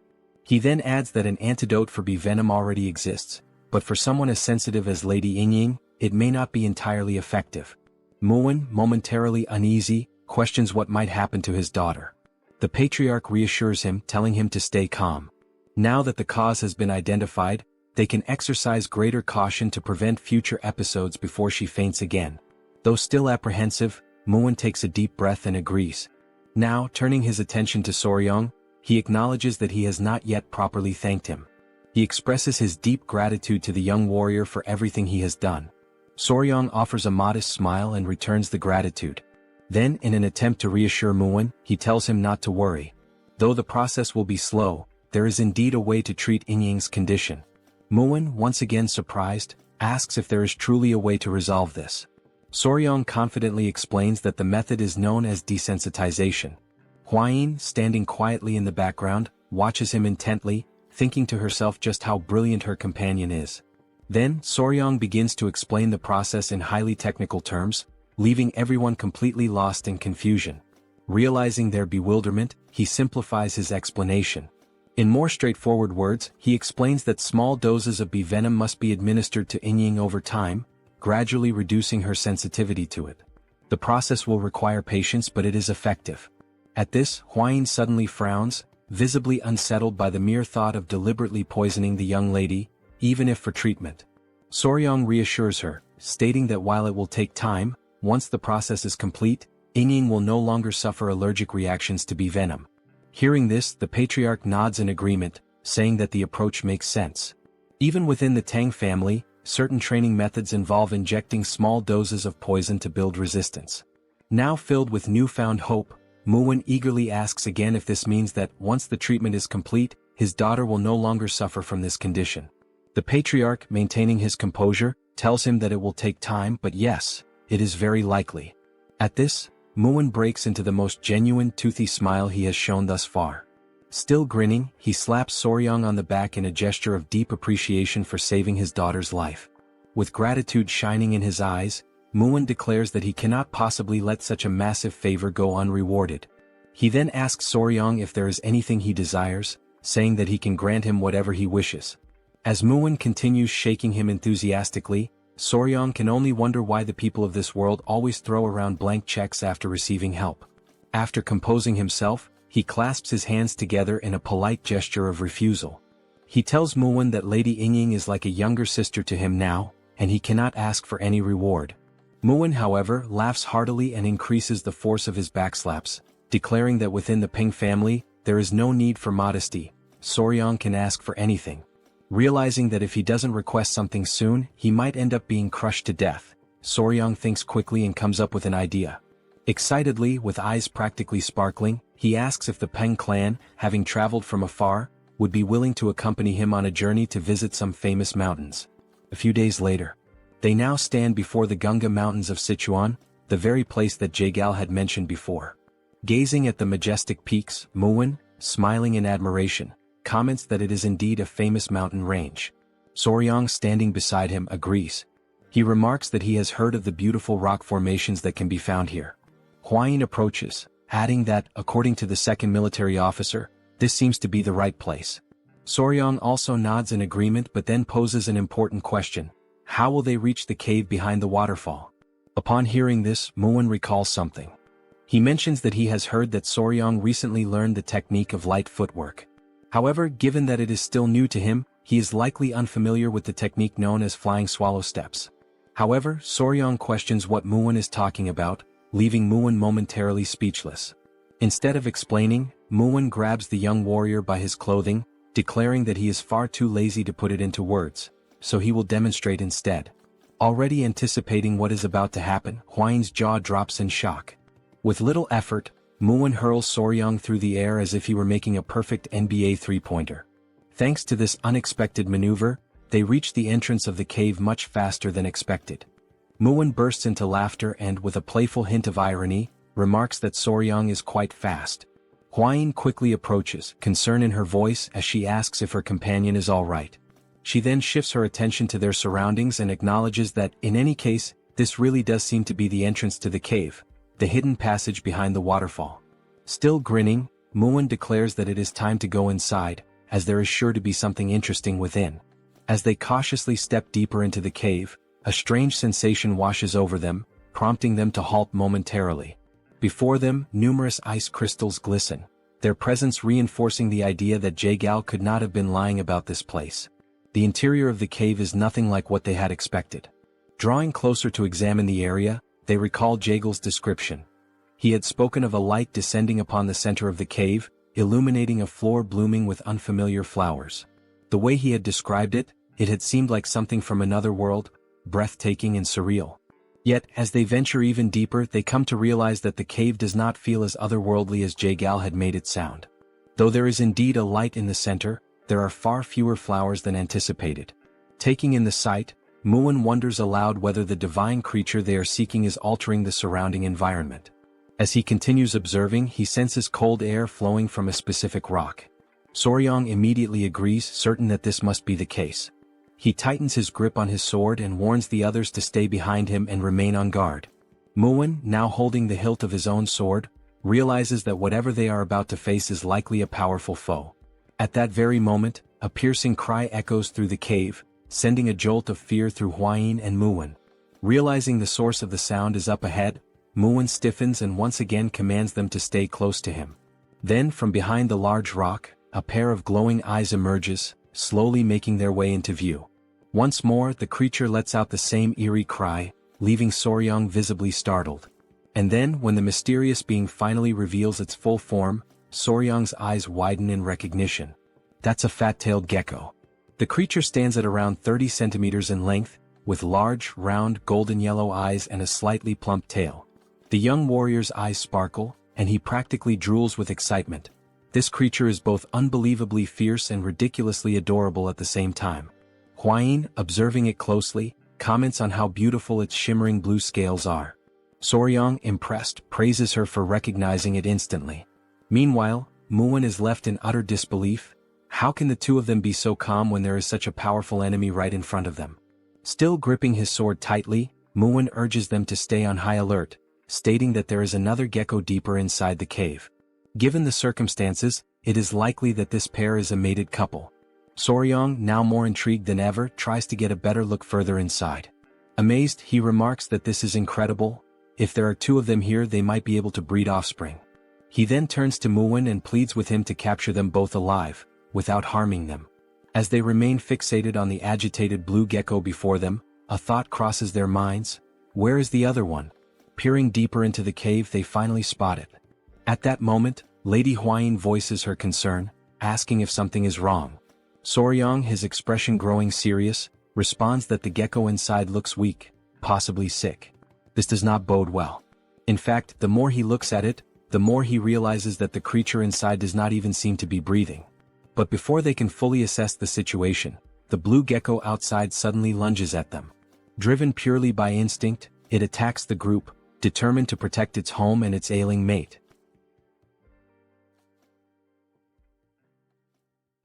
Upon observing the dangerous instinct displayed by the creature, Soryong quickly turns around and says that he'll leave this matter in the hands of Commander Gu Pei, asking him to notify him immediately if anything happens. As he watches the furious lizard in the background, Gu nods and replies that Soryong can count on him. If that little creature shows any unusual behavior, he will be informed right away. With that decision made, the group agrees to withdraw for the time being. Once outside, it finally dawns on them that, first and foremost, they don't actually know much about the creature's habits, and trying anything now would be reckless and could potentially harm the already injured creature. While Soryong stands atop a rock, lost in thought and clearly worried, Hwayin sweetly calls out to him, inviting him to come eat as she tends to a few tiny centipedes in her hands. Watching her carefully handling the small insects, Soryong finds the scene incredibly gentle. It almost looks like she's caring for little children in her own home. They all gather as they wait for a stew to finish cooking.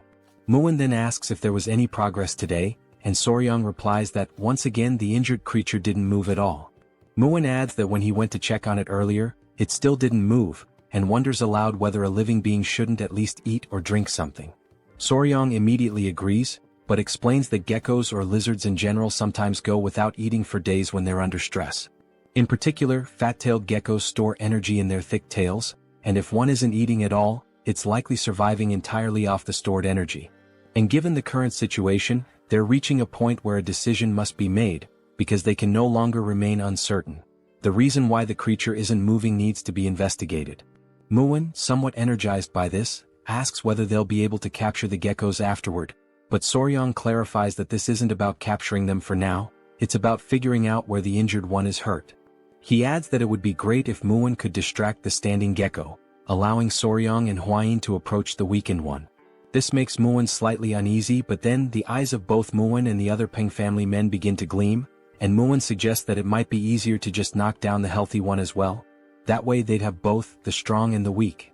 But all Soryong can think is that if these men hit those little creatures with their muscles, they would surely die instantly. To lighten the mood, Soryong jokes that if Lord Peng hits them, even the rock dividing them from Jaegal would probably just drop dead on the spot.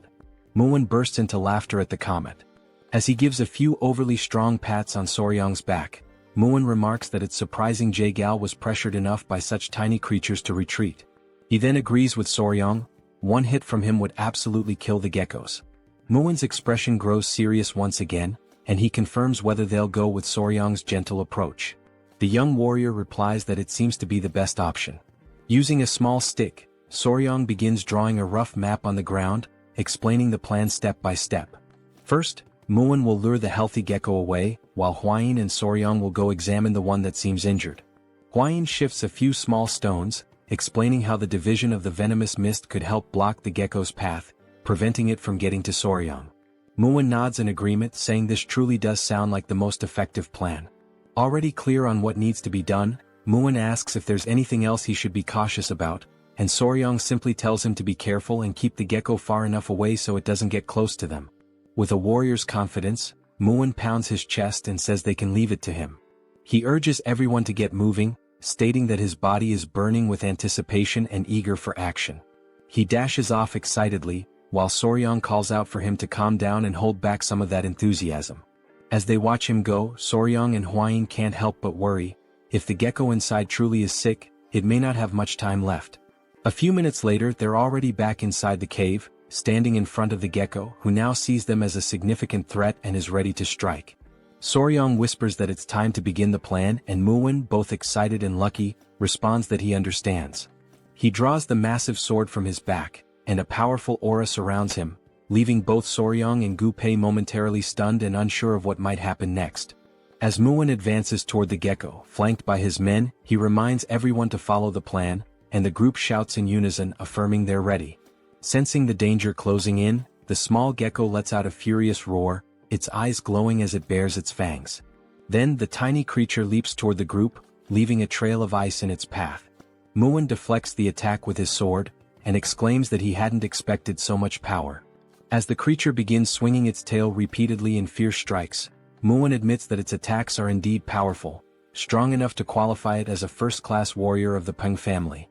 The small creature takes a few steps back and instinctively leaps forward once again to launch another attack. Recognizing this as a perfect opportunity, Muin smiles, seeing a clear opening. And just as the gecko strikes his sword, Muin redirects the creature slightly off course, creating the exact gap they needed. He shouts that this is the best chance they'll get. While the men stay surrounding the creature, the little gecko senses that something is wrong. Realizing the humans are trying to execute a plan, it lets out another roar, while the men desperately try to keep it from reaching Soryang and Huayin, who are focused on acting quickly while they still can. They approach the spot where the injured gecko lies, and immediately notice that everything around it is frozen solid. As Soryang looks more closely at the stone the creature is lying on, something about it makes him feel uneasy. Huayin gently asks if the gecko is truly injured, and Soryang replies that it seems to be, yes. As they continue observing, they realize that the tip of its tail is necrotizing, due to an incomplete shedding process. The gecko was unable to finish shedding its skin, and now even its eyes are filled with pus. Soryang says they need to treat it immediately, and Huayin, a bit alarmed, asks how they're going to do that without any medicine available. Soryang smiles and calmly replies that it's alright, he'll remove everything himself, which leaves Lady Huayin slightly annoyed. She recalls that lately, Soryang really seems to want to remove everything, but in this situation, it actually is the correct method. Sensing movement nearby, the sick gecko stirs, trying to see what's going on around it. Soryang slowly brings his hand closer to the gecko's head, speaking softly and reassuringly, telling the creature that everything is fine, and that he's going to treat it, kindly asking it to stay still. Once he holds the gecko, Soryang notices that it begins to calm down, and just like the queen bee from earlier, it seems to understand his words to a certain extent. As he holds the creature, he gently tugs on a bit of its skin and explains that, just like snakes, geckos also shed their skin. He even gives an example. Wild fat-tailed geckos tend to eat their own shed skin, which is why it's rare to find remnants of it lying around. Impressed by his knowledge, Huayin says that it's truly fascinating. Soryang pulls out a small knife, stating that the gecko's skin appears to be incredibly tough, and trying to remove it with bare hands wouldn't be effective. Carefully, he brings the blade near the creature, beginning to remove the dead skin from its body. Watching closely, Huayin puts her hand to her mouth and says it looks just like a precious gemstone. As we observe, Soryang begins peeling away the skin from the creature's back, and the blue color underneath is strikingly beautiful. He proceeds with great care, removing the skin from each of the gecko's legs, one by one. Seeing the exposed skin on the legs, Huayin exclaims that they look like adorable little gloves. She's reminded of the time when she was a YouTuber, and even back then videos of peeling or removal like this were trending and popular. Looking at the creature again, Soryang says that the most important part is still left, the head and the tail. Once more, he gently holds the gecko and says he needs to be especially careful with the eyes. Just as he had predicted, pus had built up inside the creature's eyes, and because it hadn't been properly removed, the inflammation caused the eyes to swell badly. With deliberate, slow movements, he begins removing all of the dead skin, working patiently until he successfully peels the skin off the gecko's entire face. Once everything has been taken off, Soryang gently asks the creature how it feels now, wondering if there's any improvement. At that very moment, Huayin gets visibly excited, because it's the first time she's seen the gecko open its eyes, and it no longer looks sick. Still holding the small creature, Soryang appears serious, and Huayin asks if something is wrong. He answers that yes, there is. He points to the tail, saying that he's trying to figure out what to do about it. It's clearly necrotizing. He adds that perhaps the only way to stop the necrosis is to cut the tail off entirely, but in the gecko's current weakened state, amputating the tail could very well kill it. At that moment, as they silently consider their options, they suddenly hear the voices of the men nearby, shouting for them to be careful. The men yell that they've lost sight of the other gecko, and as the couple turns around, there it is, ready to attack. Seeing that the creature is even more furious than before, Soryang is startled and begs it to calm down. He shouts in desperation, explaining that he's trying to help and treat its injured friend, even going so far as to point the knife toward the oncoming gecko. But in that exact moment, Soryang realizes that pointing the knife may have been a critical mistake. The gecko is bound to interpret it as a threat. And that's exactly what happens. With a chilling roar, the blue fury of the lizard echoes through the cave. The small gecko let out such a powerful roar that bolts of lightning surged all around it, fueled by its overwhelming fury. The pressure in the air was so intense that it even caused Soryang to be pushed slightly backward. Only then did our young warrior realize that he was in serious trouble, because he was still holding the other gecko in his arms. The enraged gecko lunged in the couple's direction, and Hwayin quickly stepped forward, trying to shield her companion, urging him to be careful. At the very last second, to prevent them from being struck, she shoved him slightly to the side in an attempt to save him. The furious gecko then slammed into the ground with immense force, shattering a nearby rock on impact. Soryang was thrown to one side, while Hwayin was tossed in the opposite direction. After hitting the ground from the push, Soryang did his best to shield the weakened gecko in his arms from the impact, but the other gecko, still enraged, refocused its attention on them. Soryang tried to gather himself and asked the furious gecko to wait just a moment, but it began to roar once more, sending more lightning crackling through the air.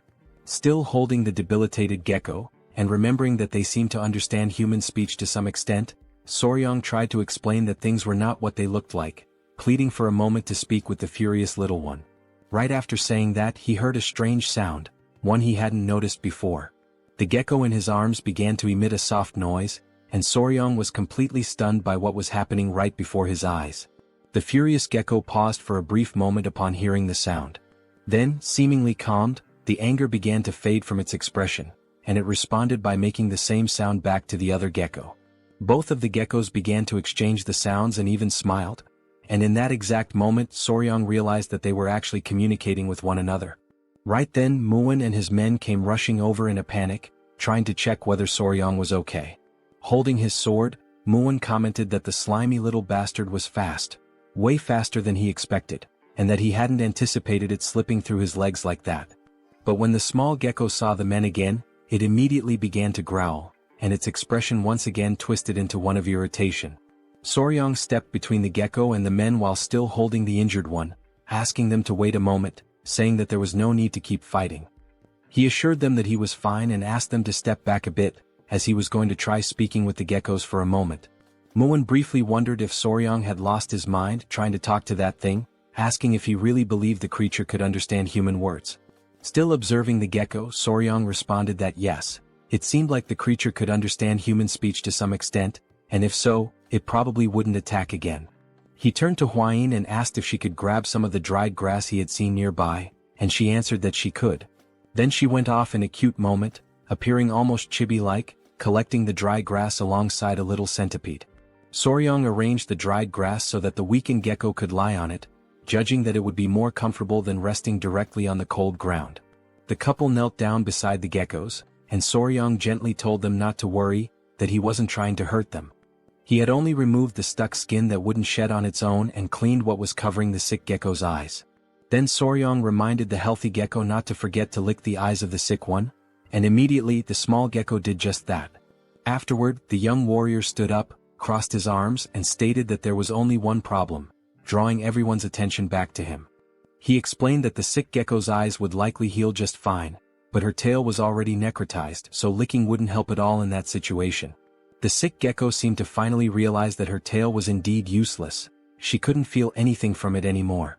So Soryang continued, saying that, in other words, the only way to improve the situation would be, and while making a cutting gesture with his hands, he implied that they might have to remove the tail entirely. At that moment, one of the geckos imagined his partner's tail being cut off, and the vision of her crying out in pain filled his mind. He began to roar once again, and Soryang, growing nervous, made a scissor shape with his fingers to try to explain. The fury returned to the little gecko, who suddenly leapt toward the young warrior, taking him by surprise with the sudden mood swing. Realizing he wasn't fast or strong enough to stop this charge, the only thing Soryang could do in that moment was scream in desperation. Several minutes later, the couple sat on a rock with Muin beside them, while the men prepared a campfire. Hwayin was tending to some kind of wound on her companion's face, and he kept complaining that it hurt every time she touched it with her fingers. Soryang becomes a little irritated with the ungrateful gecko, since he was only trying to help. Hwayin tells him to stay still as she's in the middle of applying a healing balm, and if he keeps moving it might leave a scar. Hearing this, Muin crosses his arms and starts laughing, saying that now Soryong is finally beginning to act like a real man. After all, he earned a glorious battle scar. Realizing that this was not the right moment for jokes, Hwain turns to Muin with a terrifying glare. Along with Hwain, the little centipedes also fix their gaze on him, trying to intimidate him, and without saying a single word, Muin understands the message loud and clear. Touching the wound on his face, Soryong can only think about how the misunderstanding had somehow been resolved, and as he looks at Hwain and the baby centipedes, he also considers how the centipedes aren't reacting to any killing intent, and maybe the small gecko never actually had the intention to kill. At that moment, Gu interrupts and calls out to Soryong to talk to him about something. He says it looks like the little creature wants to say something to Soryong, since it keeps trying to get over to him. Soryong gives an awkward smile and asks if the gecko is finally ready. The gecko responds by making the same sound as before and nodding its head. Tilting his own head slightly, Soryong says he'll do his best. But first, there's something he needs to ask, which makes the little gecko curious. So he asks what geckos usually eat, explaining that if they really do need to cut off her tail, she'll need to eat something nutritious to recover properly. Before Soryong can even finish speaking, the small gecko quickly leaps away to show what they usually feed on. Soryong follows him, asking him to wait up since he's way too fast. The gecko stops in front of a small plant and begins making some sounds. Soryong realizes that with these sounds, the little one is definitely trying to communicate something. The gecko then picks the plant up with its mouth and lifts it, clearly wanting Soryong to see it. Soryong takes the plant from the gecko, and Hwain arrives shortly after, asking if she can take a quick look at it. She takes the plant and carefully examines it. Then she says it's weak, but she can still feel a bit of chi coming from it, so this little plant is definitely a seed of a spiritual herb that used to grow there. Soryong takes the plant back and is left stunned when he realizes it's that seed. This spiritual herb that everyone had talked about so much. Muin comments that he's heard of it before a long time ago. And it's said that spiritual herbs always grow in places where spiritual beasts live. Looking at the sleeping baby centipedes, Hwain says that maybe, just like the baby centipedes, the little geckos also survive by feeding on the chi from the spiritual herbs. Soryong looks a little alarmed and asks if now that the spiritual herb has been dug up, it means this is a big problem. He then tries to dig the ground with his hands, saying they should replant it quickly, but Muin tells him that won't help. Muin approaches, places a hand on Soryong's shoulder, and explains that once a spiritual herb has been touched by human hands, it won't grow again. He adds that the little gecko surely already knew this, and that's probably why he dug it up and showed it to them. So even if they plant it again, it won't grow any further from this point on. Then he remembers Jagal, who had come there earlier and dug up the plant, which led to the small, defenseless geckos being harmed.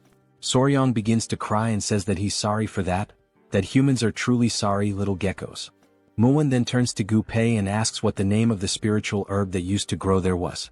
Gu Pei answers that he remembers it was called frost ginseng, while Soryong continues mourning in the background and Hwain tries to comfort him.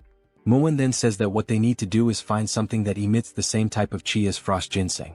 Hearing that instantly lifts Soryong's spirits, and he asks if such a thing really exists. Muin grins with his toothless smile and says yes, of course it does. This thing is called ice jade, and just like frost ginseng, it carries the essence of cold chi. But then Muin says that the problem is how to get ice jade, as it's incredibly rare.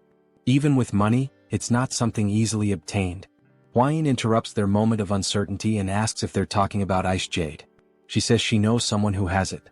Hearing that, Soryong and Muin both light up with excitement, asking if she's serious and saying that's wonderful news. Barely able to contain his excitement, Soryong steps closer and asks who it is. Hwain is startled and tells him to calm down. While both of them are watching her, she says she doesn't really know how to say this. Then she takes a deep breath and says, "There's some other weed, or whatever." The two of them are left in shock by all the buildup, and Muin asks if she means it's just a weed. Hwain seems disappointed, thinking they would have taken it more seriously. Then Soryong shouts, completely confused, "What?"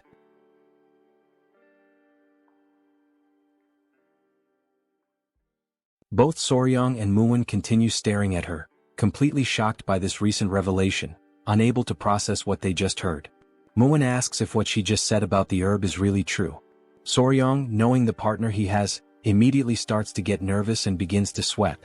As the tension builds up, Soryong starts recalling how his father-in-law once gave Hwain the nickname Weed when she was just a child, and that most likely led to this very misunderstanding. Still utterly confused, Muin asks who this other weed is that supposedly possesses the ice jade.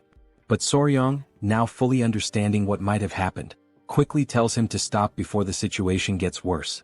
However, Hwain responds calmly and clearly, saying that it's one of the 3 flowers of Muism, the Flame Queen Peony. Her name is Seol, and she is the daughter of the Namgung clan. Hwain mentions that from what she's heard, Seol possesses the ice jade, although she isn't completely certain about it. It's only after hearing this that Soryong and Muwon become excited again. At that moment, the fat-tailed gecko approaches and starts making noises, trying to get the attention of the young warrior. Seeing the gecko's distressed expression, Hwain asks what the little one is saying, and Soryong responds that it seems like he's begging them to quickly treat the injured gecko. Soryong then suggests that they leave the rest of the conversation for later and focus on treating the gecko first. Hwain agrees, pointing out that the gecko looks very anxious, so it's probably better to speed things up. With that, Soryong turns his attention to the sick gecko, who is resting on the dry leaves they had carefully placed earlier. He picks the little one up to examine it more closely and assess its condition, while the gecko's companion watches intently. Hwain moves closer and says she heard that geckos can cut off their own tails. She asks if Soryong knows why this one waited until things got so bad. Soryong replies that she's right, geckos can do that, but not all of them. This surprises Hwain, since she had always heard that all geckos were capable of it. So Soryong begins to explain. When a gecko detaches its own tail, the process is called autotomy. But depending on the species, the characteristics can vary. Some are able to perform autotomy but can't regenerate afterward, while others can lose their tails and still grow them back. And then there are those that can do neither, they can't detach and they can't regenerate. That's why you can't make assumptions. You have to examine them properly. Bringing his hand close to the tail, Soryong says that once it's confirmed, they'll find the detachment segment, the specific area that needs to be pressed with a finger to trigger separation. Hwain asks what the detachment segment means, clearly confused by the term. So Soryong explains again, saying that while it might seem like a gecko's tail can be cut off anywhere, in reality, the spot where it actually breaks is predetermined. And that particular point is called the detachment segment. Once again amazed, Hwain admits that she doesn't know much about geckos since they're not venomous, and then she asks how Soryong knows so much about them. Holding the sick gecko gently in his hands, Soryong realizes that he sounded quite confident when he explained all of that, but the truth is, because the tail is already in such a deteriorated state, he's not sure if the procedure will go well. But regardless of the uncertainty, he knows he has to try. With determination in his voice, Soryong says that he will succeed. Otherwise, he doesn't deserve to be called Spicy Fabre, his former YouTuber name. Sometime later, Muwon is left alone with the little gecko while the couple is working in the background, focused on the procedure. The small gecko starts making some sounds, and Muwon realizes that it wants to say something, so he turns around. Watching the cheerful couple in action, Muwon asks what happened to the injured gecko. Soryong replies that fortunately, everything went well. Now, as long as they take good care of her, she'll be just fine. Hearing that makes the other gecko extremely happy, so much so that he starts crying tears of joy. Soryong crouches down, still holding the injured gecko in his hands, and asks the other one if he's happy now. Muwon observes it all quietly, not saying a word, but thinking to himself that the more he looks at that boy, the more incredible he seems. And so, after finishing the surgery, the group decides to stay close by and monitor the gecko's condition for a few days. A few days later, the couple approaches with excitement as they run toward the stone where the geckos usually stay. Soryong calls out to them and right away the geckos respond to him with the familiar sounds they make. Soryong's eyes sparkle with joy, thinking to himself that they're not even cats, they're baby geckos. But if this had happened in his past life, it definitely would have gone viral on YouTube. Looking at the injured gecko, Soryong sees that she has regained some of her strength thanks to proper rest. He leans down a bit and says that it looks like everything's okay now, adding, "We'll get going for now." This makes the gecko a little sad, and it tries to communicate even more before they leave. So, Soryong takes a moment to explain that they're not leaving forever, they're just going to gather some food for the geckos and then come right back to that place. Upon hearing this, both geckos become visibly happy, making cheerful little sounds. Soryong can't help but think to himself just how incredibly adorable these little geckos are. The young warrior then turns to Hwain and says that for now that's all they needed to do here, so it's time for them to return to the Tang clan. With determination, he clenches his fist and, full of energy, declares that they are going to recover the ice jade. Sometime later they arrive back at the Tang clan, having left the little lizards behind in good care. As the couple reunites with the patriarch, they notice that many updates have come in while they were away. The father-in-law begins speaking and says that among all the news, by far the most significant incident is undoubtedly the one involving the blood cult. He starts explaining that after the identity of a spy embedded within the Murim alliance was exposed, their warriors decided to follow an owl that had been created by one of their assistants. However, as they were tracking the owl through the skies, they received a piece of information that turned out to be extremely valuable. No one would have believed it at first, but following that owl actually led the group directly to the hidden base of the blood cult. Coincidentally, a squad had just returned to the Murim alliance, and they brought with them a batch of poison extracted from the striped tiger water leavings. The patriarch adds that he heard the poison played a crucial role during the raid on the cult's hideout. Then he presents something to Soryong, a handwritten letter of gratitude from the leader of the alliance. Holding it up, he expresses how proud he is of his son-in-law. Returning to the subject of the geckos, the patriarch then asks Soryong if he managed to capture the mysterious geckos, saying that at any moment now he plans to walk through the garden of creatures to take a look at them himself. Looking a bit embarrassed, Soryong scratches his face and says that he could say they half captured the geckos. Hwain steps in at that moment to clarify everything, and so, Lady Hwain proceeds to explain everything that had happened up until now in full detail. After listening to the whole story, the patriarch falls into thought the moment he hears about the ice jade. Hwain continues, saying that in order to retrieve the ice jade, they are planning to travel together to Anhui province to visit the Namgung clan. She turns to her father and asks if that's all right. The patriarch tells them to go ahead, mentioning that there's something that needs to be delivered along the way anyway, so it all works out conveniently. He adds that the current times are unstable due to the ongoing threat of the blood cult, but since Soryong will be with her, he feels reassured and can allow it without worry. Seeing his father-in-law smile as he says this, Soryong quietly wonders to himself if that kind of statement really deserves to be said with a smile on one's face. Then the patriarch pauses, telling them to wait for a moment, because now that he thinks about it, since they're heading to the Namgung clan, there have been some rather disturbing rumors going around lately.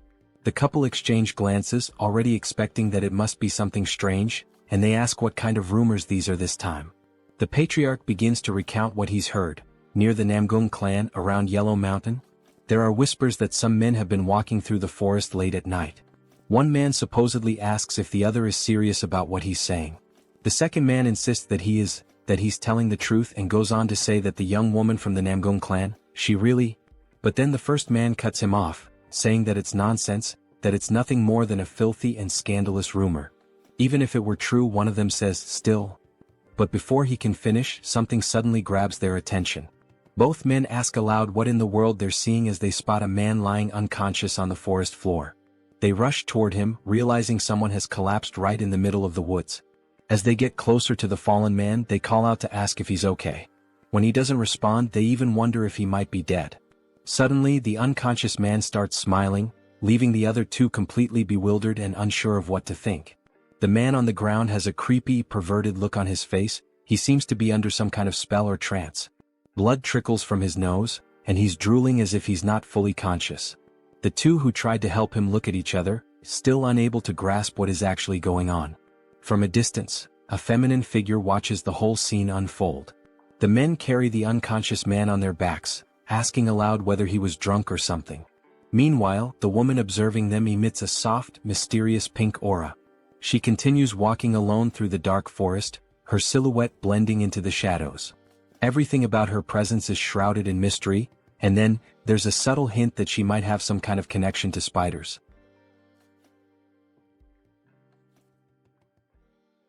Still during that same night, a woman dressed entirely in flowing white garments remains intensely focused, emanating a concentrated chi as she firmly grips her sword, holding it poised and ready to strike at any moment. She senses deep within that this is the perfect moment she had been waiting for. Without hesitation, she unleashes a series of swift and precise strikes with her sword, so quick and forceful that they seem to slice through the very air itself, producing sharp, cutting sounds.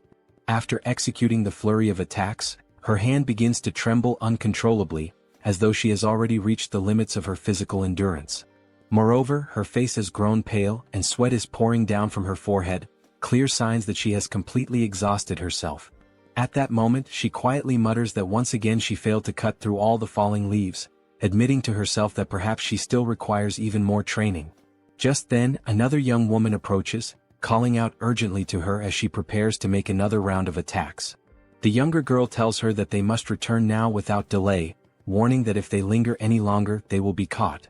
It becomes apparent from their conversation that the two are sisters, as the younger girl mentions that their father will scold her as well if they get caught this time. She continues, saying that although she knows her elder sister is an excellent swordswoman, she should also take better care of her own health. The older sister removes the traditional Hanfu hat from her head and in a gentle voice, responds that she understands, calling the younger girl Un. At that moment we are formally introduced to the elder sister, whose name is Seol, and it is revealed that both of them are daughters of the prestigious Namgung clan. Suddenly, Seol begins coughing harshly, causing Un to grow visibly concerned. Seol's cheeks flush red, and weakened by her earlier exertions, she appears clearly unwell. It is explained that this condition is known as an overflow of qi deviation. In the beginning, everyone in the family believed it to be a blessing. This condition occurs because her qi channels are extraordinarily open, allowing for the extremely rapid accumulation of internal energy, with no obstructions blocking the flow of pure qi. An elderly man who had been monitoring the sickly girl from her bedside explains that many of her vital blood points are wide open, causing her innate qi to be consumed at an alarming rate. Another man, almost desperate, asks anxiously if there is any solution to her condition. The elderly man contemplates deeply before speaking again, stating that what the girl truly needs is yin energy, a strong, pure form of yin energy that must be supplied before her innate qi is completely depleted. If not, he warns gravely, her life will be tragically short-lived. Returning to the present moment, Seol is still coughing heavily, and her younger sister anxiously asks if she is truly all right. Seol, trying to smile reassuringly, insists that she is fine and suggests they head back immediately. Un, not fully convinced, hesitantly asks if she is sure about that. As they walk together under the night sky, making their way back home, Seol's gaze falls upon the lantern that Un is carrying in her small hands. Seol makes a quiet analogy in her heart. She likens herself to the flickering oil flame inside the lantern, a fragile existence destined to vanish the moment the oil is exhausted. In that bittersweet realization, Seol understands that she must hurry and master at least the basics of the Emperor's sword style as quickly as possible. Lifting her eyes to the pale moon overhead, she reflects silently that under this frail body, she will simply burn away and vanish. The scene shifts to the Yangtze River, where a small boat is calmly gliding across the wide, shimmering waters. Aboard this modest vessel are Soryong, Huayin, Gu Pei, and the commander in charge of steering the boat. Gu, knowing well that Soryong has a deep love for animals, excitedly calls him over to witness something incredible, the sighting of a baiji dolphin. Soryong immediately thinks to himself that he has read about this creature somewhere before, in an old book perhaps. As they watch the rare dolphin swim gracefully through the river, a wave of excitement spreads among them. Soryong exclaims that he can hardly believe he is seeing with his own eyes a species that had once been declared extinct. Although he usually prefers insects and reptiles over mammals, even he has to admit that dolphins are truly magnificent beings. Huayin, smiling, points out that if they continue following the flow of the Yangtze River, they will soon reach Wuhan, where the headquarters of the Murim alliance is located. Soryong recalls aloud that his father-in-law's orders were to make a stop in Wuhan to deliver the keelback red-necked snake venom. After completing that task, they will then be free to sail downstream toward Angyang, which has been designated as a safe zone. As they navigate the waters, they realize with growing excitement that at this speed, they might arrive much earlier than they had originally anticipated. The couple then sits down together, seeking a moment of calm, and Soryong calls Huayin over, telling her that there is something weighing heavily on his mind. Curious, she immediately asks what it is. He then poses a question that has been bothering him. If the ice jade is truly so valuable, would the Namgung clan really be willing to hand it over as easily as she had claimed earlier? He admits that he has thought long and hard about this issue, and no matter how he reasons through it, it continues to trouble him. In response, Huayin simply smiles warmly and urges him to trust her. She reminds him that the ice jade was intended for a very special use, to help Namgung Seol, and apparently Seol needs something she can actually consume, but the ice jade itself cannot be eaten. Pointing directly at Soryong, she explains that since they possess this, implying whatever they are carrying, then they will be able to negotiate. Surely in exchange the Namgung clan will be willing to give up the ice jade. After all, this can be consumed unlike the ice jade. Adjusting his clothes or whatever precious item he is guarding beneath them, Soryong agrees that she is not wrong. However, he confesses that he still cannot shake the feeling of uncertainty about whether the ice jade is truly safe. He explains that since the geckos already have cold blood, they naturally hate anything that is too cold. He tells her plainly that he feels uneasy about feeding them something when he is not entirely sure of its effects. Then he adds that he actually has another question forming in his mind. Soryong then says that she had mentioned before that the jade possesses a cold yin energy, and he asks her what exactly she meant by that. He admits that although he has heard about yin and yang energies before, he still finds it very difficult to fully understand them. She becomes visibly excited at the opportunity to explain, knowing how important this knowledge is for martial arts cultivation, and she asks him to listen carefully and to remember everything she is about to say. She begins her explanation by saying that yin qi is the qi that generates yin fire. Among the qis of heaven and earth, yin qi refers specifically to the qi that sinks and gathers.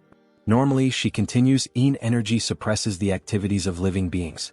Things that are dark, cold, and frightening, all of these are manifestations of different types of yin energy.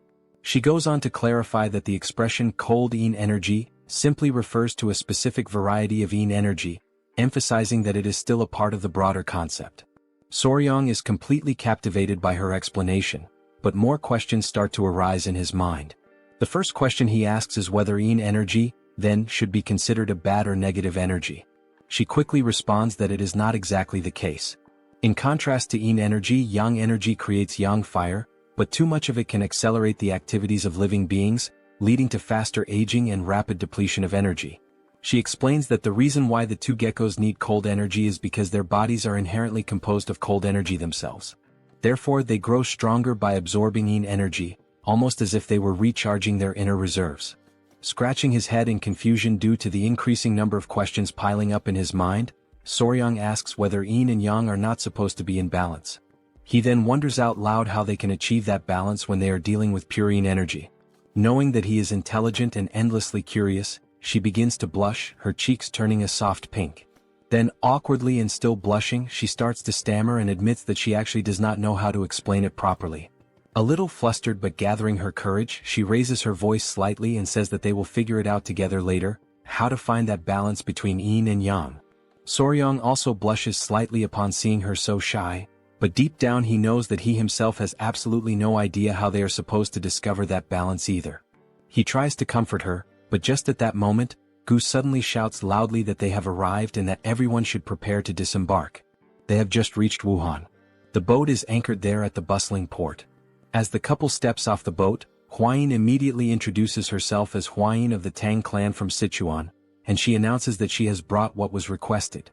The man who came to greet them informs them that the general is already waiting for them. As they follow the man through the streets, Soryong carefully observes everything around him, taking in the atmosphere. This is the famous Murim alliance, and it is even larger and more imposing than he had imagined. Glancing backward, he notices three figures, a group composed of 2 men and 1 woman. The woman is tugging sharply at one of the men's ears while he protests, asking her to let go.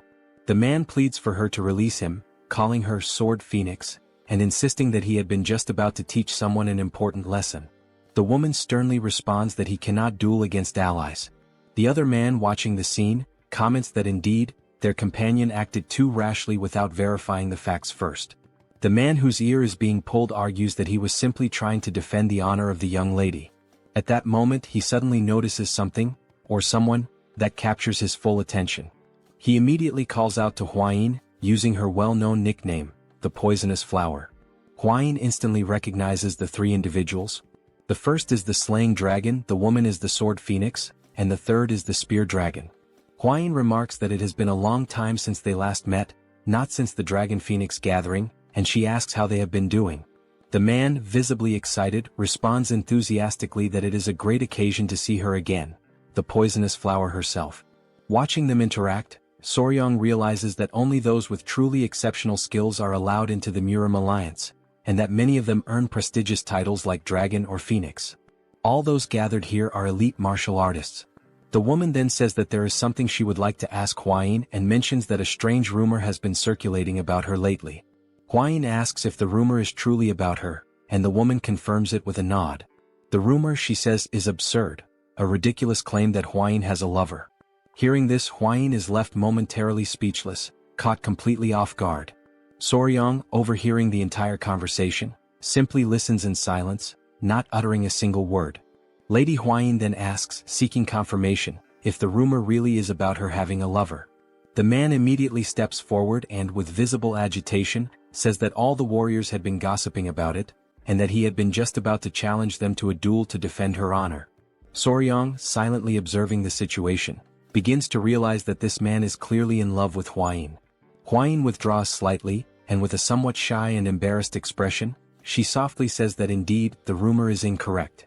The man responds energetically, saying that he already knew it was false, and declares that he will now return and teach a lesson to the warrior who dared to spread such false gossip.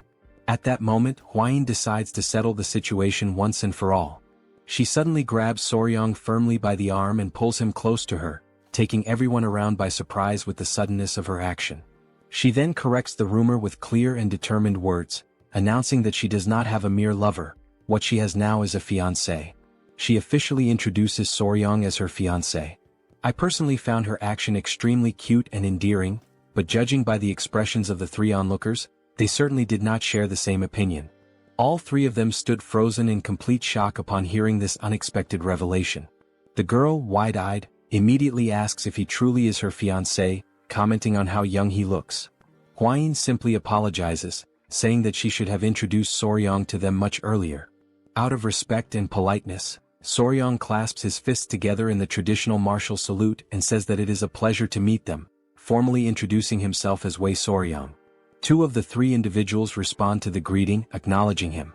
Soryang begins to say that he looks forward to getting to know them better, but before he can finish his sentence, he is abruptly interrupted. When he looks forward to see what is happening, he sees the man who is clearly in love with Huayin practically engulfed in the flames of rage, glaring at him with burning eyes and demanding to know if he is truly Huayin's fiancé. The man demands confirmation of his name, asking directly if he is indeed Wei Soryang, to which Soryang calmly responds that yes, he is. Without hesitation, the man drops to one knee, but not in a friendly or honorable gesture. His aggressive and unfriendly posture causes his two companions in the background to become visibly alarmed. With a fierce expression, the man introduces himself as Yang Xianggu, the spear dragon from the Yang family of Sichuan. Still burning with fury, he calls out to the young Soryang and challenges him directly to a duel. The sudden and unexpected challenge to a duel left the couple completely stunned, as neither of them had anticipated such an impulsive and bold action. The man's companions, however, reacted with visible disappointment, as it appeared that this type of behavior was far more common for him than one might expect. Soryang, now sweating coldly with nervousness, asks for confirmation, questioning if the man truly intends to challenge him to a duel. The man, unwavering and intense, replies with a firm yes, he wants a one-on-one duel. Just at that moment, Yang Xianggu is pulled back roughly by his clothing, stopped by his own friend. Huayin grows visibly irritated at the very idea of a duel, and the other young woman also seems upset. Both of them demand that he calm down and take a moment to reconsider his actions. In the background, Soryang remains completely frozen, unsure of how to respond to the chaos unfolding around him. Suddenly, a thought crosses Soryang's mind. He remembers Murim and the men of the Peng family. He recalls how someone had challenged him to a duel the very moment they met, and now, once again, he finds himself wondering why he keeps encountering such strange and unpredictable people. At that very moment, another figure arrives on the scene, interrupting the growing commotion and asking what all the fuss is about between those gathered there. The newcomer is none other than General Jaegao, always holding his elegant fan, though this time his expression is more serious and commanding than usual. Soryang, maintaining etiquette, clasps his fists respectfully and introduces himself to General Jaegao. The man with the spear also greets the general, though his greeting is noticeably more casual and lacking in proper decorum. Perhaps in response to this lack of formality, General Jaegao uses his fan in an unusual way. He strikes the man's face with it in a sharp and pointed gesture. Jaegao then demands to know what on earth the spear-wielding man thinks he is doing, especially with the honored guests. The man offers nothing but a quick apology in response. Opening his fan once again with a calm but knowing smile, Jaegao remarks that he had been growing old while waiting for Soryang's arrival. He then formally invites Soryang to accompany him to the Celestial Martial Pavilion, where the leader of the Murim alliance is currently waiting for them. With that, the group begins to move, the couple following General Jaegal and leaving Yang Xianggu behind, his conflict unresolved. This unfinished business only serves to stoke the fire of Xianggu's rage even further. Meanwhile, his friends watching quietly seem unsurprised, as if they knew something like this would happen all along. Sometime later at the Celestial Martial Pavilion, Huayin informs Soryang that she will be waiting for him for a short while in the guest hall, and Soryang acknowledges her with a simple nod and a few words. A young girl who had been standing there ready to receive them, begins giving them instructions, including the directive that the first person they must greet is the leader of the alliance. Soryang, silently and inwardly, thinks that she must be some clueless novice. Jaegal seems to share a similar impression. He immediately comments that this is the girl who was brought in to replace the previous servant, who had turned out to be a spy. The girl appears visibly nervous, likely because of this high-stakes situation. Raising her voice, the young girl shouts toward the inner chamber, announcing that the general and the young warrior from the Tang clan have arrived. They soon hear a voice from within instructing them to come inside. They proceed forward slowly and carefully, and upon entering the chamber, they see the silhouette of the Murim alliance leader standing with his back to them. Once again demonstrating respect, Soryang clasps his hands and introduces himself, offering a formal greeting to the leader of the Murim alliance. The leader turns slightly, visibly impressed upon learning that this is the same Soryang he had heard so much about. He tells him to come in and says that he must be tired after such a long journey. However, as the leader looks at him more closely, something catches his attention almost instantly. The leader immediately asks about the tiny creatures on Soryang's wrist and waist, questioning whether those little beings have bitten anyone yet. Soryang, a bit startled by how quickly the leader noticed them, replies honestly that no, they have not bitten anyone. At that moment, all Soryang can think about is how they had said the alliance leader was one of the top 3 martial masters in all of Murim, and now he has no doubt. The man immediately recognized the venomous creatures hidden beneath his clothing. The leader gestures for them to sit, and once they are settled, he proposes they move straight to the most important matter. He then asks Soryang whether he brought the venom from the tiger-striped water snakes. Soryang replies that yes, he did bring it. He adds that he prepared as much as he could before leaving, managing to fill 3 full bottles. Jaegal, clearly impressed by the quantity, comments that he once witnessed the venom extraction process while in Sichuan, and he knows just how difficult and dangerous that task truly is. He expresses his gratitude for receiving so much. The leader then mentions that he heard Soryang became the son-in-law of the Tang clan in Sichuan, to which Soryang confirms that this information is correct. The leader asks about Soryang's family, and Soryang responds quietly that he has no family, that he is alone in this world and has no one he can truly trust. Jaegal comments that he had heard the young warrior lost all of his memories in an accident. Before being taken in by the patriarch of the Tang clan, he had lived by himself on an isolated island, catching snakes and selling them to survive. The leader expresses sympathy, saying that Soryang must have lived a difficult and lonely life. Soryang scratches the back of his head and offers a slight smile, saying that perhaps he wasn't as alone as everyone thinks. The leader, seeing no reason to dwell further on the topic, shifts the conversation back to business. He says that the main reason he summoned Soryang was because the young warrior played an important role in the recent incident involving the blood cult. For that reason, the leader says he would like to grant him a reward. Soryang, caught off guard by the idea of a reward, answers honestly. He says that he already told General Jaegal what he needed the last time they spoke. Jaegal says that what Soryang discovered is significant. So significant, in fact, that it might ensure that those damned members of the blood cult never set foot on the Central Plains again. And because of that, what he did deserves far more than just a simple or ordinary reward. Trying to modestly decline, Soryang insists that it was something that happened entirely by chance. He explains that he simply fell into a pit while trying to save everyone, and he mentions that the gift they already offered him is more than enough. Hearing this, both the leader and General Jaegal are left stunned, their eyes widening in disbelief. Rising from his chair, the leader asks if Soryang really just said that he tripped while trying to save the Tang clan. As the leader pieces everything together, he crosses his arms thoughtfully and says that he's beginning to understand why he has felt such a strange sense of familiarity with Soryang. It has just now dawned on him how alike they truly are. Hearing that they are alike leaves Soryang in utter shock, frozen in place.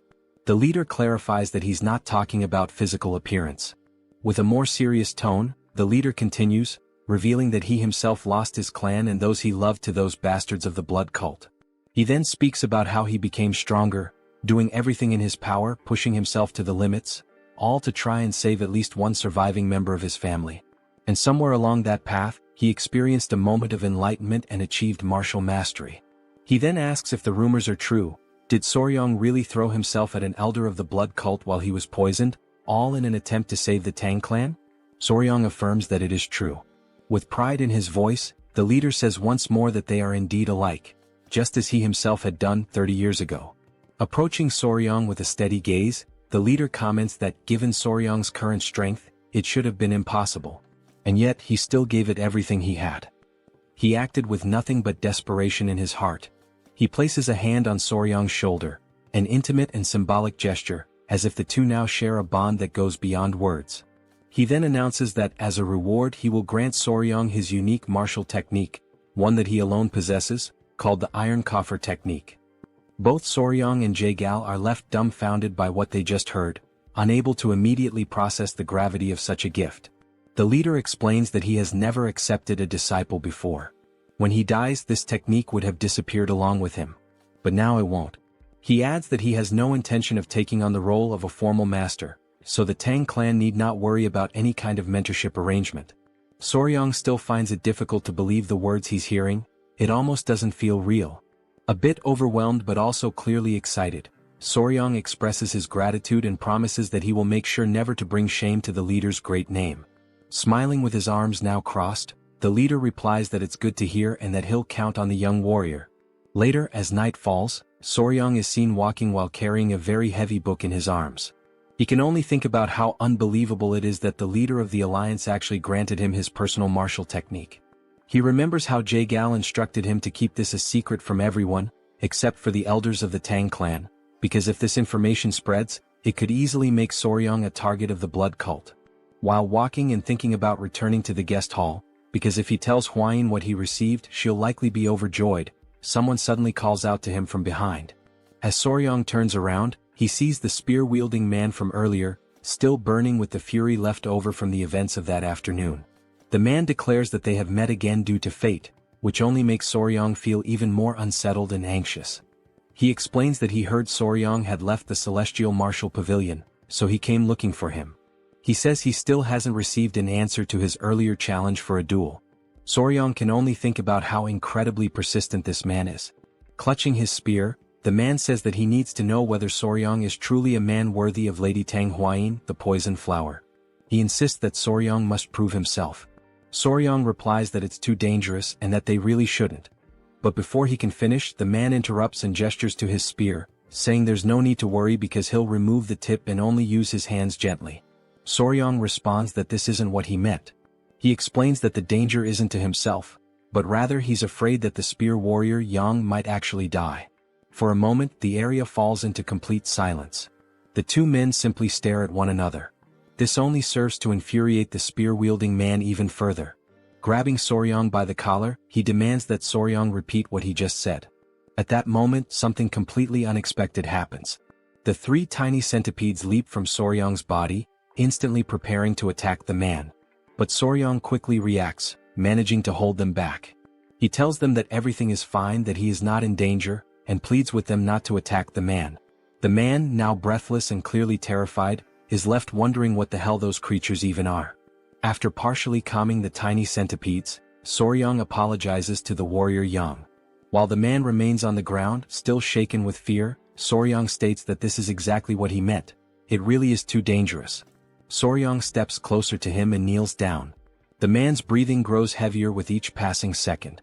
Then, with a devilish expression on his face, and the centipede still wriggling ominously, Soryong places a hand on the man's shoulder and says that he has just spared his life, for now. After that bold declaration, the man is left completely speechless, unable to process what just happened. Only then does he truly realize that this is no joke. If Soryong had not intervened in time, he would genuinely be dead. It finally dawns on him that Soryong is, in fact, a terrifying man.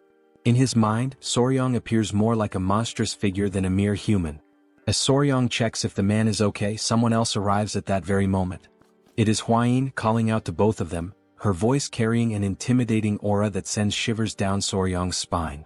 With a murderous intent evident in her tone, Huayin demands to know if the dragon spear wasn't once again trying to cause trouble for Soryang. Realizing the dangerous path this could take, Soryang quickly makes up a story, saying it was just a misunderstanding. He lies, claiming that he got lost and that the dragon spear showed up to guide him back. Huayin, still suspicious, asks if that's really the truth, and then questions why the tiny centipede seems so lively and animated. Trying to reinforce his story, Soryang places one of the centipedes on the dragon spear's head and explains that they were simply talking about the centipedes. He goes on to say that he jokingly asked the dragon spear to release a bit of killing intent as part of their playful conversation, and things ended up like this. Continuing his improvisation, Soryang insists that it was just a harmless prank, but it seems like the dragon spear genuinely got scared. The man, still visibly shaken, gets up and awkwardly agrees with Soryang's fabricated version of events. Although Huayin doesn't seem entirely convinced, she remains silent, merely observing them. Then she thanks the dragon spear for guiding Soryang and calls the young warrior to return to the guest hall. Soryang quickly dashes to follow Huayin, leaving the man behind, still in shock and disbelief.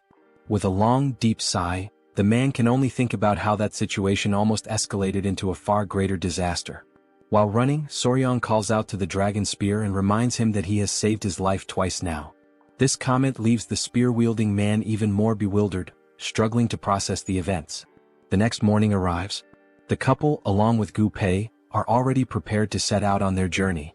Huayin bids farewell to the group, saying that she has matters to attend to and they must leave now. She adds that it was a pleasure to see them again. The young woman also expresses her gratitude and tells them to be careful on their travels.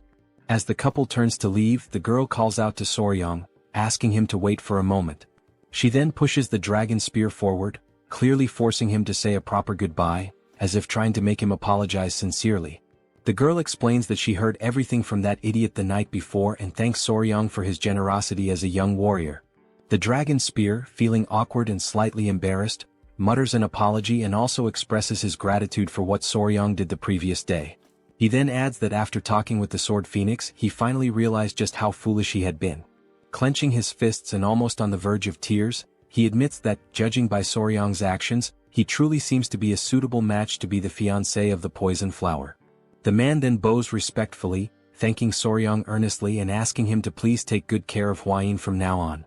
The young warrior nods, saying he understands and tells them to take care as well. Soryang also mentions that he has heard they will likely meet again soon at some upcoming ceremony, so there's no reason for any animosity between them. They board the boat, bid farewell to their new friends, and set off toward their next destination.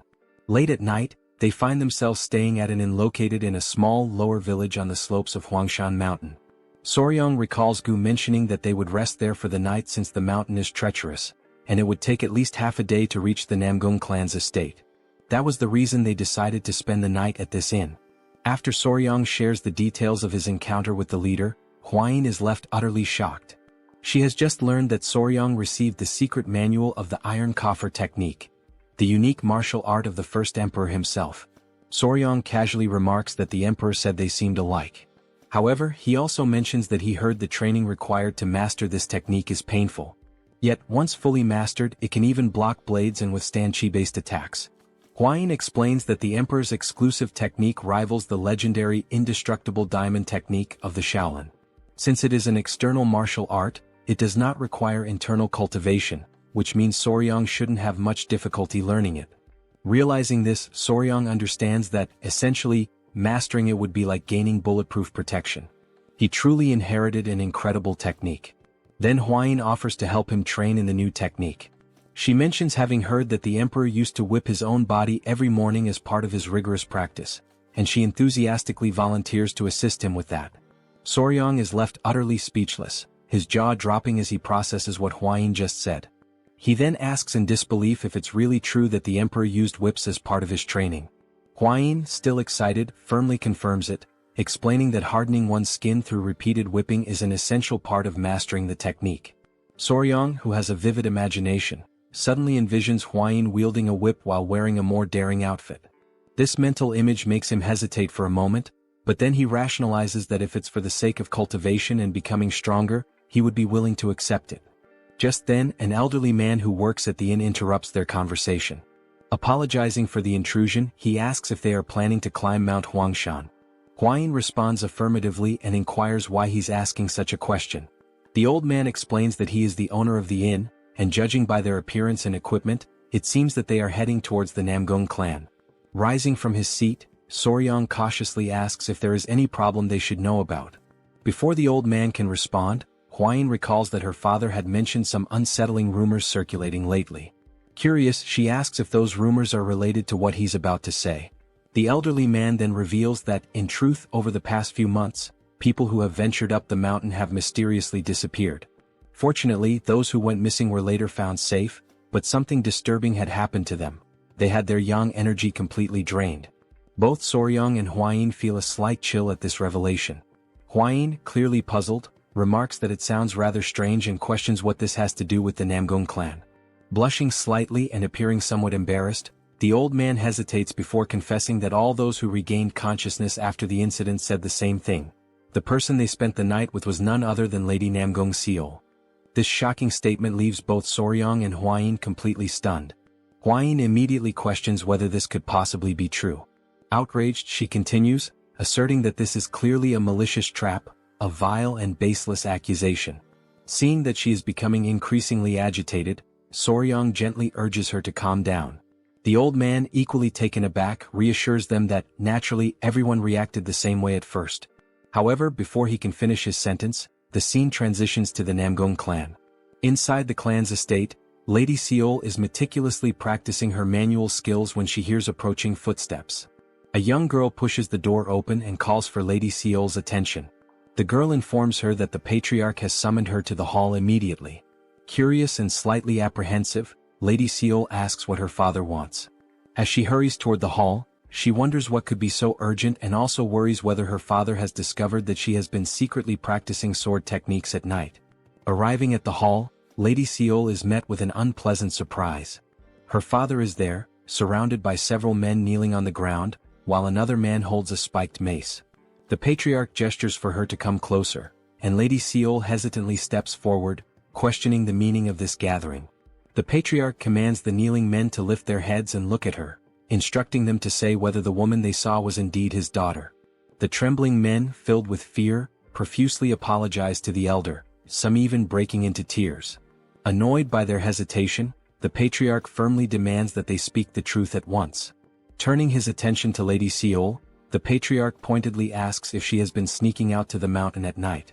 Stunned, she remains silent, unsure of how to respond. He presses on, stating that these men claim she drained their yang energy. Lady Seol, completely taken aback, repeats the accusation, trying to comprehend how such a rumor even started. Frustrated by her silence, the elder insists that she speak up and give a clear answer immediately. Finally gathering her thoughts, Lady Seol admits that it is true she has been training with the sword on the mountain recently, but she swears that aside from her training sessions, she has done nothing else. The patriarch shifts his gaze back to the men, stating that his daughter has declared her innocence, and therefore they must present concrete evidence to support their accusations. One of the men, clearly fearful for his life, insists that they only reported what they saw with their own eyes and had no intention of disrespecting the young lady. Another man, his voice quivering, suggests that maybe they all went mad or were possessed by spirits, as nothing else could explain their experience. Realizing the dangerous implications of their statements, one of the men nervously backtracks, admitting that it might indeed have been some sort of hallucination. Then, one of the men hesitantly mentions something peculiar, a distinguishing mark. The patriarch, curious, demands more details, asking what kind of mark he is referring to. With great reluctance, the man explains that the woman they saw had a mole on her chest, pointing to the approximate location. The patriarch, increasingly skeptical, calls the claim absurd and immediately questions Lady Seol to see if there's any truth to it. This unexpected accusation leaves Lady Seol in utter shock, her mind racing with confusion and disbelief. For a few moments she is completely paralyzed by the implication. Her father, growing increasingly irritated, raises his voice, demanding to know whether she truly dared to do something so reckless and dishonorable. In her mind, Lady Seol desperately searches for an explanation, bewildered by how such a situation could have come to pass. The next morning the couple is walking together, and Huayin seems to be in a somewhat gloomy mood. It's quite evident from her expression that something has deeply bothered her. Soryong, noticing her demeanor, moves closer and gently asks if she is still upset about the story the innkeeper told them. She quickly denies it, but Soryong knows she is not good at lying, and her reaction only confirms his suspicions. Suddenly Hwain stops walking, her frustration finally breaking through. She vents her anger, firmly stating that the idea of Lady Namgung draining the yang qi from men in the middle of the night is an absolutely absurd and ridiculous rumor. Soryong can clearly see that she is deeply irritated and tries to think of a way to calm her down. Realizing that her anger is getting the better of her, Hwain takes a deep breath, visibly trying to regain her composure. After a moment of silence, she seems more relaxed and even apologizes to Soryong, admitting that she didn't want to get so angry. However, she can't help but express how incredibly unbelievable the rumor is, and she feels the need to explain herself. Hwain then elaborates, revealing that Lady Namgung Seol is actually unable to come into contact with men. Soryong, taken aback by this unexpected revelation, listens attentively as Hwain continues. She explains that Seol suffers from a condition where, without sufficient yin energy, her life would be significantly shortened. Consequently, yang energy acts almost like a poison to her, making it unimaginable that Seol would be involved in any nightly escapades with men. Being so careful around men, the thought of her doing such things night after night is simply inconceivable. Soryong, after hearing this, can't help but associate the whole story with tales of fantasy heroines. The entire situation seems too bizarre to be true. As they finish discussing, they finally arrive at the Namgung family palace after climbing the mountain together with Gu. One of the guards stationed at the entrance stops them, asking why they have come to the Namgung family estate. Hwain subtly leans towards Soryong and whispers that the atmosphere within the Namgung family seems tense. She warns that if they mention they are there to see Lady Seol, they might be turned away. Understanding the delicate situation, Soryong quickly thinks of something plausible to say. Raising a finger for emphasis, he confidently states that they are there on business and have come to make a deal. The guard, somewhat puzzled, doesn't quite grasp what Soryong means. Hwain, equally confused, asks Soryong what he is talking about. Just then, someone from inside the estate opens the gate and demands to know what all the noise and confusion are about. The couple realizes that they might be in a bit of trouble. Looking carefully, they notice that the person who opened the gate is none other than Lady Namgung Eun, Seol's sister, who immediately recognizes Hwain. Now inside, Hwain and Eun share a joyful moment, clearly delighted to see each other after so long. Eun remarks that it truly has been a while, and Hwain asks if she has been doing well, noting that it has been 2 years since the meeting of the 7 clans. Before answering, Eun curiously inquires what kind of deal they have come to make. Hwain responds that something happened at the Tang clan, and they desperately need the Ice Jade. She mentions that she heard Lady Seol possesses the Ice Jade, and that they came specifically for this reason. Hwain then asks if there's any way they can obtain it. Eun, still cheerful and happy to see Hwain, suggests that they go to the Patriarch's hall to discuss the matter. She explains that it would be better to speak with her father, as he would surely be pleased to see Hwain again. As they head that way, Hwain nudges Soryong and mentions that they also brought something to offer in exchange for the Ice Jade. Curious, Eun asks what exactly they intend to trade. Sometime later, now in the Patriarch's hall, the atmosphere turns more serious. After explaining their purpose, the Patriarch raises his voice in disbelief, asking if it is true that they brought an elixir containing cold qi. The couple nods in agreement, and Hwain prompts Soryong to take out the elixir from his clothes.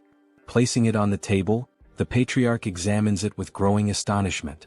Holding the cold qi elixir close, he asks if he can inspect it more thoroughly. Soryong agrees, explaining that he kept it carefully protected inside his clothing during the journey, hoping it would be deemed valuable enough to secure the exchange. After a careful examination, the Patriarch marvels at the elixir's purity, remarking that it is remarkably high quality and that, with it, Seol could live at least 10 more years. Eun, equally intrigued, asks if it truly is that amazing. Feeling a sense of relief, the couple is overjoyed when the Patriarch agrees to trade the Ice Jade, recognizing the elixir's immense value. However, the Patriarch then notices something peculiar within the crystal of the elixir and questions what it might be. Soryong, caught off guard, apologizes and firmly states that he cannot disclose what it is. Understanding the need for secrecy, the Patriarch nods, acknowledging that revealing the nature of the object might inadvertently give away its origin. Soryong expresses his gratitude for the Patriarch's understanding. At that moment, Soryong recalls that, in reality, the reason for his secrecy isn't just about the origin. It takes him back to a time when he was walking with the Great Patriarch. Soryong was walking and every now and then he would complain about how cold it was. The great patriarch, noticing his discomfort, asked him what was wrong. In response, Soryong took out from within his clothes the object that was causing the cold, revealing it to be a tail. Showing it to the great patriarch, Soryong explained that there was something peculiar about it. It looked like ice crystal forming on the tail of the gecko he had kept as a keepsake. Intrigued, the great patriarch carefully examined it and remarked that it possessed an incredible cold chi energy. He acknowledged that it could indeed be a valuable material for practitioners who had mastered ice techniques or cold chi martial arts. Soryong could only think that perhaps geckos stored nutrients in their tails, and in this case it turned out to be cold chi. Realizing its potential worth, the great patriarch asked if Soryong wanted to try transforming it into an elixir. Returning to the present, Soryong decides that it is not worth mentioning the shriveled gecko tail. The patriarch, still enthusiastic, instructs Un to inform her sister to exchange the elixir for the ice jade. He then suggests that the guests should rest, as he intends to prepare a celebration to welcome the guests from the Tang clan. Curious, he asks if Hwayin is close to Seol and she confirms that she is. The patriarch continues, explaining that his daughter Seol has recently been through something distressing, and perhaps Hwayin's presence could help comfort her during their stay. Un then offers to guide the couple to the guest residence, and the patriarch entrusts this task to her.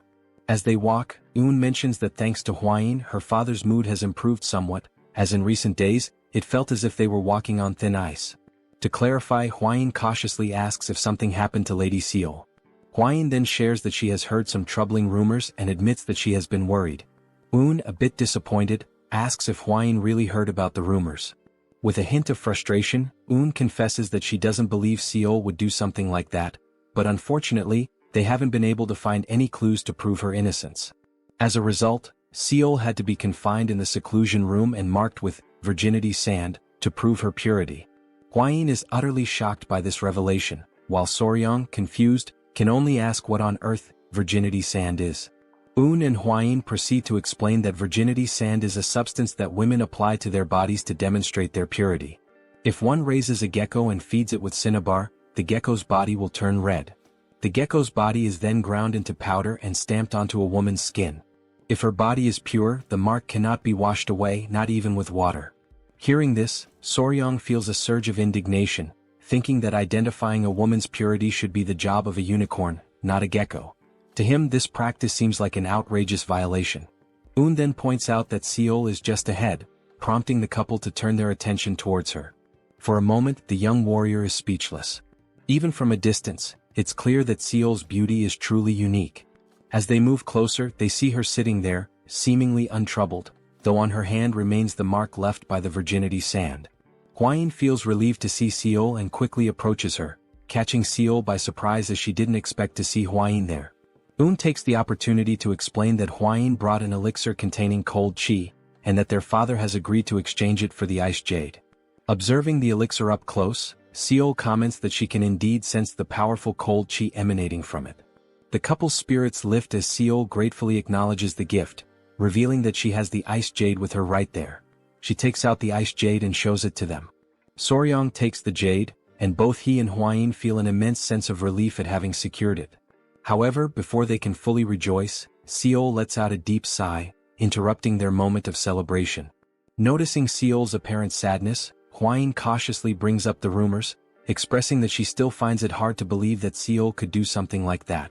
Seol, appreciating the concern, softly admits that there were indeed many witnesses. She wonders aloud what exactly those people saw and, more puzzlingly, how they knew about the location of her mole. The young warrior's eyes light up with a sudden spark of excitement, as he is now convinced that this must be a truly mysterious case.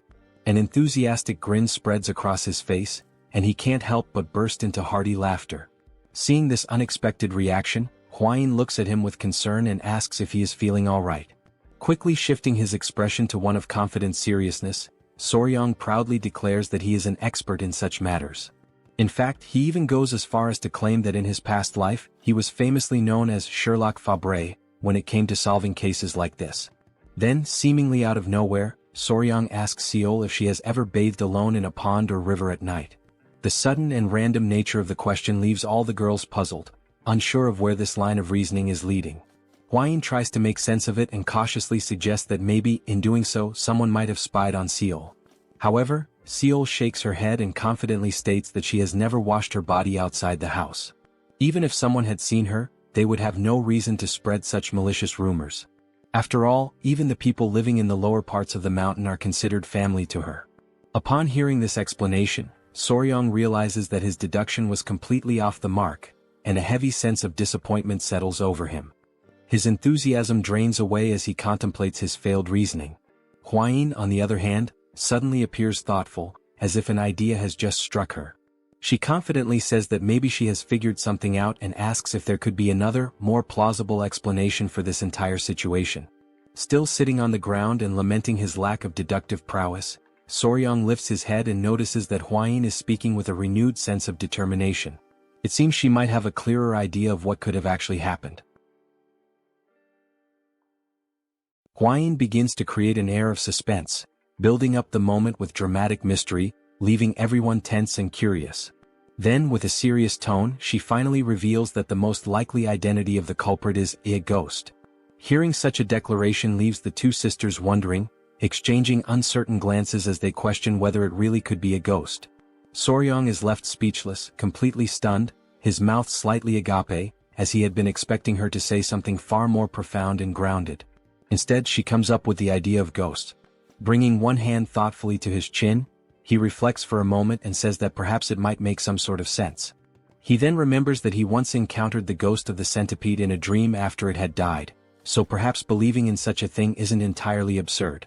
Turning to Seol, Soryong calls her name and asks if she has touched or done anything unusual recently, something strange or out of the ordinary.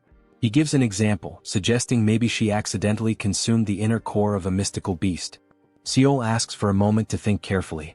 After a pause, she replies that recently she touched an acorn and also a tree branch. Soryong, upon hearing this, can only think to himself that this might be what people call an idiotic charm. Then, Seol seems to recall something more significant. She explains that while she was training alone during the night, she felt the distinct presence of someone near her.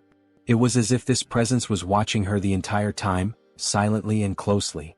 Un asks if that's really true, and Seol confirms it without hesitation. At first she had even thought it might have been Un nearby, but when she checked there was absolutely no one around. While Seol starts to question whether she was just feeling overly sensitive at the time, Soryong is quietly convinced that this is an undeniably suspicious situation. At that exact moment, a young girl rushes toward them in a panic, breathless and shouting for Lady Seol. The little girl is clearly out of breath and struggling to speak. She tries to catch her breath as Seol asks her to calm down and explain why she is running around in such a panic. The girl finally manages to say that another villager has disappeared, and the clan's warriors have already left the estate to begin the search. Upon hearing this news, Seol lowers her head slightly, as if she were hiding something deep within herself. Soryong notices this change and asks her what is going on. Seol lifts her head once more, but this time there is a new clarity and conviction in her expression. She declares that no matter what, she must personally capture this ghost and avenge the humiliation of her lost chastity. Un quickly steps in, warning Seol that if she goes off alone and gets caught again, the consequences this time will be far more severe. Seol responds with a smile, gently reassuring her sister that everything will be alright, because this time she won't be going alone. Confused, Un asks what exactly Seol means by that. In response, Seol takes Hwayin's hand and asks both her and Soryong if they would be willing to help her. The couple is left momentarily speechless, caught off guard by the unexpected request to venture out into the mountains in the middle of the night. But in the end they cannot bring themselves to refuse her, and they agree to go. Nightfall arrives and they find themselves walking through the mountains under the dark, quiet sky. Un, not hiding her concern, mutters that if she gets caught this time, she will certainly be locked away in the cultivation chamber for half a year as punishment. She turns toward Soryong and says that he could at least try to stop Hwayin. Then she asks how he even managed to fall in love with her in the first place. Soryong simply replies with a sarcastic smirk, saying nothing more.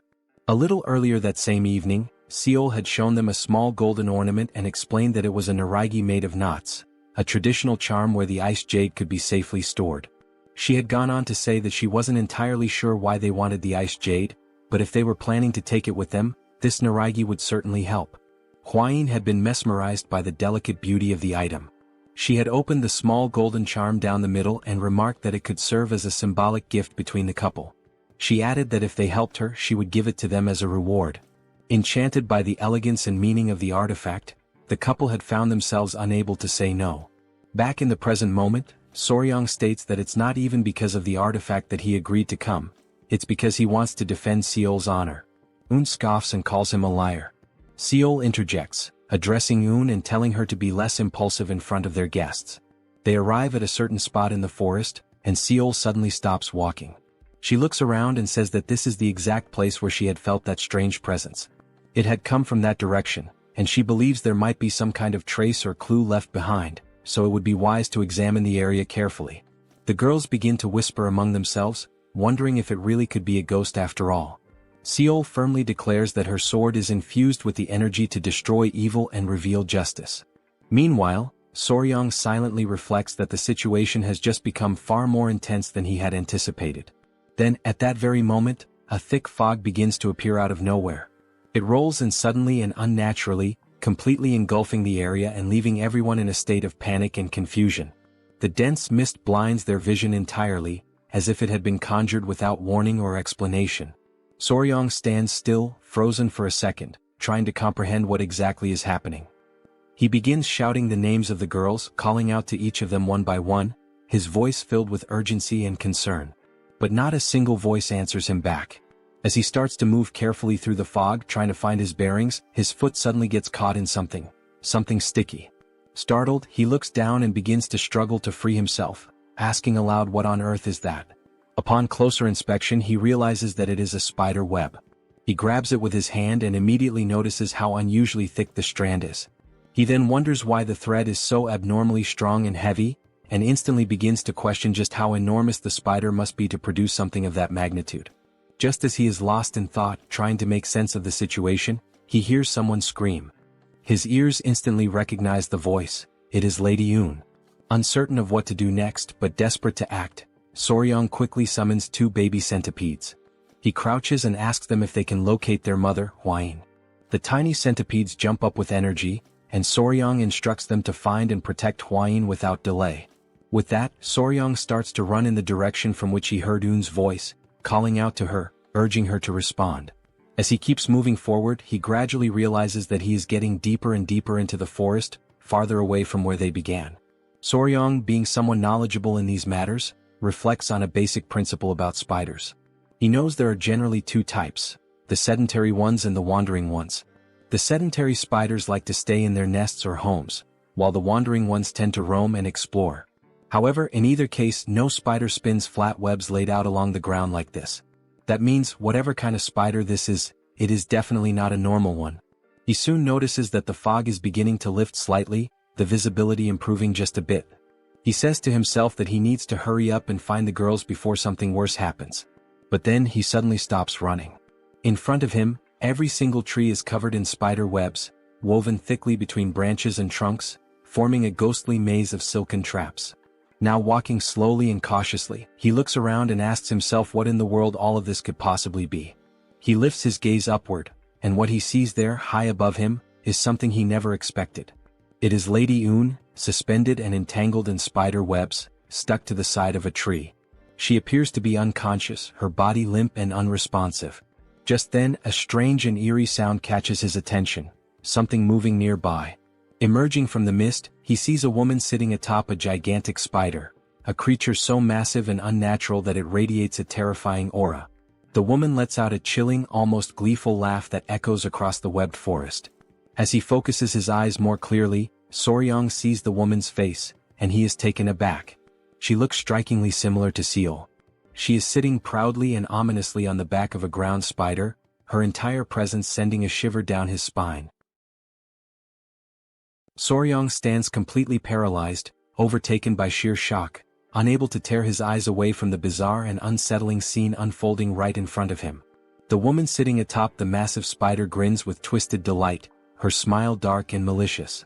She calls him a bastard, making it clear that she recognizes exactly who he is. His eyes widen with unease, and sweat begins to drip down his face as tension rises within him. Despite the insult, he remains strangely unfazed, his attention drawn instead to something peculiar. He suddenly notices that the spider she is riding on is a type of terrestrial creature he has never encountered before in his life. As they continue to stare each other down, locked in this eerie confrontation, Soryang carefully observes that the spider is weaving its web on the ground rather than suspending it in the air, an unusual trait that confirms beyond any doubt that this is indeed a new species, unfamiliar and possibly undiscovered. Then, at last, with a steady and determined look crossing his face, he begins to put the puzzle pieces together. In a rare moment of mental clarity, everything starts to make sense. He realizes, almost with a jolt, that the being before him, though it has the physical appearance and mannerisms of Seol, is not Seol at all. What he's seeing is actually a pedipalp, an arachnid creature, disguised as a spider. The scene briefly transitions to a more detailed explanation, offering insight into what a pedipalp really is. Normally, the term refers to the anterior legs of a spider, limbs that function as sensory tools, assist in mating or help subdue prey. Despite being labeled as legs, pedipalps are far more than simple limbs. They are sophisticated appendages connected directly to the creature's head, serving unique and specialized purposes. For instance, even the sharp pincers of a scorpion are actually modified pedipalps, highlighting how diverse and functionally advanced these structures can be. Back in the present moment, Soryang becomes increasingly aware that this pedipalp disguised as a spider is attempting to seduce him. It subtly exposes its shoulders in a suggestive manner, likely a calculated move to attract male prey. Blushing slightly, with his cheeks now tinged red, Soryang declares aloud that such efforts are unnecessary, because he is already completely captivated. Suddenly, in that very instant, Lady Yun regains consciousness. Her eyes blink open in disbelief, and as she sees Soryang approaching the terrestrial spider, her expression quickly shifts to rage. She clenches her teeth furiously, consumed by frustration at the sight.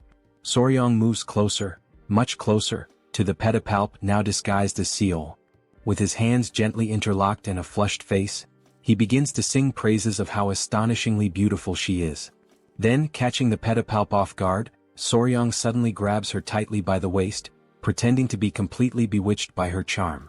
The pedipalp, feeling triumphant and confident that it has successfully lured its prey, raises its arms in preparation to strike.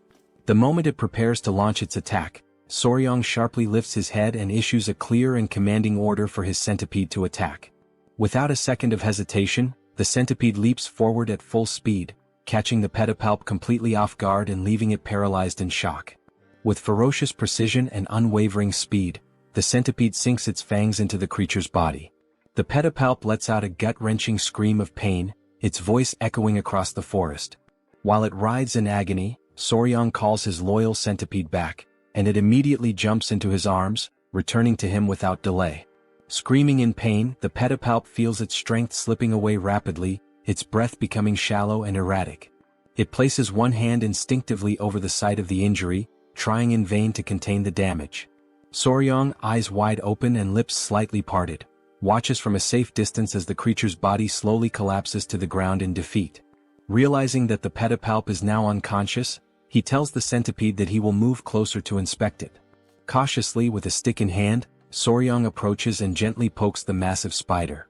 Based on its lack of reaction, he deduces that the centipede's venom is keeping the creature immobilized for now, its toxins apparently effective on arthropods.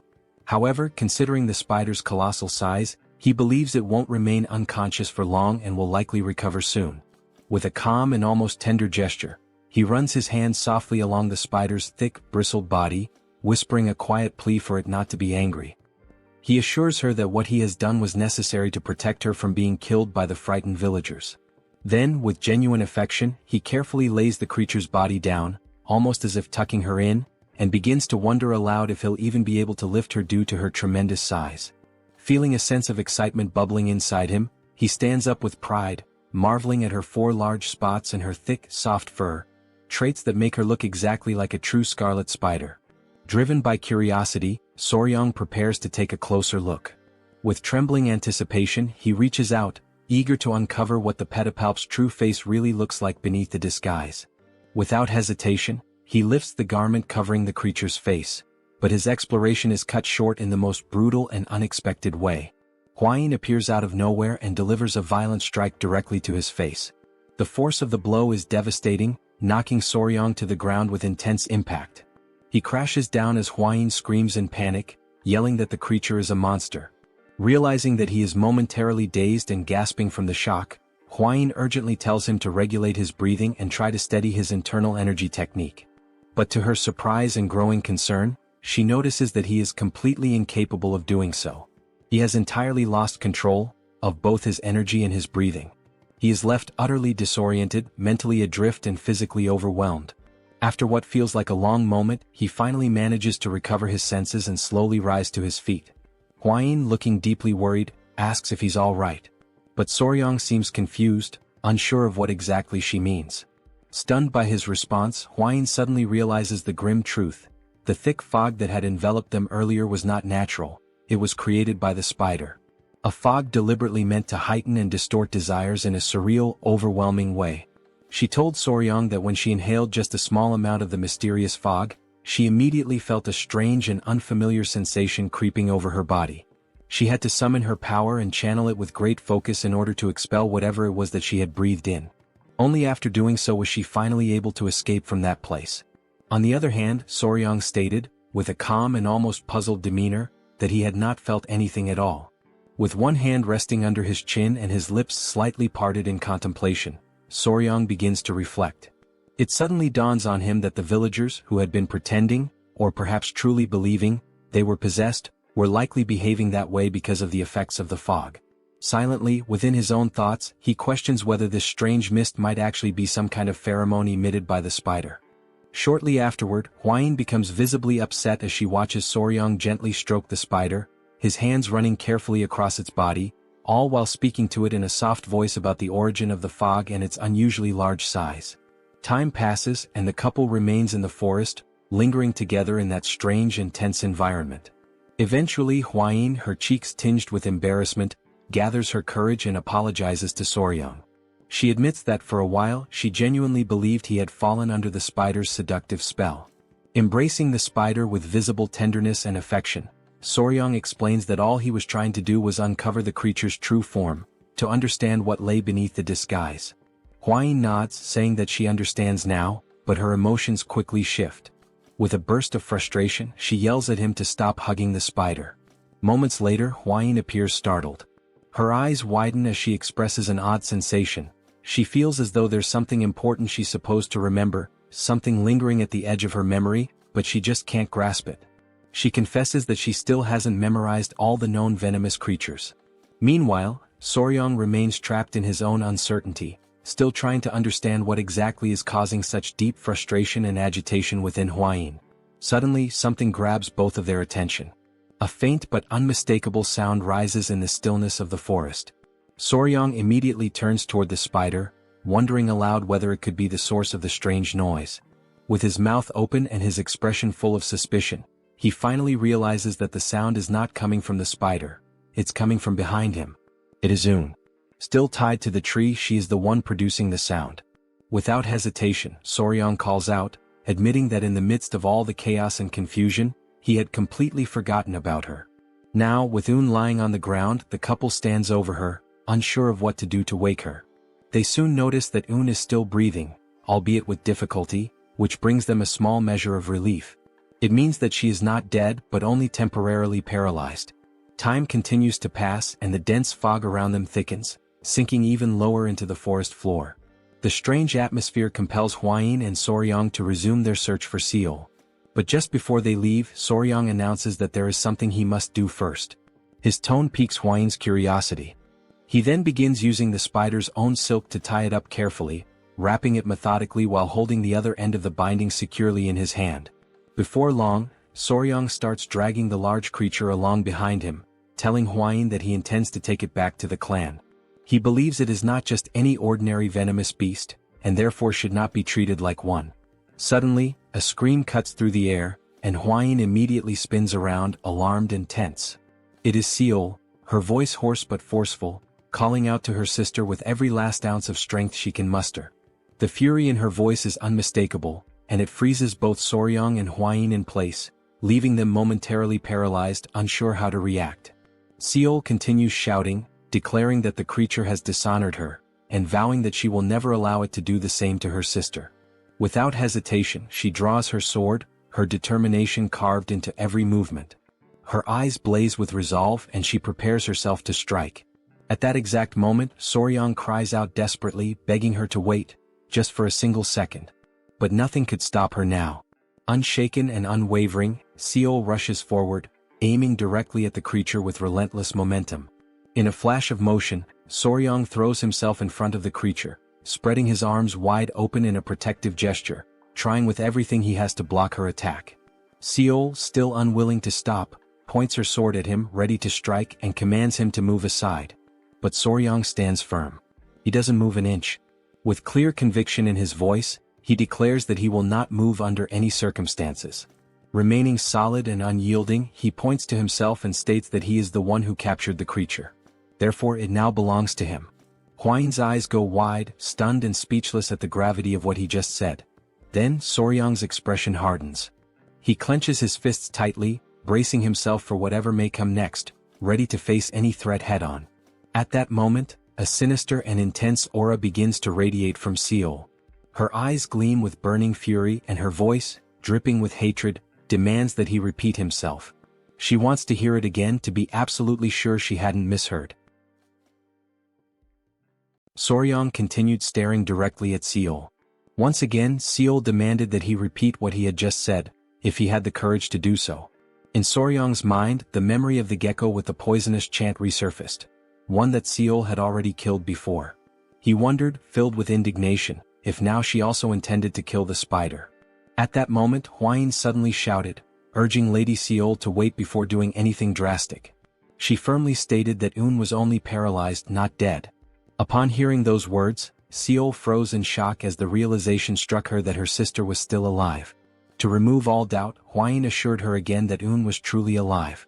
Understanding how Seol felt, she explained that if the host were to be killed and the body's clone were undone, the imitation would simply revert into something else.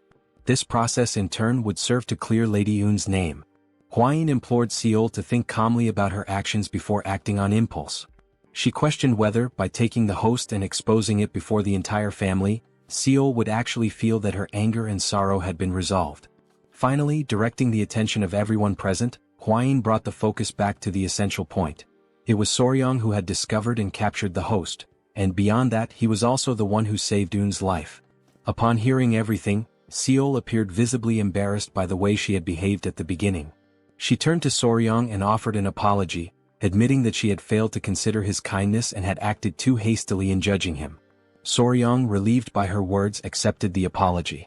Wasting no time, he turned to Hwain and sincerely thanked her for clarifying the entire situation so smoothly and effectively. Seol then turned her gaze back to Soryang and asked what he planned to do with the creature. Excited, he declared that, before anything else, he intended to take it to the Tang clan. Swept up in his enthusiasm, he commented to Seol that he actually thought the creature was cute. Seol, now entirely frustrated, asked in disbelief whether he seriously found that thing cute. As she mulled over the deeper meaning of the word cute, Seol began to panic and, driven by impulse, asked if Soryang didn't already have Lady Hwain. Hwain let out a sigh upon hearing the question and replied that Seol was completely misinterpreting Soryang's words. Annoyed, Soryang clarified that he had referred to the spider as being cute, not in the sense of it being charming like a person, but because it was red, covered in soft fur, and had unique abilities. Seol tried to understand, though she still appeared somewhat skeptical. At that moment, Soryang looked at both of them with curiosity and asked what exactly they had been discussing. Flustered, both women quickly replied that it was nothing important. With the break of dawn, the spider and Lady Un were safely escorted back to the Namgung family. As soon as the Namgung patriarch laid eyes on the creature, he immediately drew his sword, consumed by fury at the thought that the creature had stolen his daughter's appearance and dishonored her in the process. Soryang, realizing the danger, pleaded with him to remain calm. He assured the patriarch that all misunderstandings regarding his daughter would be thoroughly explained. The patriarch let out a deep sigh and muttered, "Like father, like daughter," leaving Soryang momentarily confused by the remark. Soon after, the patriarch turned to him and expressed his gratitude for saving both of his daughters. He emphasized that the Namgung clan would never forget what Soryang had done and that, as a gesture of their gratitude, they would grant him one wish. Without hesitation, Soryang pointed to the spider, declaring that he wished to take it with him. The patriarch, without the slightest objection, granted his request. Before ending the discussion, however, the patriarch brought up something that still bothered him. Curious, Soryang asked what it was. The patriarch referred to his daughter Seol's appearance. She still wore an expression of stiffness, completely unlike her usual demeanor. Concerned, he posed a new question. Just as the creature had stolen the image of his daughter, was it possible for it to do the same with anyone else? Soryang became thoughtful. Although he was now the spider's owner, he didn't exactly possess the image rights of the patriarch's daughter. He began to reflect deeply on what might be done regarding this particular issue. Suddenly, interrupting his train of thought, something drew Soryang's attention. It was a restless crowd of people, completely agitated. Concerned about the commotion, Soryang rushed over to Commander Gu Pei and asked what was happening. The commander replied that it was a group of angry citizens. Many among them were outraged that the creature had stolen the appearance of young Lady Seol. They shouted loudly, questioning why it hadn't simply been killed. These comments infuriated Gu Pei. He sternly declared that the spider was now the property of the clan and that they were being far too bold by insulting it. Alarmed by the commander's fierce reaction, the crowd quickly backed down and retracted their statements. Soryang then declared that the misunderstanding had already been resolved and that everyone who needed to see her had already done so. Concerned about the creature's safety, he stated firmly that no one else should be allowed in. Upon hearing this decision, Gu Pei immediately gave the order to close the entrance. At that very moment, quite unexpectedly, someone appeared. It was an elderly man leaning heavily on his staff. Coughing lightly, he asked if he could just take a quick look. The guard at the entrance, following the orders from above, replied that he could not allow him to pass. The old man insisted, saying it would only take a moment, but the guard repeated that it simply wasn't possible.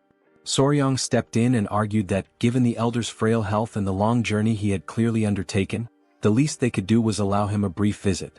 With permission granted, the old man walked through the entrance and made his way directly toward the creature. With misty eyes, he recognized her in a strange, almost mystical way. She turned to Soryang and asked what her fate would be.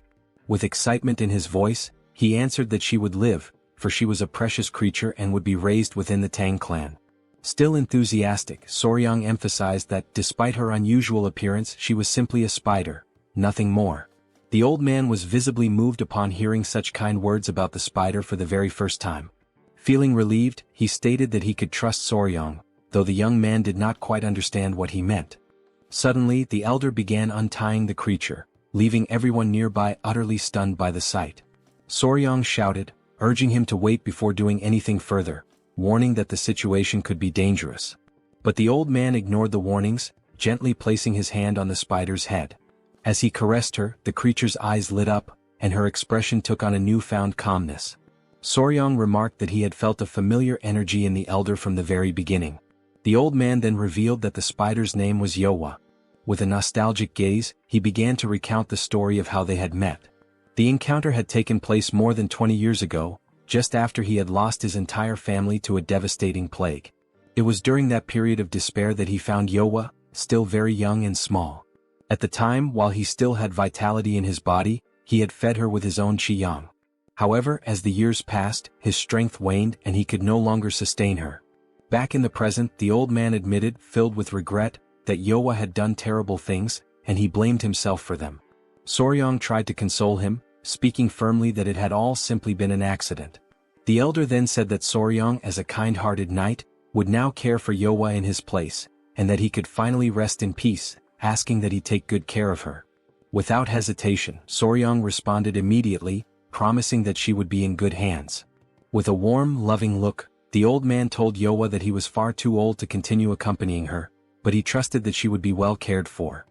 He advised her to follow the knight and live a long and happy life. The old man and the creature embraced in a heartfelt farewell. Soryang observed that, for a spider to understand a human so well, they must have spent a great deal of time together. He imagined that their journey had been one filled with affection and deep companionship. Moved by this sentiment, Soryang invited the old man to come with him to Sichuan, but the elder politely declined, explaining that he no longer had the strength for such a long journey. Understanding, Soryang shifted the topic and asked the elder to share his experience with Yowa, since it would be his first time caring for a creature like her. The old man agreed, assuring him that he would explain everything in detail. Somewhat embarrassed, Soryang posed his first question. How exactly does one feed a creature like Yowa with qiyang? The old man explained that one must place a finger into the creature's mouth to transfer the qi yang. He then added, with a curious note, that even by sleeping beside her, a transfer of energy could occur. He revealed that, upon receiving qi yang, the creature would begin to transform, shaping itself into whatever form it believed to be most beautiful in the eyes of the one feeding it. As the transformation unfolded, Soryang asked who the young woman before them was. The old man replied that it was his deceased wife and that he was grateful to see her one last time before his own death. Then, turning to Soryang, the old man invited him to try feeding Yowa himself. Soryang took a deep breath and agreed to give it a try. Without delay, he began transferring his qi yang. Almost immediately, the transformation began. Filled with anticipation, Soryang wondered what form Yowa would take. Deep down, he imagined that, naturally, she might transform into Lady Huayin. But when the final form was revealed, Soryang was utterly stunned. He couldn't hide the shock on his face. Those nearby, watching with curiosity, didn't let the moment pass. Without hesitation, they began asking aloud whether that was really his type. Then, the old man explains that he had only seen that particular form once before, long before the creature ever assumed a human shape for the first time. Completely stunned, Gu Pei questions what exactly is happening and why the creature doesn't look anything like Lady Huayin.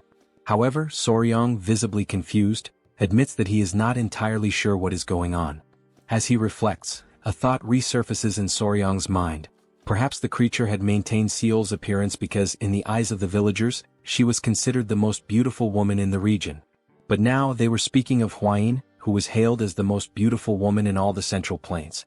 Suddenly, overwhelmed by panic, Soryang dashes off, running in desperation, his mind clouded by the fear that the clan might see this as a sign of betrayal. As he races away, a wild thought crosses his mind. Could the creature have believed that he preferred poisons over Huayin? Is that why she had taken on such an unexpected form? Elsewhere, in a quiet room, Un rests peacefully with Soryang keeping her company in silence. But suddenly the door bursts open. Soryang enters abruptly, calling out Huayin's name, startling her completely. Frightened, Huayin immediately asks what happened and why he's so out of breath. Without wasting a second, Soryang blurts out that it's sudden, but he needs a favor. Soryang approaches Huayin and, his voice slightly hesitant, asks if he can hold her in his arms. The unexpected request catches her entirely off guard. Confused and scared, she doesn't understand what's going on. Seeing her reaction, Soryang quickly tries to reassure her, insisting that she shouldn't interpret it the wrong way. But hearing that only throws Huayin into a state of panic. Overcome by anxiety, she exclaims that he must have discovered the truth. She scrambles to explain, saying she never meant to keep anything from him deliberately, she only knew what she knew from reading about it in books. As she speaks, Soryang watches her, completely puzzled, having no idea what she's referring to. With her panic mounting, she finally yells out that the spider is one of the 10 great venomous creatures of the Central Plains. Soryang is left speechless. In his mind, an image of the spider flashes and shock floods his thoughts. He cannot believe what Huayin has just revealed, that Yowa is, in fact, that very creature. Huayin swears that she never meant to deceive him, but chose to remain silent until she could be sure, because of a promise she had made. Still frozen in place, Soryang begins to understand. That was why Huayin had been so hesitant. The revelation had taken him completely off guard. Huayin, overcome by emotion, gives in. In an unanticipated move, she throws herself into Soryang's arms. The gesture flusters and embarrasses him entirely. But suddenly, while still holding Huayin, something catches Soryang's attention. Un had woken up. Sitting upright in bed, she silently watches the scene, clearly uncomfortable and embarrassed.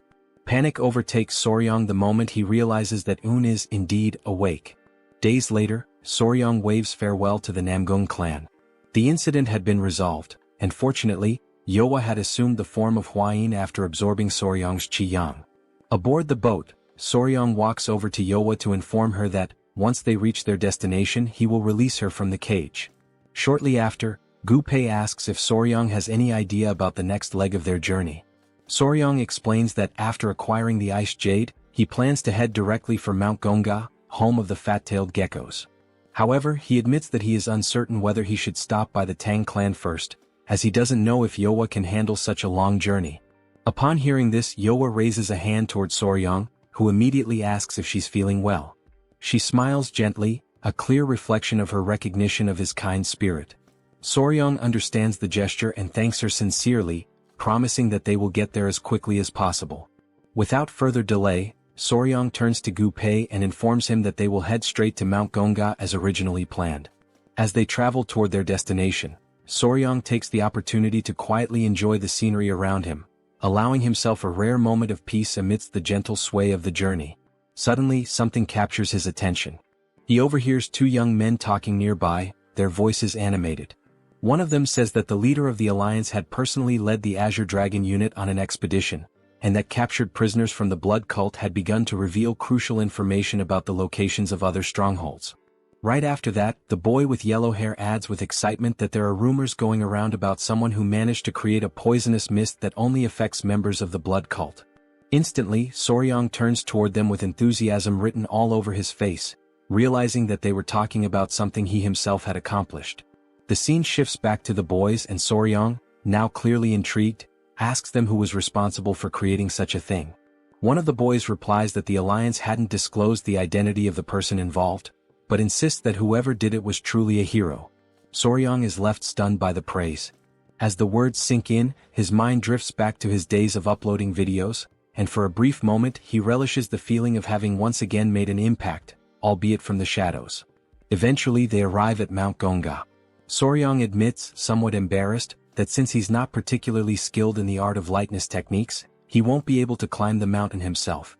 Because of that, he suggests that Huayin and Gu Pei go instead to retrieve the fat-tailed geckos. However, Gu Pei raises a valid concern. Would the geckos even respond without Soryang present? Huayin agrees with the reasoning, suggesting that it would be best if Soryang could go himself. Then, out of nowhere, something draws their attention. It is Yowa, gracefully ascending the mountain on her own, while Soryang shouts desperately for her to come back down. One of the rocks on the mountain breaks apart, causing Yowa to descend rapidly, but she lands calmly and smoothly on the ground below. Everyone stands in awe at the sight, completely stunned by her ability to fly. Soryang suddenly remembers a phenomenon known as ballooning. He begins to explain with an air of fascination that although few people are aware of it, some spiders are capable of flying by releasing silk threads and surrendering themselves to the wind. He adds that sometimes when walking through the street and brushing against a random web in the air, it's likely the trace of such a flight. Now fully excited, Soryang gives Yowa permission to carry him through the air. As she takes off with him, Gu Pei and Huayin follow close behind. Upon reaching the top, Soryang embraces Yowa warmly and praises her for being such an incredible and versatile creature. Huayin, visibly irritated by the scene, immediately reproaches him, saying that hugging her like that is strange, especially since the form Yowa currently wears is her own. Hearing that, Soryang quickly apologizes, understanding the awkwardness of the situation. Without delay, he begins to explore the area in search of the geckos. After a little while, Soryang spots them in the distance. With joy and great enthusiasm he calls out to them. Instantly, the fat-tailed geckos leap toward him, full of energy and visibly thrilled to be reunited. Soryang is taken aback by how affectionate and healthy the geckos seem, much more so than before. Their condition fills him with a quiet sense of accomplishment. He then shows them the ice jade he brought and assures them that he will take good care of them. He calls them to follow him. As a personal touch, he decides to name them Snow and Ice. After naming them, he gently carries both in his arms. And just like that, they officially become part of the family. A while later, back at the Tang Clan during the late hours of the night, the guards are taken aback by what they see in front of them. Their eyes widen with surprise as they question why two young ladies are suddenly standing before them at such an unexpected time. They take a closer look and quickly realize that one of the young women isn't actually human. It's a spider that has taken on the form of Miss Huayin. Feeling quite pleased with himself, Soryang proudly tells the guards to go and spread the news. The honored and confident official son-in-law of the Tang Clan has returned with one of the 10 great venomous creatures. The guards are visibly stunned. None of them had imagined they would ever lay eyes on one of the 10 great venomous creatures in person, let alone see one that looked like this. Wasting no time, they send a signal high into the sky, accompanied by the urgent message that Soryang and Huayin have returned, and with them a shocking revelation. The elders immediately rush toward the courtyard, not wanting to miss the commotion and eager to understand what is truly going on. The Grand Patriarch arrives and, with both confusion and curiosity, asks how the young man managed to go out looking for food for the geckos and somehow returned with a spider that has a human face. He demands to know what exactly Soryang was doing during that trip. The in-laws are also left speechless when they see the spider bearing the exact same face as their daughter, Hwain. Soryong answers plainly, saying that he simply encountered the creature while he was staying at the Namgung clan. Everyone in the courtyard starts murmuring among themselves, saying that no one has ever heard of someone randomly finding one of the infamous 10 great venomous creatures. So they press him further, asking how in the world he managed to capture the notorious spider with a human face. The elders comment that Soryong never ceases to amaze and that at this point, they should expect nothing less from him. The in-laws beam with pride, stating that Soryong is now officially their son-in-law for having fulfilled his promise. Soryong, caught off guard, is surprised that his mother-in-law already knew about the arrangement, while Hwain stands beside him, flustered and unsure of how to react. The patriarch declares that what matters most now is that Soryong is, without question, an official member of the Tang clan. The Grand Patriarch then tells Soryong that the next day, he must go to the river and catch a live wild goose.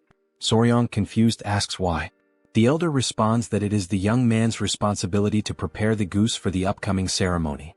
He adds with a wise tone, that while Soryong is still too young for marriage, it is time for him to hold an engagement ceremony. His father-in-law, with a teasing grin, jokes that after this ceremony, if Hwain still doesn't want to marry him, she won't have any more chances to run away. At that, everyone present bursts into warm laughter and smiles, the mood light and cheerful. Soryong then steps forward, takes the initiative, and calls for everyone's attention.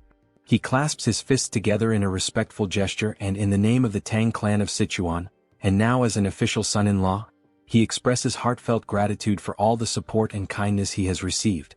After the formalities and celebrations, the very first thing he does upon arriving home is to decide where the children will live. Yowa, the spider, chooses a tree near a well as her new residence. As for the geckos, which behave much like loyal puppies, instead of placing them in the creature courtyard, Soryong decides for the time being, to let them stay in his own room. Once everything is set up and organized to a reasonable degree, Soryong gathers them all and asks if they're happy with their new home. He tells Yowa that if she ever feels hungry, she should go straight to her chosen tree. Yowa, pointing at something that resembles a spider sneaker, seems to want to communicate something important. No one quite understands, but what she is trying to say is that if bad people come to that place, she will personally teach them a lesson. Soryong and Hwain pretend to understand what she means. Then, to confirm, Soryong asks her if that's really what she's trying to say. Yowa lights up with joy, thrilled that he understood her message. The geckos also begin trying to express themselves, and Hwain smiles warmly, realizing that they too are attempting to say that they will help protect the place. The new little family begins to settle into their lives, bound by trust, loyalty, and a deepening sense of belonging. Soryong feels genuinely joyful and deeply moved, so without hesitation he runs forward to embrace his children with warmth and affection. With their new home now secured and their small family settled in, the engagement ceremony is held later on, attended by the elders of the Tang clan. It is a simple and modest affair where the couple exchanges heartfelt vows, and only the ceremonial offerings are presented as part of the tradition.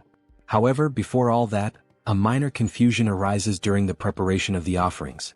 The young warrior is caught completely off guard when Hwain declares that she wants the geckos as her engagement offerings instead of traditional jewels. Soryong stands there stunned. Out of all the discussions surrounding engagement gifts, she wants the geckos? He reflects to himself that for quite some time now, he had noticed how her eyes lingered fondly on the geckos, but never did he imagine she would openly say something like that. He calls her young miss, and trying to remain composed, tells her that what she is asking will be difficult. Stepping closer, he grabs her gently by the arm and explains that traditionally, engagement offerings are meant to symbolize a promise of eternal love. He adds that while the geckos are indeed wonderful and dear, the offering should be something unchanging and enduring, like the ice jade. He continues, emphasizing that once the engagement ceremony concludes, everything he owns will naturally be considered hers as well. Moved by his words and taken aback by the way he held her arms so intimately, Hwain blushes deeply, her cheeks flushed. She softly responds that she understands and agrees to follow his guidance. But just as the moment calms, she calls out to him again and says that there is another matter she must address. She declares that from now on, he must stop referring to her as young miss. Since they are now officially engaged, such a title is no longer appropriate. This request also catches Soryong completely off guard, and now it's his turn to blush. As the geckos snuggle adorably in her arms, he manages to nod and replies with a simple affirmation that he understands. Shortly after, in the patriarch's main hall, the father-in-law greets them and casually asks whether they slept well the previous night. Soryong, however, can only think about why exactly he has been summoned. The father-in-law soon clarifies that the reason for calling him in is to speak about Soryong's great art.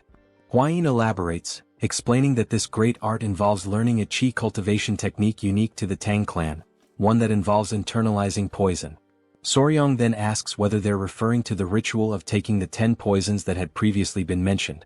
The Grand Patriarch confirms this and comments that it was fortunate Soryong captured the human-faced spider, as her venom is considered the weakest among the poisons from the 10 great venomous creatures. Soryong then asks whether he should begin immediately, but his father-in-law replies that the time hasn't come just yet. To his surprise, the elder reminds him that he had previously said he would prepare the 10 poisons on his own. However, the patriarch now presents him with a new proposal. He explains that when he observed the creatures Soryong has raised, and those he is still destined to raise, he remembered something long forgotten within the Tang clan's legacy. Then he asks whether Soryong has ever heard of the exact significance of the 5 poisons. Soryong, thinking carefully, asks if he is referring to the art of the returning 5 poisons. The elder confirms, saying yes, and then proceeds to list them: centipede, gecko, scorpion, snake, and toad. These 5 deadly creatures form the foundation of the ancient 5 poison technique. Finally, the patriarch looks directly at him and asks whether Soryong would be interested in attempting to cultivate the divine art known as the returning 5 poisons.